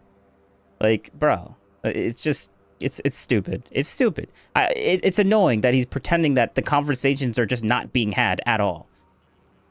Or it's not the main topic. Maybe the more charitable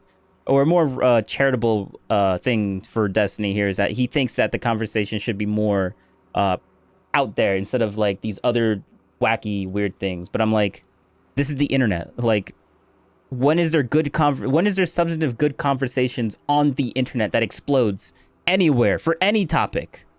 Like, where's the scientific studies of anything that you think is like interesting? Where is that blowing up in the media or in the news? Like, that just doesn't happen. Like, his issue isn't the specific, like, he has this criticism for this specific topic, but then I'm like, you would have the same, why aren't you complaining about like other things that you like? People could argue that it's very serious and much more interesting to talk about. Like, why is that not coming up in the news or in the public eye about anything and any other type of topic? Like, it's just not sensational enough. Like, it's boring. This is boring. It's not like, he thinks it's not like we should be talking about this, and it's because of the Trump administration why we're not talking about this interesting conversation. It's because of the Trump administration, but I would argue that it's not the Trump administration for why this is like why it's not being talked about. I would say like the internet just likes more sensational things than like the overall broad internet, like things that are just more sensational than talking about this hyper specific thing that is an interesting conversation with this lawyer, but it just doesn't go out into it goes out into the ether, but like it just doesn't like pick up. Like that's a much better argument for like why this is coming out there. But Destiny wants to attribute it to Trump and solely to Trump. And, like, he didn't say solely this is Trump thing, but like the only evidence, or the only not evidence, the only example that he ever gives is the Trump administration. He didn't bring up what I just said. So like it's much easier for me to just say like it's solely just them. Like he's making that argument. He's basically making an argument it's solely just them. I would say that. Americans just think, oh my God, 13 million people who are already dead are getting paid out by Social Security, which is just completely not true. So now we just don't even have any conversations about saving with Social Security. We're just focused on a problem that doesn't exist. Yeah, I mean, and I if you're asking whether I want to defend Elon's statements on X, you're asking the wrong guy. That I'm certainly not going to do that. But I do think that's the kind of thing, and I think we both would want Doge doing. Like I think for example, you know, as the DoD's famously failed, what is it, 7 audits in a row? Is it 8? I can't remember. So the way that the DoD thing works is they wanted to implement a new way of auditing, and they started it I think 6 or 7 audits ago. The DoD's never expected to pass these audits until I think 2028 is the first time they're supposed to be able to pass it. But passing these audits doesn't mean that the money's just gone. It just means that they're like implementing new accounting procedures to find this. They can't connect it. Yeah. Yeah. But like and that's even tricky because like then what's the definition of like waste? Because what you're going to find in the DoD is almost like socialism for the military-industrial complex, right? Where it's like people are like, man, we want to get some tanks. And the DoD's like, well, we're not really fighting a land war where we'd be using tanks. What we need is drones. And they're like, yeah, but they're built in my district, so you're getting a lot of money to build tanks. It's like, is that waste? Is that waste or fraud? No, probably not. Not waste, fraud, or abuse. It's certainly a problem. Sure, it can be a problem, but that's a legislative problem, right? It is. Yeah, and I don't think you could. Doge certainly couldn't fix that. They could probably identify it. I think. But you see, one of the things you're hitting on here that is so frustrating is that like these are problems that need to be fixed, and these band-aids, like, well, Doge can come in and fix the fact that people like to fight for pork in bills in Congress. Well, they can't fix that problem. That's a hard problem. If you really want to fix it, you have to really combat that. This is what drives me fucking crazy because it's like I would agree with you. Like it's like are Trump and Elon like the guys I would pick to do this? Like hell no, obviously no, but they seem to be the only game in town. You know, like I agree with everything you said about like we should be modernizing Social Security payments. We should be looking at how we're allocating military money so we're not spending money on stuff that the military itself doesn't even want. Like these are no-brainers. So when you say they're the only game in town, it's like saying like I really wish that young girls would have better role models who would maybe like pay them for work and stuff in life. And Epstein was the only guy doing that for some of these girls. So like, was it perfect? Maybe not, but at least somebody was like looking into them. Like this is what this sounds like to me. And I can't understand this argument. It's just they're not the only game in town. They're not doing. They are the only game in town. Is Kamala gonna do it? Like it's between Trump and Kamala, and obviously Kamala wasn't going to do anything because she was just gonna be more of Biden. Doing things legally, probably. The charges they're bringing up are totally like it's funny. Like this is the sleight of hand. Like his Destiny's analogy makes sense, but it only makes sense when you change the facts on the ground. The fact is that Kamala isn't doing anything for this. At best, she would do nothing. That's what he means by it's the only game in town. Kamala isn't doing anything remotely to something that could be possibly done with this situation. That is the reason for why he's bringing that. But he brings the fact changing that he's doing here, that with his analogy, he's saying like, oh, it's like a girl, like Epstein is the only one doing like. There's more there's a lot of other sadly there's a lot of other Epsteins in the world, so like that's why this that analogy doesn't work, because there's other Epsteins there's other Epsteins in the world that are doing things. Like it's just statistically true, like that's just like what's going on. But I guess Destiny just doesn't like the fact that that's like no that's why I'm saying that his analogy is just stupid here, because like he's comparing something that looks like a banana. Or, well, he's comparing oranges to oranges. No, he's comparing tangerines to oranges when the specific thing that makes a tangerine and not an orange is the thing that's being litigated here. Yeah. So like they are very similar, but there's a distinct difference that makes what he's saying like just not analogous to what they're talking about right now. I think that makes sense. Really not like. If let's say you care about something, Yes. right? We can pick whatever it is. In this case, it's the budget, it's Yes. deregulation, whatever. You care about it. Yeah. Your options are one party that, whatever their level of expertise, has no interest in the topic at all, and another party that's going to try. Wait, actually, let me go back just a little bit, because I talked a lot. Some of these girls. So like, was it perfect? Maybe not, but at least some. We should be modernizing Social Security payments. We should be looking at what how we're allocating military money, so we're not spending money on stuff that the military itself doesn't even want. Like, these are no-brainers. So when you say they're the only game in town, it's like saying like, I really wish that young girls would have better role models who would maybe like pay them for work and stuff in life. And Epstein was the only guy doing that for some of these girls. So like, was it perfect? Maybe not, but at least somebody was like looking into them. Like this is what this sounds like to me. And I can't understand this argument. It's just they're not the only game in town. They're not doing things. Yeah, no one. They are the only game in town. They are. Probably. The charges they're bringing up are totally not like. If let's say you care about something, right? We can pick whatever it is. In this case, it's the budget, it's deregulation, whatever. You care about it. Yeah. Your options are one party that, whatever their level of expertise, has no interest in the topic at all, and another party that's going to try, but you don't really think they're picking the best people. And they're doing it illegally. It's not just the best people. They're not even really combating it. I don't think. That's why I'm not the only game in town. Now, I didn't vote for them for reasons that we got into last time, so I don't need to bore you with it. But like, if the Democrats had a policy platform that actually was the sensible alternative to what's happening, I think they'd be in a much better place, and they should, because the stuff we're talking about, I think, is a universal area of agreement. But like, the problem is, 80-20 issues. I call these. I've heard these called like truisms. I don't know. This is my hot take, Republicans included. I don't think people actually do want a decrease in the size of the federal government. I think they want a number to go down, or they want to talk about bureaucratic bloat. But you talk to those same people. We want to cut the bureaucracy. All right. Well, here's some cuts we've got lined up for the VA. No, not that. Okay. Well, we got to look at Social Security and Medicare. No, not that. Okay, well, that's like fucking 3/4 of our budget. What about the military? No, America first. We need a strong. Okay, well, that's our biggest line item on the discretionary spending. How about trans dances in Morocco? That one. Okay, well, that's $500,000. So like at the end. Yeah, that's something, and Kamala wouldn't even do that. So like, you're basically making his point. Like, bro, they're doing just because you think they're doing it in much as Destiny doesn't know what they are doing. Just fed them talking points.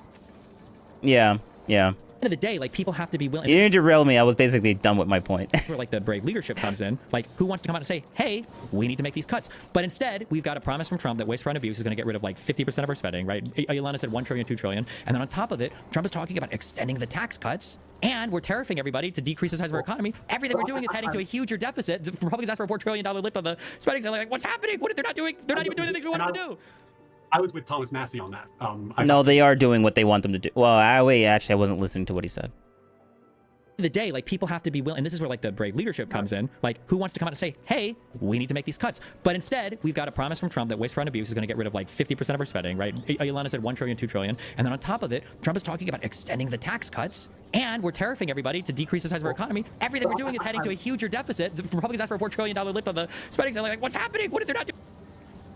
They're not. Well, I mean, maybe some Republicans want the deficit to go down. I mean, yeah, they do, but like, this doesn't change the fact that what they're doing in Doge is actually making the government more efficient.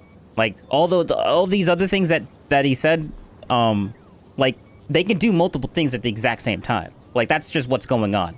They're shredding, like, we got Doge, we got this Doge thing here, like, $14 billion in savings. If you want to think that's a lie or whatever, then whatever. Like, this is literally coming from the Department of Doge.gov. Like, it's literally a .gov. And it's showing you all the savings. Like, it's just lying because Doge just lies about everything. Fine, whatever. I mean, there's no arguing with someone that just thinks that. Like, you can live in your delusional world, I guess. Or you think I'm just living in lies because, like, I'm using a website from the government. Okay. I derailed myself because I forget the point that I was trying to make. Let's just keep going. They're not even doing the things we want them to do. I was with Thomas Massey on that. I thought he was 100% right, which is like, if you're going to be serious about cutting the deficit, you can't vote to extend it the way that they did. Yeah, You can't, or why not at the very least fully fund your IRS? Why are we cutting from the IRS? Yeah.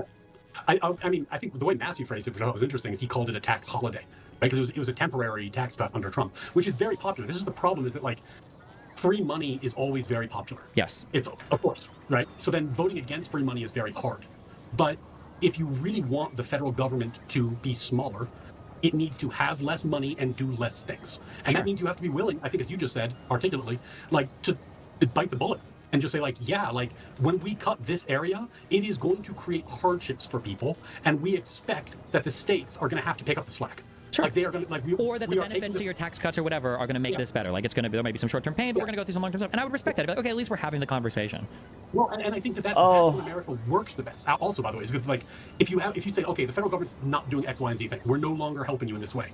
The states can't; they're free to, and then you can decide. You're like, not everyone's fully mobile. I understand that, but, like, you end up in a laboratory of democracy, and you say, like, okay, in California they have higher taxes, but they do provide this benefit. If you live in North Carolina, there's lower taxes, and they don't. And then we can see how people vote with their feet and what works and who gets voted out of office and gets voted in. And I think we actually end up with better policy. And sometimes we end up with reasonable disagreement.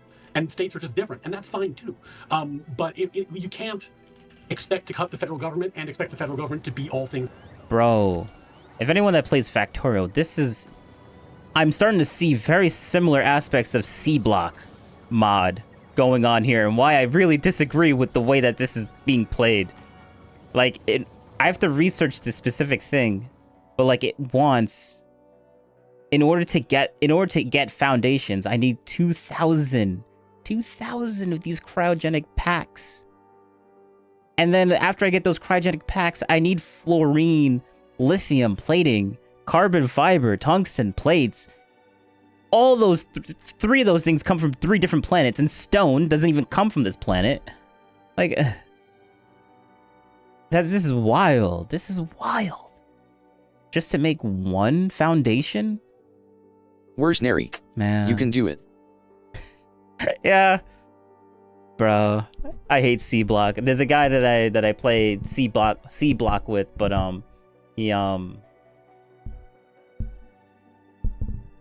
there was a reason why I stopped playing it. Yeah, that mod was annoying. Because, like, in order to play the game, you would have to, like, sit there, mine soil, and then make your building. It would take forever just to get any progress, and I didn't like that, so. It's for old people. You just can't. It's insane.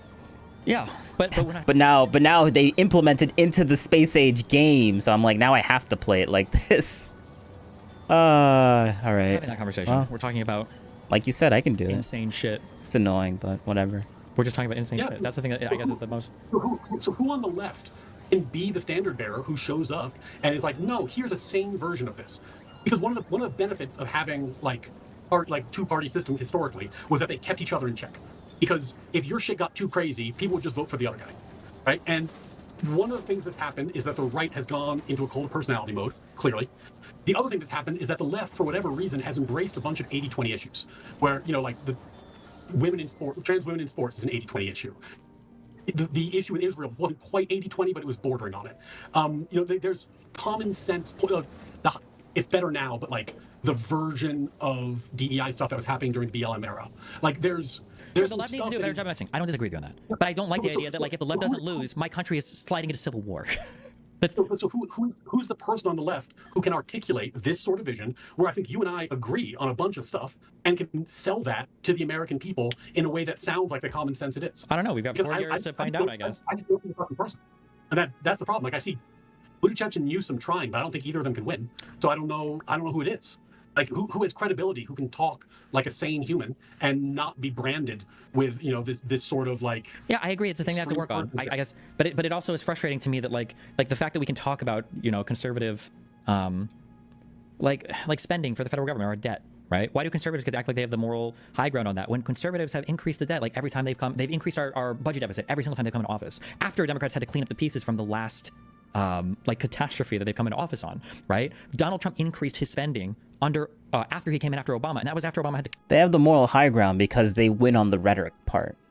That's why they have the moral high ground. Like, there's like, I guess it's like it's a sad reality, but like, this is just how it is. Like, humans, All right, this is gonna sound weird, but let me like just say it and then I'll explain it. Like, humans don't care about fact all the time.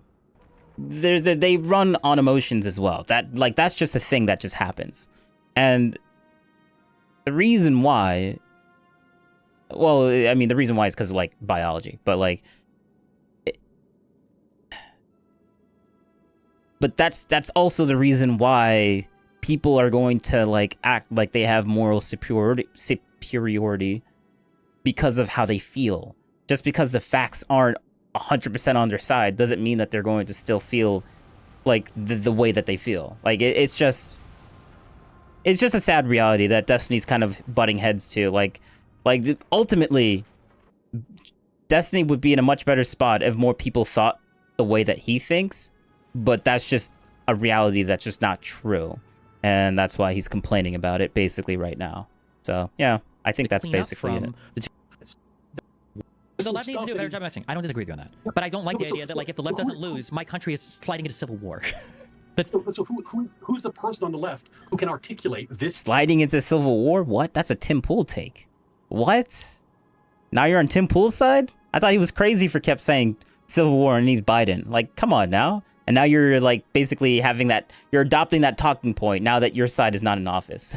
Good one. When you used to call Tim Pool like super dumb for saying that all the time. Sort of vision where I think you and I agree on a bunch of stuff and can sell that to the American people in a way that sounds like the common sense it is. I don't know. We've got 4 years to find out, I guess. I just don't think the fucking person. And that's the problem. Like I see Buttigieg and Newsom trying, but I don't think either of them can win. So I don't know who it is. Like who has credibility, who can talk like a sane human and not be branded with, you know, this sort of like. Yeah, I agree. It's a thing they have to work on, I guess. But it also is frustrating to me that like the fact that we can talk about, you know, conservative, like spending for the federal government or debt, right? Why do conservatives get to act like they have the moral high ground on that when conservatives have increased the debt? Like every time they've increased our budget deficit every single time they come into office. After Democrats had to clean up the pieces from the last like catastrophe that they've come into office on, right? Donald Trump increased his spending under after he came in after Obama, and that was after Obama had to clean up from the 2007-2008 worldwide economic collapse. You know, Biden had Obama had 8 years, but still you're like, oh, he had 8 years, but he had to. It took so long just to fix that, and then Trump came into office and got all this crazy, and then everything got so much better because of the 8 years of Obama. It had nothing to do with Trump though. But then when Trump leaves office, Biden comes in and then everything goes to crap, and he's like, well, that's because Trump made everything worse underneath his presidency. And I'm like, wait, what are you talking about? Like, this is such a garbage worldview. Like, I don't see how this logically makes any sense at all. It's so stupid. Like, he'll be like, oh, the buck stops with you, and then he'll, as soon as like a Democrat comes into office, like, the buck stops with him? What? That doesn't. No. When did I ever say that? It's so stupid. Like, he'll say some things for Trump and then not say it for when Biden or any Democrats in office. Like, he's literally doing with Obama right now. It's like, oh, Obama, like, he couldn't do this. He had the financial crisis. Like, come on now. It's not that he had 8 years. Like, bro. Had to come in cleaning up after the disaster that was fucking COVID. And now Trump is talking about extending tax cuts. Wait, let's go back a little bit. Time they come into office. After a Democrat. But it also is frustrating to me that like the fact that we can talk about, you know, conservative like spending for the federal government or debt, right? Why do conservatives get to act like they have the moral high ground on that when conservatives have increased the debt? Like every time they've increased our budget deficit every single time they've come into office. After Democrats had to clean up the pieces from the last like catastrophe that they've come into office on, right? Donald Trump increased his spending under after he came in after Obama, and that was after Obama had to clean up from the 2007-2008 worldwide economic collapse. You know, Biden had to come in cleaning up after the disaster that was fucking COVID, and now Trump is talking about extending tax cuts, contracting the economy through tariffs, and not making any real spending cuts. So it's is Trump going to have a bigger budget deficit than Biden did in his last few years? But somehow Republicans never get any accountability for any of this. How? Well, this is why I mean, he's getting accountability like right now, but I guess you just don't see it. I got so frustrated with the Democrats during the last cycle. It's just like, yeah, I think this is like a layup. I think this is a layup for the Democratic Party. Trump's record on the deficit in his first term, you can talk about COVID, which of course has a huge impact, but was not good. He has no track record of being a successful deficit hawk. So this should be an issue where the left... Yet he still won the presidency. Makes you wonder. ...could like easily win if they had... Trump is so bad, but he somehow won. How they were planning to attack the deficit. Yeah, sure, but I guess the issue is that it's hard. I don't understand why they don't. Because it's hard. Because it's hard. Because at the end of the day, conservatives will just Where's lie. Neri? A Democrat I'll got to get. Have a good one. All right. You got to get. And say, rightfully, listen, we can't afford these tax cuts. It's going to fuck Thanks our for deficit over. thanks for But then stopping the by. conservatives say, we're going to do tax cuts and fix the deficit, which, by the way, is exactly what they're saying. That's a lie, but people vote for it. They like that. So what do? How do you counter that? Look at this chart. No one cares. Actually, True. I mean, that's the one thing I'll actually agree with. Look at this chart. No one cares. Yep, true. Like, facts don't care about your feelings, but feelings do not really care about facts. Like, it's just the way the human nature is. they have a message on the issue that resonates with people. And I think the problem with Harris ultimately was that people just didn't believe her. They didn't find her authentic. They didn't believe that she had anything that was approaching a real principled approach that she was going to execute if she was put in office. And that's a shame, because, like, you know, you were running against Donald Trump, the threat to democracy, right? Like, this would be the time to put your best foot forward, and it was a disaster. Yeah, I agree. They have messaging issues. I'm not disagreeing on that. I guess it's just part of it is the fact that, like, conservatives have built, like, this entire media apparatus from start to finish where they're willing to, are you... No, it's the messaging thing. The messaging thing, he doesn't understand how impactful the messaging is. He's like, oh yeah, I know we have a problem with messaging, but that's not important. Like, no, it's, if the messaging was just a little bit better, you guys could have won. That's how impactful it is. But he keeps writing that off as like, yeah, it's a problem, but it's not that big of a problem. And that's his problem. That's what he doesn't understand. And that's why they lost, because he literally is downplaying the problem that they have. He thinks that the problems that Democrats have is not that bad, or it's not that big of a deal. Like, like, who cares? Like, we need to fix the messaging, but, like, let's focus on other things. Like, that's, like, that attitude is the reason why they lost. You familiar with, like, I don't know if we talked about this before, but are you familiar with the Dominion case for Fox? Yeah. Like, there's nothing that's equivalent to that on the left side. And what was the punishment for Fox for that? They paid out... Yeah, now we're going to keep doing whataboutisms as if that's going to, like, change anything. Okay, good one, Destiny. Settlement, sure, but they've just continued to grow in terms of market share as cable news network. I think Fox might be larger now, I think, than CNN and MSNBC combined. I would be unsurprised if they have a So do you just, so should Democrats be like, okay, well, fuck it, we're going to start fucking lying too, I guess? Like, is that... I think what... I mean, people on the right would argue that the Democrats have always been lying. So, like, I find it funny that he's going to be like, oh, so what, the Democrats start lying now? As if they weren't lying before. Like, okay, good one. Good one. What Democrats need to do is readjust their what they consider to be like their tentpole issues. Because if you think about like what happened to the left, at least is my diagnosis, and we talked about this briefly last time, they came to this point where they were saying like, well, we disagree about a lot of stuff. We don't need to go philosophy bro, but we don't quite have a cohesive like Christian moral center like the right might. So like we need to decide what our morals are, and we need to come up with something that's solid that everyone agrees on. And they landed on like racism is bad, and they landed stuff like that. And they ran with it really successfully for a very long time, and then it kind of metastasized and got away from them. And they need to have a new identity of what their moral center is, because it can't be Ibram X. Kendi's, you know, anti-racism stuff. That like it doesn't work. It's the population's turned on it, and correctly so, because it jumps the shark. It you know, saying that. Yeah, I don't disagree. Yeah, it was fucking retarded. Yeah. It was a very bad idea. You know? Look at him. He just keeps writing everything off that the Democrats do as like, whatever. It's bad. It's fine. We agree. Why do you keep harping on this one thing? Like, it's not that big of a deal. Like, come on now. Let's move on. Let's move on. Like, it's so stupid. Like, like that's literally his problem. He keeps writing them off as like, yeah, it's bad. Why do we keep talking about it? Because it's actually really, really bad. But like, Destiny doesn't think it's really, really bad. He's just thinking, yeah, it's bad. Well, we should work on it. Yeah, let's move on. Move on. Move on. We don't need to keep talking about it. You know, and like, it's funny. He's basically saying that we don't need to keep litigating this. We don't need to keep talking about this. Everyone already knows this. And like, is that true? If everyone really already knew this, wouldn't you guys have like fixed this already? But it seems like you guys haven't fixed that. So it sounds like a cope to me. It really does. What has to happen is the Sister Soldier moment, and then the rebrand, where you say like, okay, our new centerpiece is this. Is it responsible government? You know, what is it? Like, what is the thing that we agree on that is our party's message and center? Because right now, I have no idea what it is. And I would love for there to be a functioning Democratic Party. But I just have no idea what their stance is, other than, like, you know, they hate Trump, and you can get into whether or not that's right. True. Sure. I don't know what they stand for. I'm curious, what do you think MAGA stands for? Like, you know, you mean like the cult of personality version? Just MAGA in general. I guess like Trump and what does he stand for? Yeah, I think that they just love Trump. I think that a portion of his base probably a significant portion of his base is almost indifferent to what he does because they just love him. And then I think there's another portion of his base, and it sounds like you disagree with this, where I put someone like Lactoid or like Rob Noor, who they have policy prescriptions that they think he's better on. And they care about those issues quite a lot. And then they're willing to stomach a certain amount of his behavior, even if it violates principles that other principles they care about, because they think it's worth it in the end. And when the last time I talked to Rob, that's basically what he said.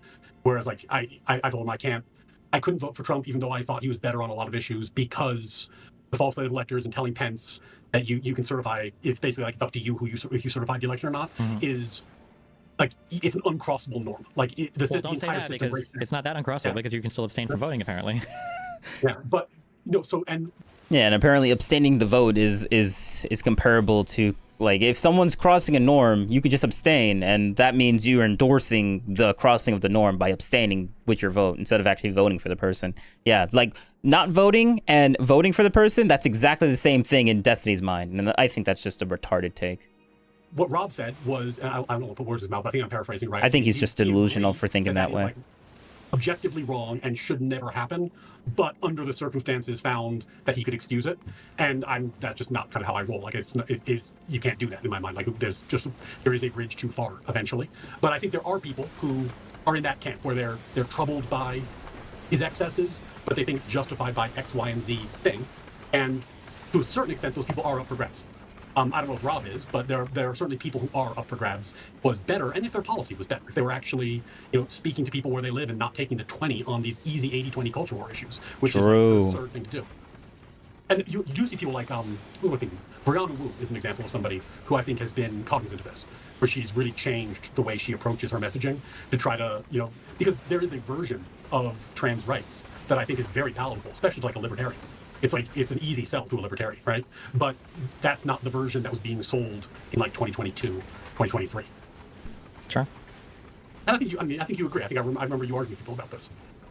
Yeah, I mean, I agree with these things. The thing that I have difficulty is that like right now we're discussing messaging issues, and I would agree that the Democrats have failed a bit, if not on messaging extremist stuff, at least not pushing back on it in their own wing. But then the weird thing is that when I'll talk to people who just seem to have a lot of messaging critiques for Democrats, even though I acknowledge they have a lot of messaging issues, it's like voting is like no contest. It's so obviously one over the other. But then the people that I'm talking to that just point out all the messaging issues will say, well, I actually don't even know if I would vote for them either. It's like, okay, wait, so then it feels like it's not actually messaging issues. It feels like there's deeper concerns here at play. But you're talking to me, and I voted for a Democrat in every election that I was eligible to vote in my entire life until the last cycle. Sure. Wow. Like, so you're being accused of rape, but you asked like every single girl if you could fuck them except for the last one that you didn't. That's not relevant. We're not talking about that. I don't know why you can bring that up. I'm talking about the last election. Whoa, bro. Like, what type of... What? That's actually trash. What? That was a perfectly good analogy. We're at play, but you're talking to me, and I voted for a Democrat in every election. Wait, go back just a little bit. But then the weird thing is that when I'll talk to people who just seem to have a lot of messaging critiques for Democrats, even though I acknowledge they have a lot of messaging issues, it's like voting is like no contest. It's so obviously one over the other. But then the people that I'm talking to that just point out all the messaging issues will say, well, I actually don't even know if I would vote for them either. It's like, okay, wait, so then it feels like it's not actually messaging issues. It feels like there's deeper concerns here at play. But you're talking to me, and I voted for a Democrat in every election that I was eligible to vote in my entire life until the last cycle. Sure, and that's like saying like, you're being accused of rape, but you asked like every single girl if you could fuck them except for the last one that you didn't. That's not relevant. We're not talking about that. I don't know why you can bring that up. I'm talking about the... Why does he keep going to these extreme hypotheticals as if it's it's like 100% analogous to like what he said before? Like that's actually disgusting. Like this is the gaslighting like mentality that this guy has. It's disgusting. Like, bro, like this is not like what you're saying is not connected to what he is saying at all.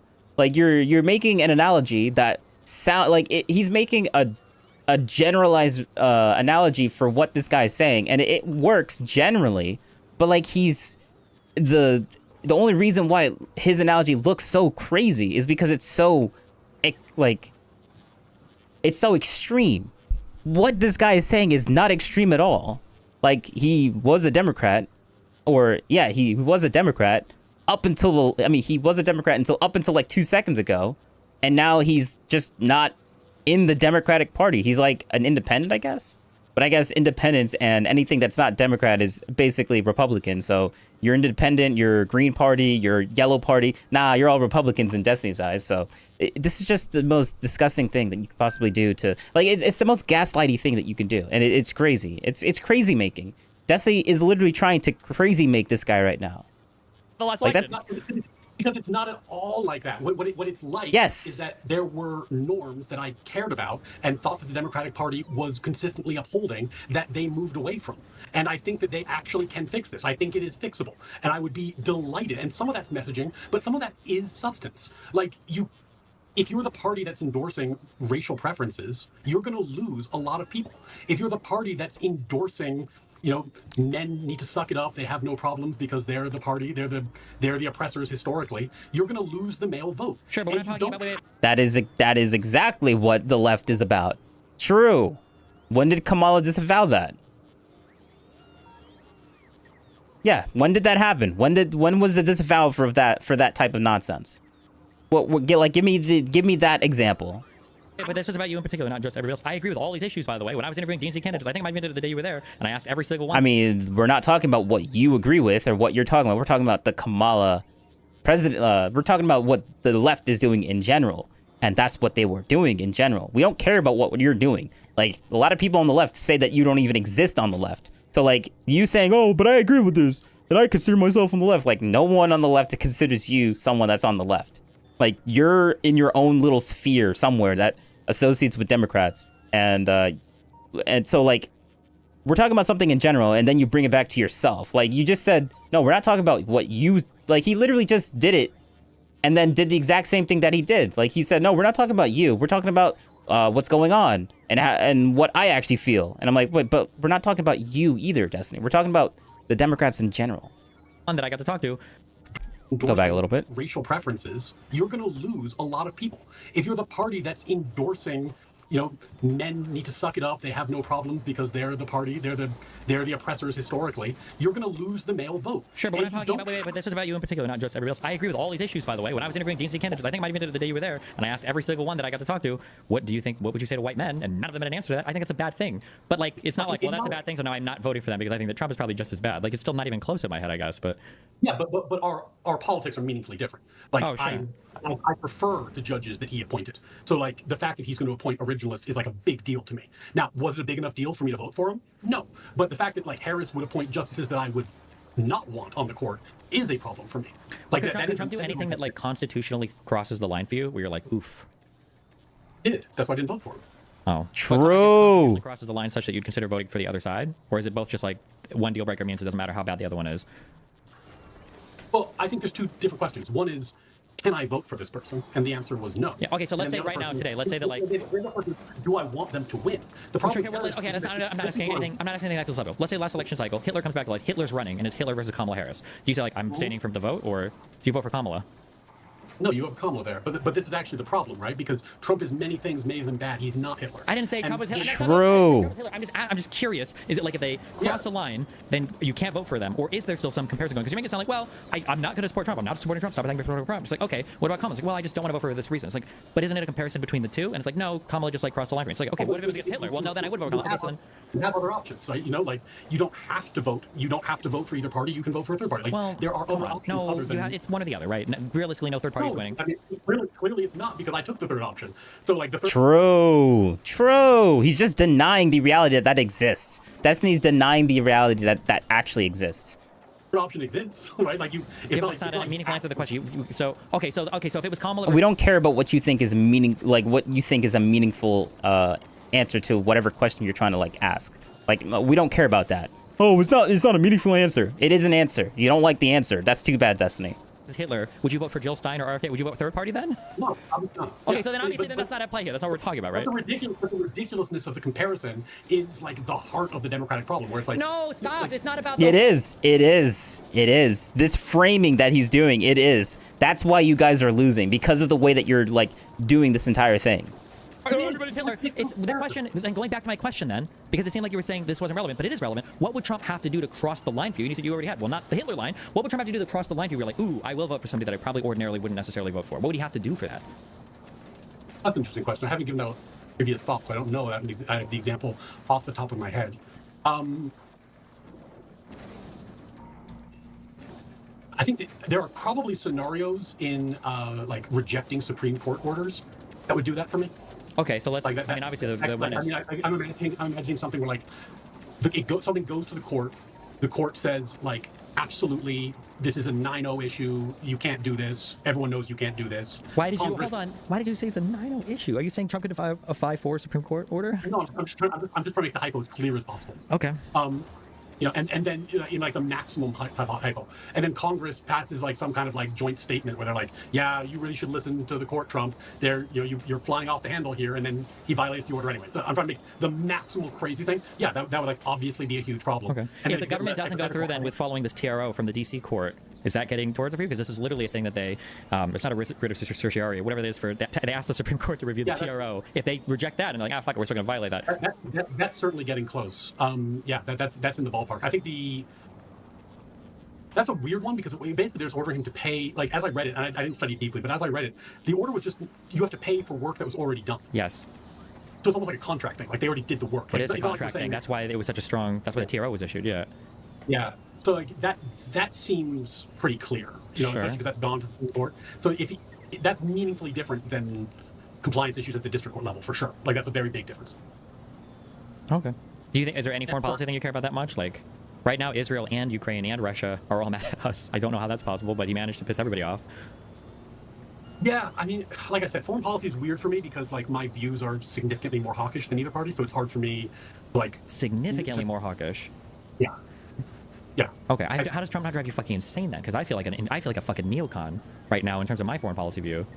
I think our views on foreign policy are, from what I know of you, like roughly similar. So I think that like the thing that happened, the thing that seems to be happening right now is that we're vacillating on a foreign policy level between being too predictable and being too unpredictable. And when we're I too feel like predictable, we're super predictable. What have we ever been unpredictable on? Well, I think Trump is unpredictable, but not in a way that's necessarily helpful. Well, I feel like he's super predictable. Trump will always try to recede from the world stage with the United States, and Trump will never intervene in an issue where there's not like a clear-cut way for the U.S. to extract maximum value, and it's a surefire thing. That seems to like, I feel like I can predict what has Trump done that's like unpredictable? I think that what Trump does, did you Wait, what? Weren't you always saying that you don't have a world view of what Trump would actually do because you can't predict what he's actually like thinking or what his thought process would be? Like, what do you mean? Like, you did actually like you've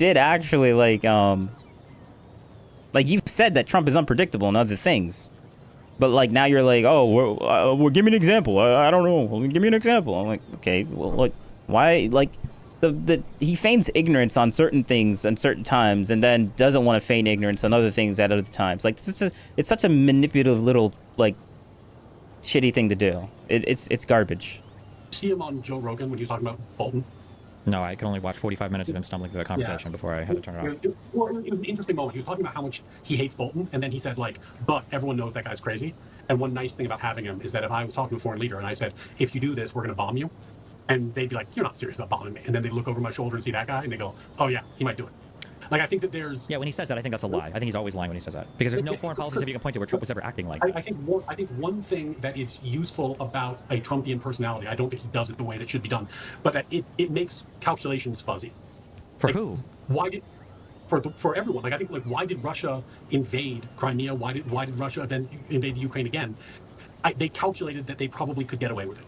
Yeah, but and they were right. But they continue to get away with it under Trump during his 4 years in office, and they're continuing to get away with it right now. That's what I mean. Like, I think that there's nothing fuzzy there. Like when people say fuzzy, you make it sound like he could go either way. But Biden and Obama were harder to predict. Who? Then if Biden or Obama were harder to predict on a foreign policy level, if they were a little fuzzier, those invasions might not have happened. I think totally disagree. I think there's no basis for reality that is the case. But no, you don't think so? Absolutely not. You don't think like Obama's red line or the Afghan withdrawal had anything to do with Russia calculating that America's not going to like escalate a military response in the situation? I think Obama's red line was stupid, but realistically, I'm not sure if I don't know what America could have done to escalate in 2014 for Crimea other than like making weapons available to Ukraine.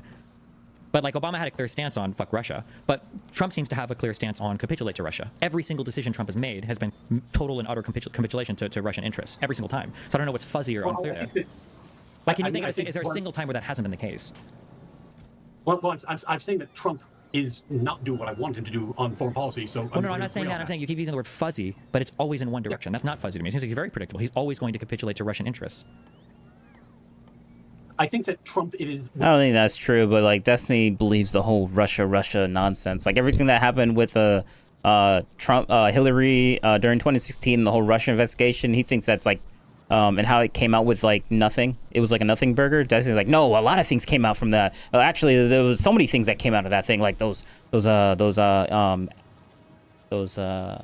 not emails, those ads. Yeah, remember those ads? Those were some important ads, man. Like a couple hundred, like Facebook ads. Yeah, that's crazy. Like, and then when people ask him like, what? So it helped Trump to have like a couple hundred ads on Facebook, and he's like, well, yeah. Oh, so they were complicit in that. They wanted, like, they found evidence that Trump campaign was like colluding with that, right? And he's like, well, no, but like it still came out like that was true, right? It was like, yeah, like the whole Russia thing, yeah, it was crazy.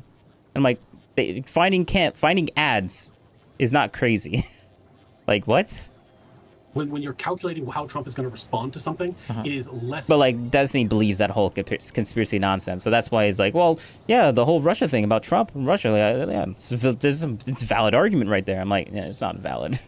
Like he believes in those conspiracy theories about Trump, clear, and on the right in general. Proportional response. When has he ever not? I think that's the nature of his personality. That's the whole point of the chaos. And maybe you're saying that you think that people see through this, but the whole point of the chaotic negotiating style is that it's harder for people to get a read on what you're actually doing. Again, you keep using these words chaotic and fuzzy and everything. It's not. It's complete and total capitulation to Russia at every single stage. There's nothing chaotic. It appears chaotic because the United States isn't seen as a country that ordinarily capitulates to Russia and abandons its place in the world order. That's the chaotic part. But Trump's decisions aren't chaotic. It's always moving in one direction. Well, like for example, like when he says, I'm going to build like Gaza Lago or whatever, whatever. Yeah, nobody thinks he's going to do that. He's retarded. Just like when he said he was going to take over oil wells in Syria, nobody thought he was going to do that. No, but I think there is like a thought that like, oh well, if we don't return hostages, or more likely the bodies of the hostages, then like Trump may actually really ramp up what Israel is going to be allowed to do, or what the arms the U.S. is going to supply to have Israel do. We literally did that, and it didn't happen. Like 3 weeks ago, Trump was like, all the bodies need to be back in. That's like current, yeah. It's what? Well, I mean, it's a thing. It's in progress right now. Like but he said it had to be by like noon on Saturday, and this date has passed like 2 weeks and nothing happened. Well, of course he did. Yeah, but I mean, so whether or not you agree that like Trump's fuzziness has any benefits, No, stop! You keep calling it fuzziness. I'm saying that it's not fuzziness. It's utter and total capitulation to Russian interest, and I can't think of a single example where that hasn't been the case. It's not fuzzy. Well, I mean, I'm not. This is not an area where I'm super strong. So, but maybe that's fine, sure. And you don't have to be. But you have the impression. Didn't he have sanctions on Russia during his first term that were like fairly significant?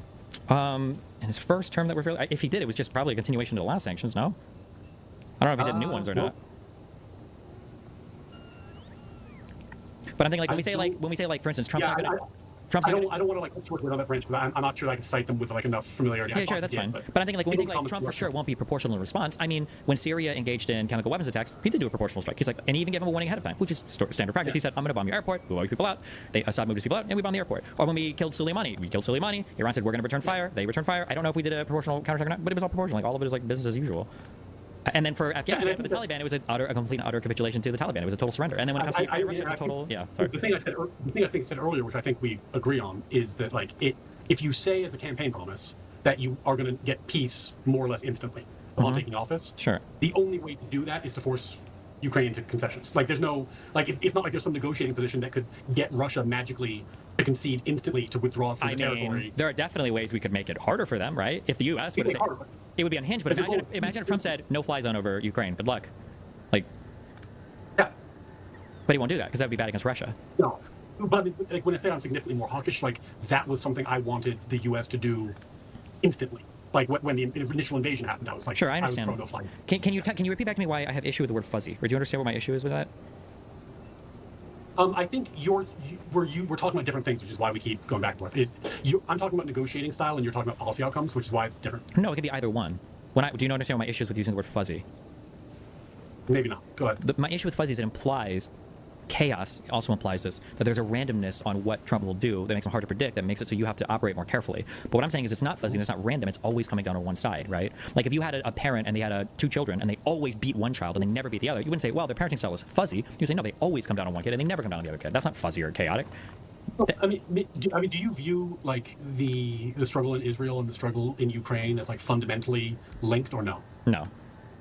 No? Okay. I do think Like, Trump to has the same me, approach to both of them, though. I think in Israel, he sees Israel as the more powerful party that's easy to support, high with voters. He does that. In Russia, Ukraine, to negotiate on behalf of Ukraine would require actual leadership and actual bravery and actual like U.S. power. So it's easy to just side with Putin. So obviously, the stronger position is going to win there. So he just wants to get out of that as quickly as possible, and not lose any political capital there. Yeah, to me, I look at those as like one of the questions involved in both is like, to what extent should the U.S. be projecting power abroad?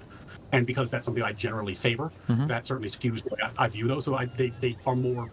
They seem linked to me. So when you say like he never has the same outcome, I might interpret what he's doing in Israel differently than you do. But like you might be right. I don't know what's in his heart of hearts certainly. But when I think about like why is it valuable for the U.S. to support Israel, it has a lot to do with the U.S. projecting power and Western values abroad. That's part of the reason why we have been allied with Israel historically. Sure, we can say that, but if that's the case, supporting Ukraine is way more important than supporting Israel. No. Like, if we stop supporting Israel completely, then I don't know if Israel probably would make it at this point. But, like, who hates us at that point? I guess Israel hates us, and maybe some Jews around the world hate us, but whatever. If we stop supporting Ukraine, which is what we're doing, now all of Europe is talking about turning away from the United States. Yeah, so but your 2 points, I certainly view the way he treats Israel and the way he treats the Ukraine as fundamentally different, whereas you view them as fundamentally the same, because we're interpreting things differently. Like you interpret it as him just backing the stronger party, whereas I'm looking at it like, are we projecting U.S. influence abroad? He seems to want to in this one area, but not in the other. Well, then we're viewing it the same because you're also viewing it differently, and I'm viewing it differently, right? He's doing 2 different actions between Israel and Ukraine, right? Yeah, which that would seem fuzzy. That would be an example of he's not instantly easy to know what his foreign policy positions are. But whereas you would view it as being consistent, because it sounds like you're saying is from your perspective, if I heard you right, you're saying. Well, no, wait. So I understand what you're saying. You're saying it's fuzzy because it seems like he's got contrary motivations here. Or okay, yeah. But then I would say, well, then you should probably just assume that he's making. Yeah, but he's just making decisions differently than how you think. Then he's clearly not interested in projecting U.S. power. He's clearly interested in isolationism as a foreign policy thing, which also makes sense because of how he's dealing with Canada and Mexico, right? Except in Israel, oddly, which is we can talk about why that might. Well, but Israel, that's just like status quo. We just ship him some money, and we don't have to. There's no political capital there, right? Ukraine is status. It's certainly like that's like the definition of status quo. You want to talk about like protecting, when I say status quo, Europe from Russia. Yep, they're running into interpretation we're running into interpretation differences, and he's literally correct. Like, oh man, this is such a good lawyer. Thank you. That's what it was for. Yeah. But when I say status quo, I just mean that like it's an easy like W. Like Israel's never fallen to Hamas as much as the Israelis might say it's a legitimate threat. They're not. That's not happening. But Ukraine is obviously a very real threat and is on the way to falling against Russia, basically. Yeah, and I think that like some of the stuff that he's been doing is like I think you can only justify it by him just trying to get a win. Like he wants there to be peace, and he doesn't care the terms, like withdrawing military data. Sure. That's like it is very difficult for me to come up with any rationale for that other than you want to say that you brought peace to the region and you'd like that to be as fast as possible. Sure. Like, yeah. He just wants the political win and then no political capital expended trying to do complicated shit. Sure. Yeah, I mean, that is not how I would approach that issue at all. So, but I mean, again, it's weird talking about this issue because it's just an area where I totally disagree with his administration. Sure. Are you okay with I know that you don't like bureaucracy, so are you okay with all the deregulation of the crypto stuff and calling the SEC off of crypto scammers and stuff? Crypto's that's a weird sector. I haven't spent a lot of time looking at it. Can you give me the basic factual rundown? I'll also assume you're right, because I don't think I'm well informed enough to. So cryptocurrency was for a long time kind of like an unregulated thing. So you kind of do whatever stuff that might traditionally be considered market manipulation, or that the SEC might get you in trouble with. But obviously, the SEC has been coming down harder on it for people that are engaged in blatant scamming and everything else. And it seems like the Trump admin is now pulling a lot of that back. Where there were a couple people where the SEC is no longer investigating those people anymore, and they publicly declared that that's not going to happen. And it just seems weird, especially in combination with the fact that Trump has his own huge scam cryptocurrency that is just unhinged. Well, so this is in terms of what I was talking about earlier about the shape of the executive branch. You think what are the things that the executive branch should be doing, right? And interstate commerce is one of those areas. And cryptocurrency is true interstate commerce. It doesn't matter where you are, it doesn't matter where you're located. That's the kind of thing where you probably do need a centralized federal authority because the states are incapable of managing it on their own. There's no way a state could regulate cryptocurrency. Mm-hmm. I do think that the meme coins are when people ask how are the Clintons so rich? How are the Obamas so rich? And it's because they give speeches at hedge funds and they get $50,000 for a 50-minute speech. Because in their post-election years, I feel like if you're a populist, you're probably not getting invited to the hedge funds. The meme coins are the populist version of the hedge fund speech, where you're just taking money from your base. Didn't Milei in Argentina have one too? Where it's just okay, I'm a populist, and now I'm just gonna get super rich, and I'm just gonna basically steal money from my base, and that's the move. Sure, maybe, yeah. That's quite the way to phrase a super huge scam thing, especially when these guys are all already like billionaires and probably don't need the money, but... I mean, Obama and Hillary, they didn't need the money, but they still did that anyways, right? Like, it's so weird to frame it that way, but like they both do the exact same thing. They both still do it. So what if you think it's weird or not? I don't really care about that. I think it's a clear con. Like, I'm not. I think it's gross. It seems like just you profiting off of your political positions, which we've had. People have been doing it in different ways for a very long time. This is a new way, but it seems particularly gross because you're taking money from people who, generally speaking, can't afford it instead of people who, generally speaking, can. But if you're a populist, you're kind of attacking the people who would be giving you the speech money. So they're probably not paying you for it. Maybe Elon would. I don't know. Sure. Well, except now Trump seems to be trying to deregulate as many of those people as possible, so they would have a favorable view of them. But, yeah. Okay. Well, that's not the difference. Like, is he a real populist or a faux populist? Who? Trump. I would say he's a real populist. Populists always You think suck. so? Well, it feels like the I mean, populism is always going to be the system is broken, it's irrevocably damaged and harmed, and I'm going to tear it all down and fix everything for you. And then a populist gets in office, and they're like, oh shit, a lot of these systems probably exist for a good reason, and this is way more complicated than I thought, and I'm not going to do anything like effective. And then you just basically pat her out, yeah. So then how do we get out of a populist era might be a question worth asking, because I do certainly think the Republicans have a huge advantage in a populist contest. They seem to be much better positioned. I mean, I think people probably have to suffer real harm related to populist policies. So if it is the case that like the VA starts losing employees and stuff gets worse significantly, or prices go up because of tariffs, then I think like that type of stuff. I think economic harm is the one that's the most feelable to Americans, and then that would make people change course. But we'll have to see what happens, I guess. Yeah, it's tricky because one of the things that, when people talk about the need to like trim down the federal government, the need to trim down the deficit, a lot of it is about the inflationary pressure. We're just like, if the government is spending this amount of money and doing this amount of work and taking on debt to do this, regardless of what they tax you, it's going to end up hugely negative to the economy in the long run. It's tough though, because that kind of like nebulous harm is very hard to explain to the voter base in a way that captures their attention. Yeah. The Doge stuff, I think, it seems to work better. Like, they're like, oh my God, we found 37,000 Windows licenses for 5 employees. Like, that seems to get more attention than the kind of like the big picture. Like, if the government spending money doesn't have, that steals the wealth of your children, which is, I think, the more compelling story, but not the one that seems to get attention the way that the trans opera does. Sure. Yeah. Yeah. Any other topics or issues you want to go over? No, man, it was good to talk to you again. Just because I just know I'm going to hear about this after I get off this. The last time we talked, I got bombarded by like the craziest people in the internet, as you can imagine, which is probably old hat to you, very new for me. And one of the, in part, I was like, fair enough. Like, I have daughters. Like, we don't need to get into it, but the stuff you were accused of is not like, it's stuff that makes me angry. Sure. But also, I almost wonder, like, do people not know what I do for a living? Like, what do you mean by that? I got a guy off death row. Oh. He was convicted of murder, and I got him off death row because I believed he was innocent. Like, the idea that, like, in my line of work that I'm uncomfortable speaking with people who are accused of things is kind of crazy. I respect that a lot, actually. Like, this is, like, in a very real sense, what I do for a living. And anyway, I was struck by how crazy the internet can be, where people are like, aren't you going to rush to judgment on this issue? And it's like, that seems very counter to the norms I espouse and the life I lead and the work I do. So no, I probably won't. But anyway, that's how the internet is, I guess. Yep, it's a lot of unhinged people. It's just how it goes. Yeah. And, well, good talking to you again. If you ever want to yell about some legal thing, give me a shout. Yeah, sure. If anything ever comes up, my audience will always be unhinged, and they will be about this conversation. And I'm a little unhinged about the conversation, but I do appreciate the conversation. I appreciate it. So, yeah. Have a good one. Yeah, good to talk to you. Look forward to meeting your unhinged followers. Yeah, have a good one, man. Bye. All right, what does he say afterwards? Oof.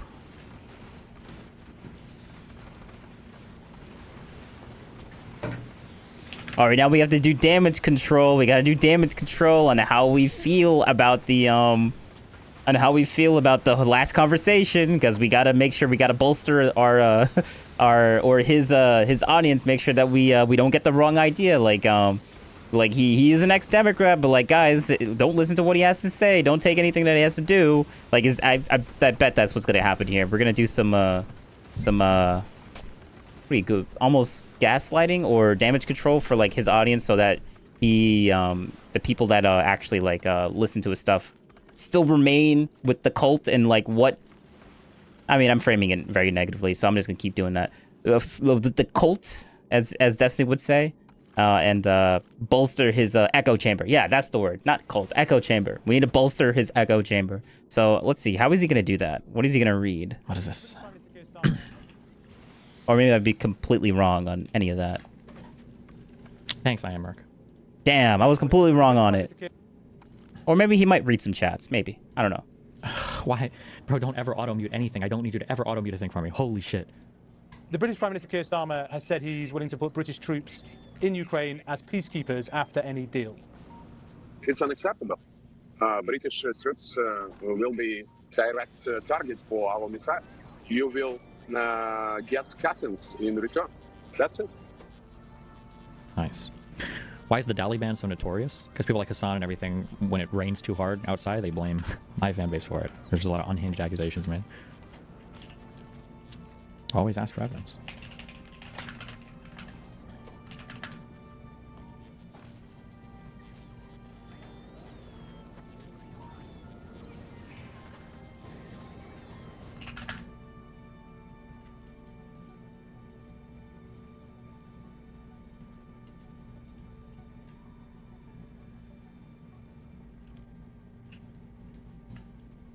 Jesus, what?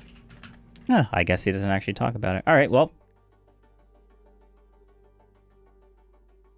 I think it's time for me to wind things down and, you know, chill. And, get off streaming. We don't need to be streaming anymore. I think we're done. I think we're good. I think we're golden.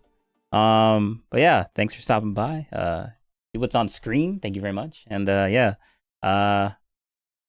Won't be streaming tomorrow. Probably. Okay, so like the streaming schedule for me, I guess right now it's more along the lines of Monday, Tuesdays, possibly, sometimes Wednesdays. So yeah, I guess that's gonna be the plan for right now. But thanks for stopping by for all the people that stopped by. How long did we stream? Like what?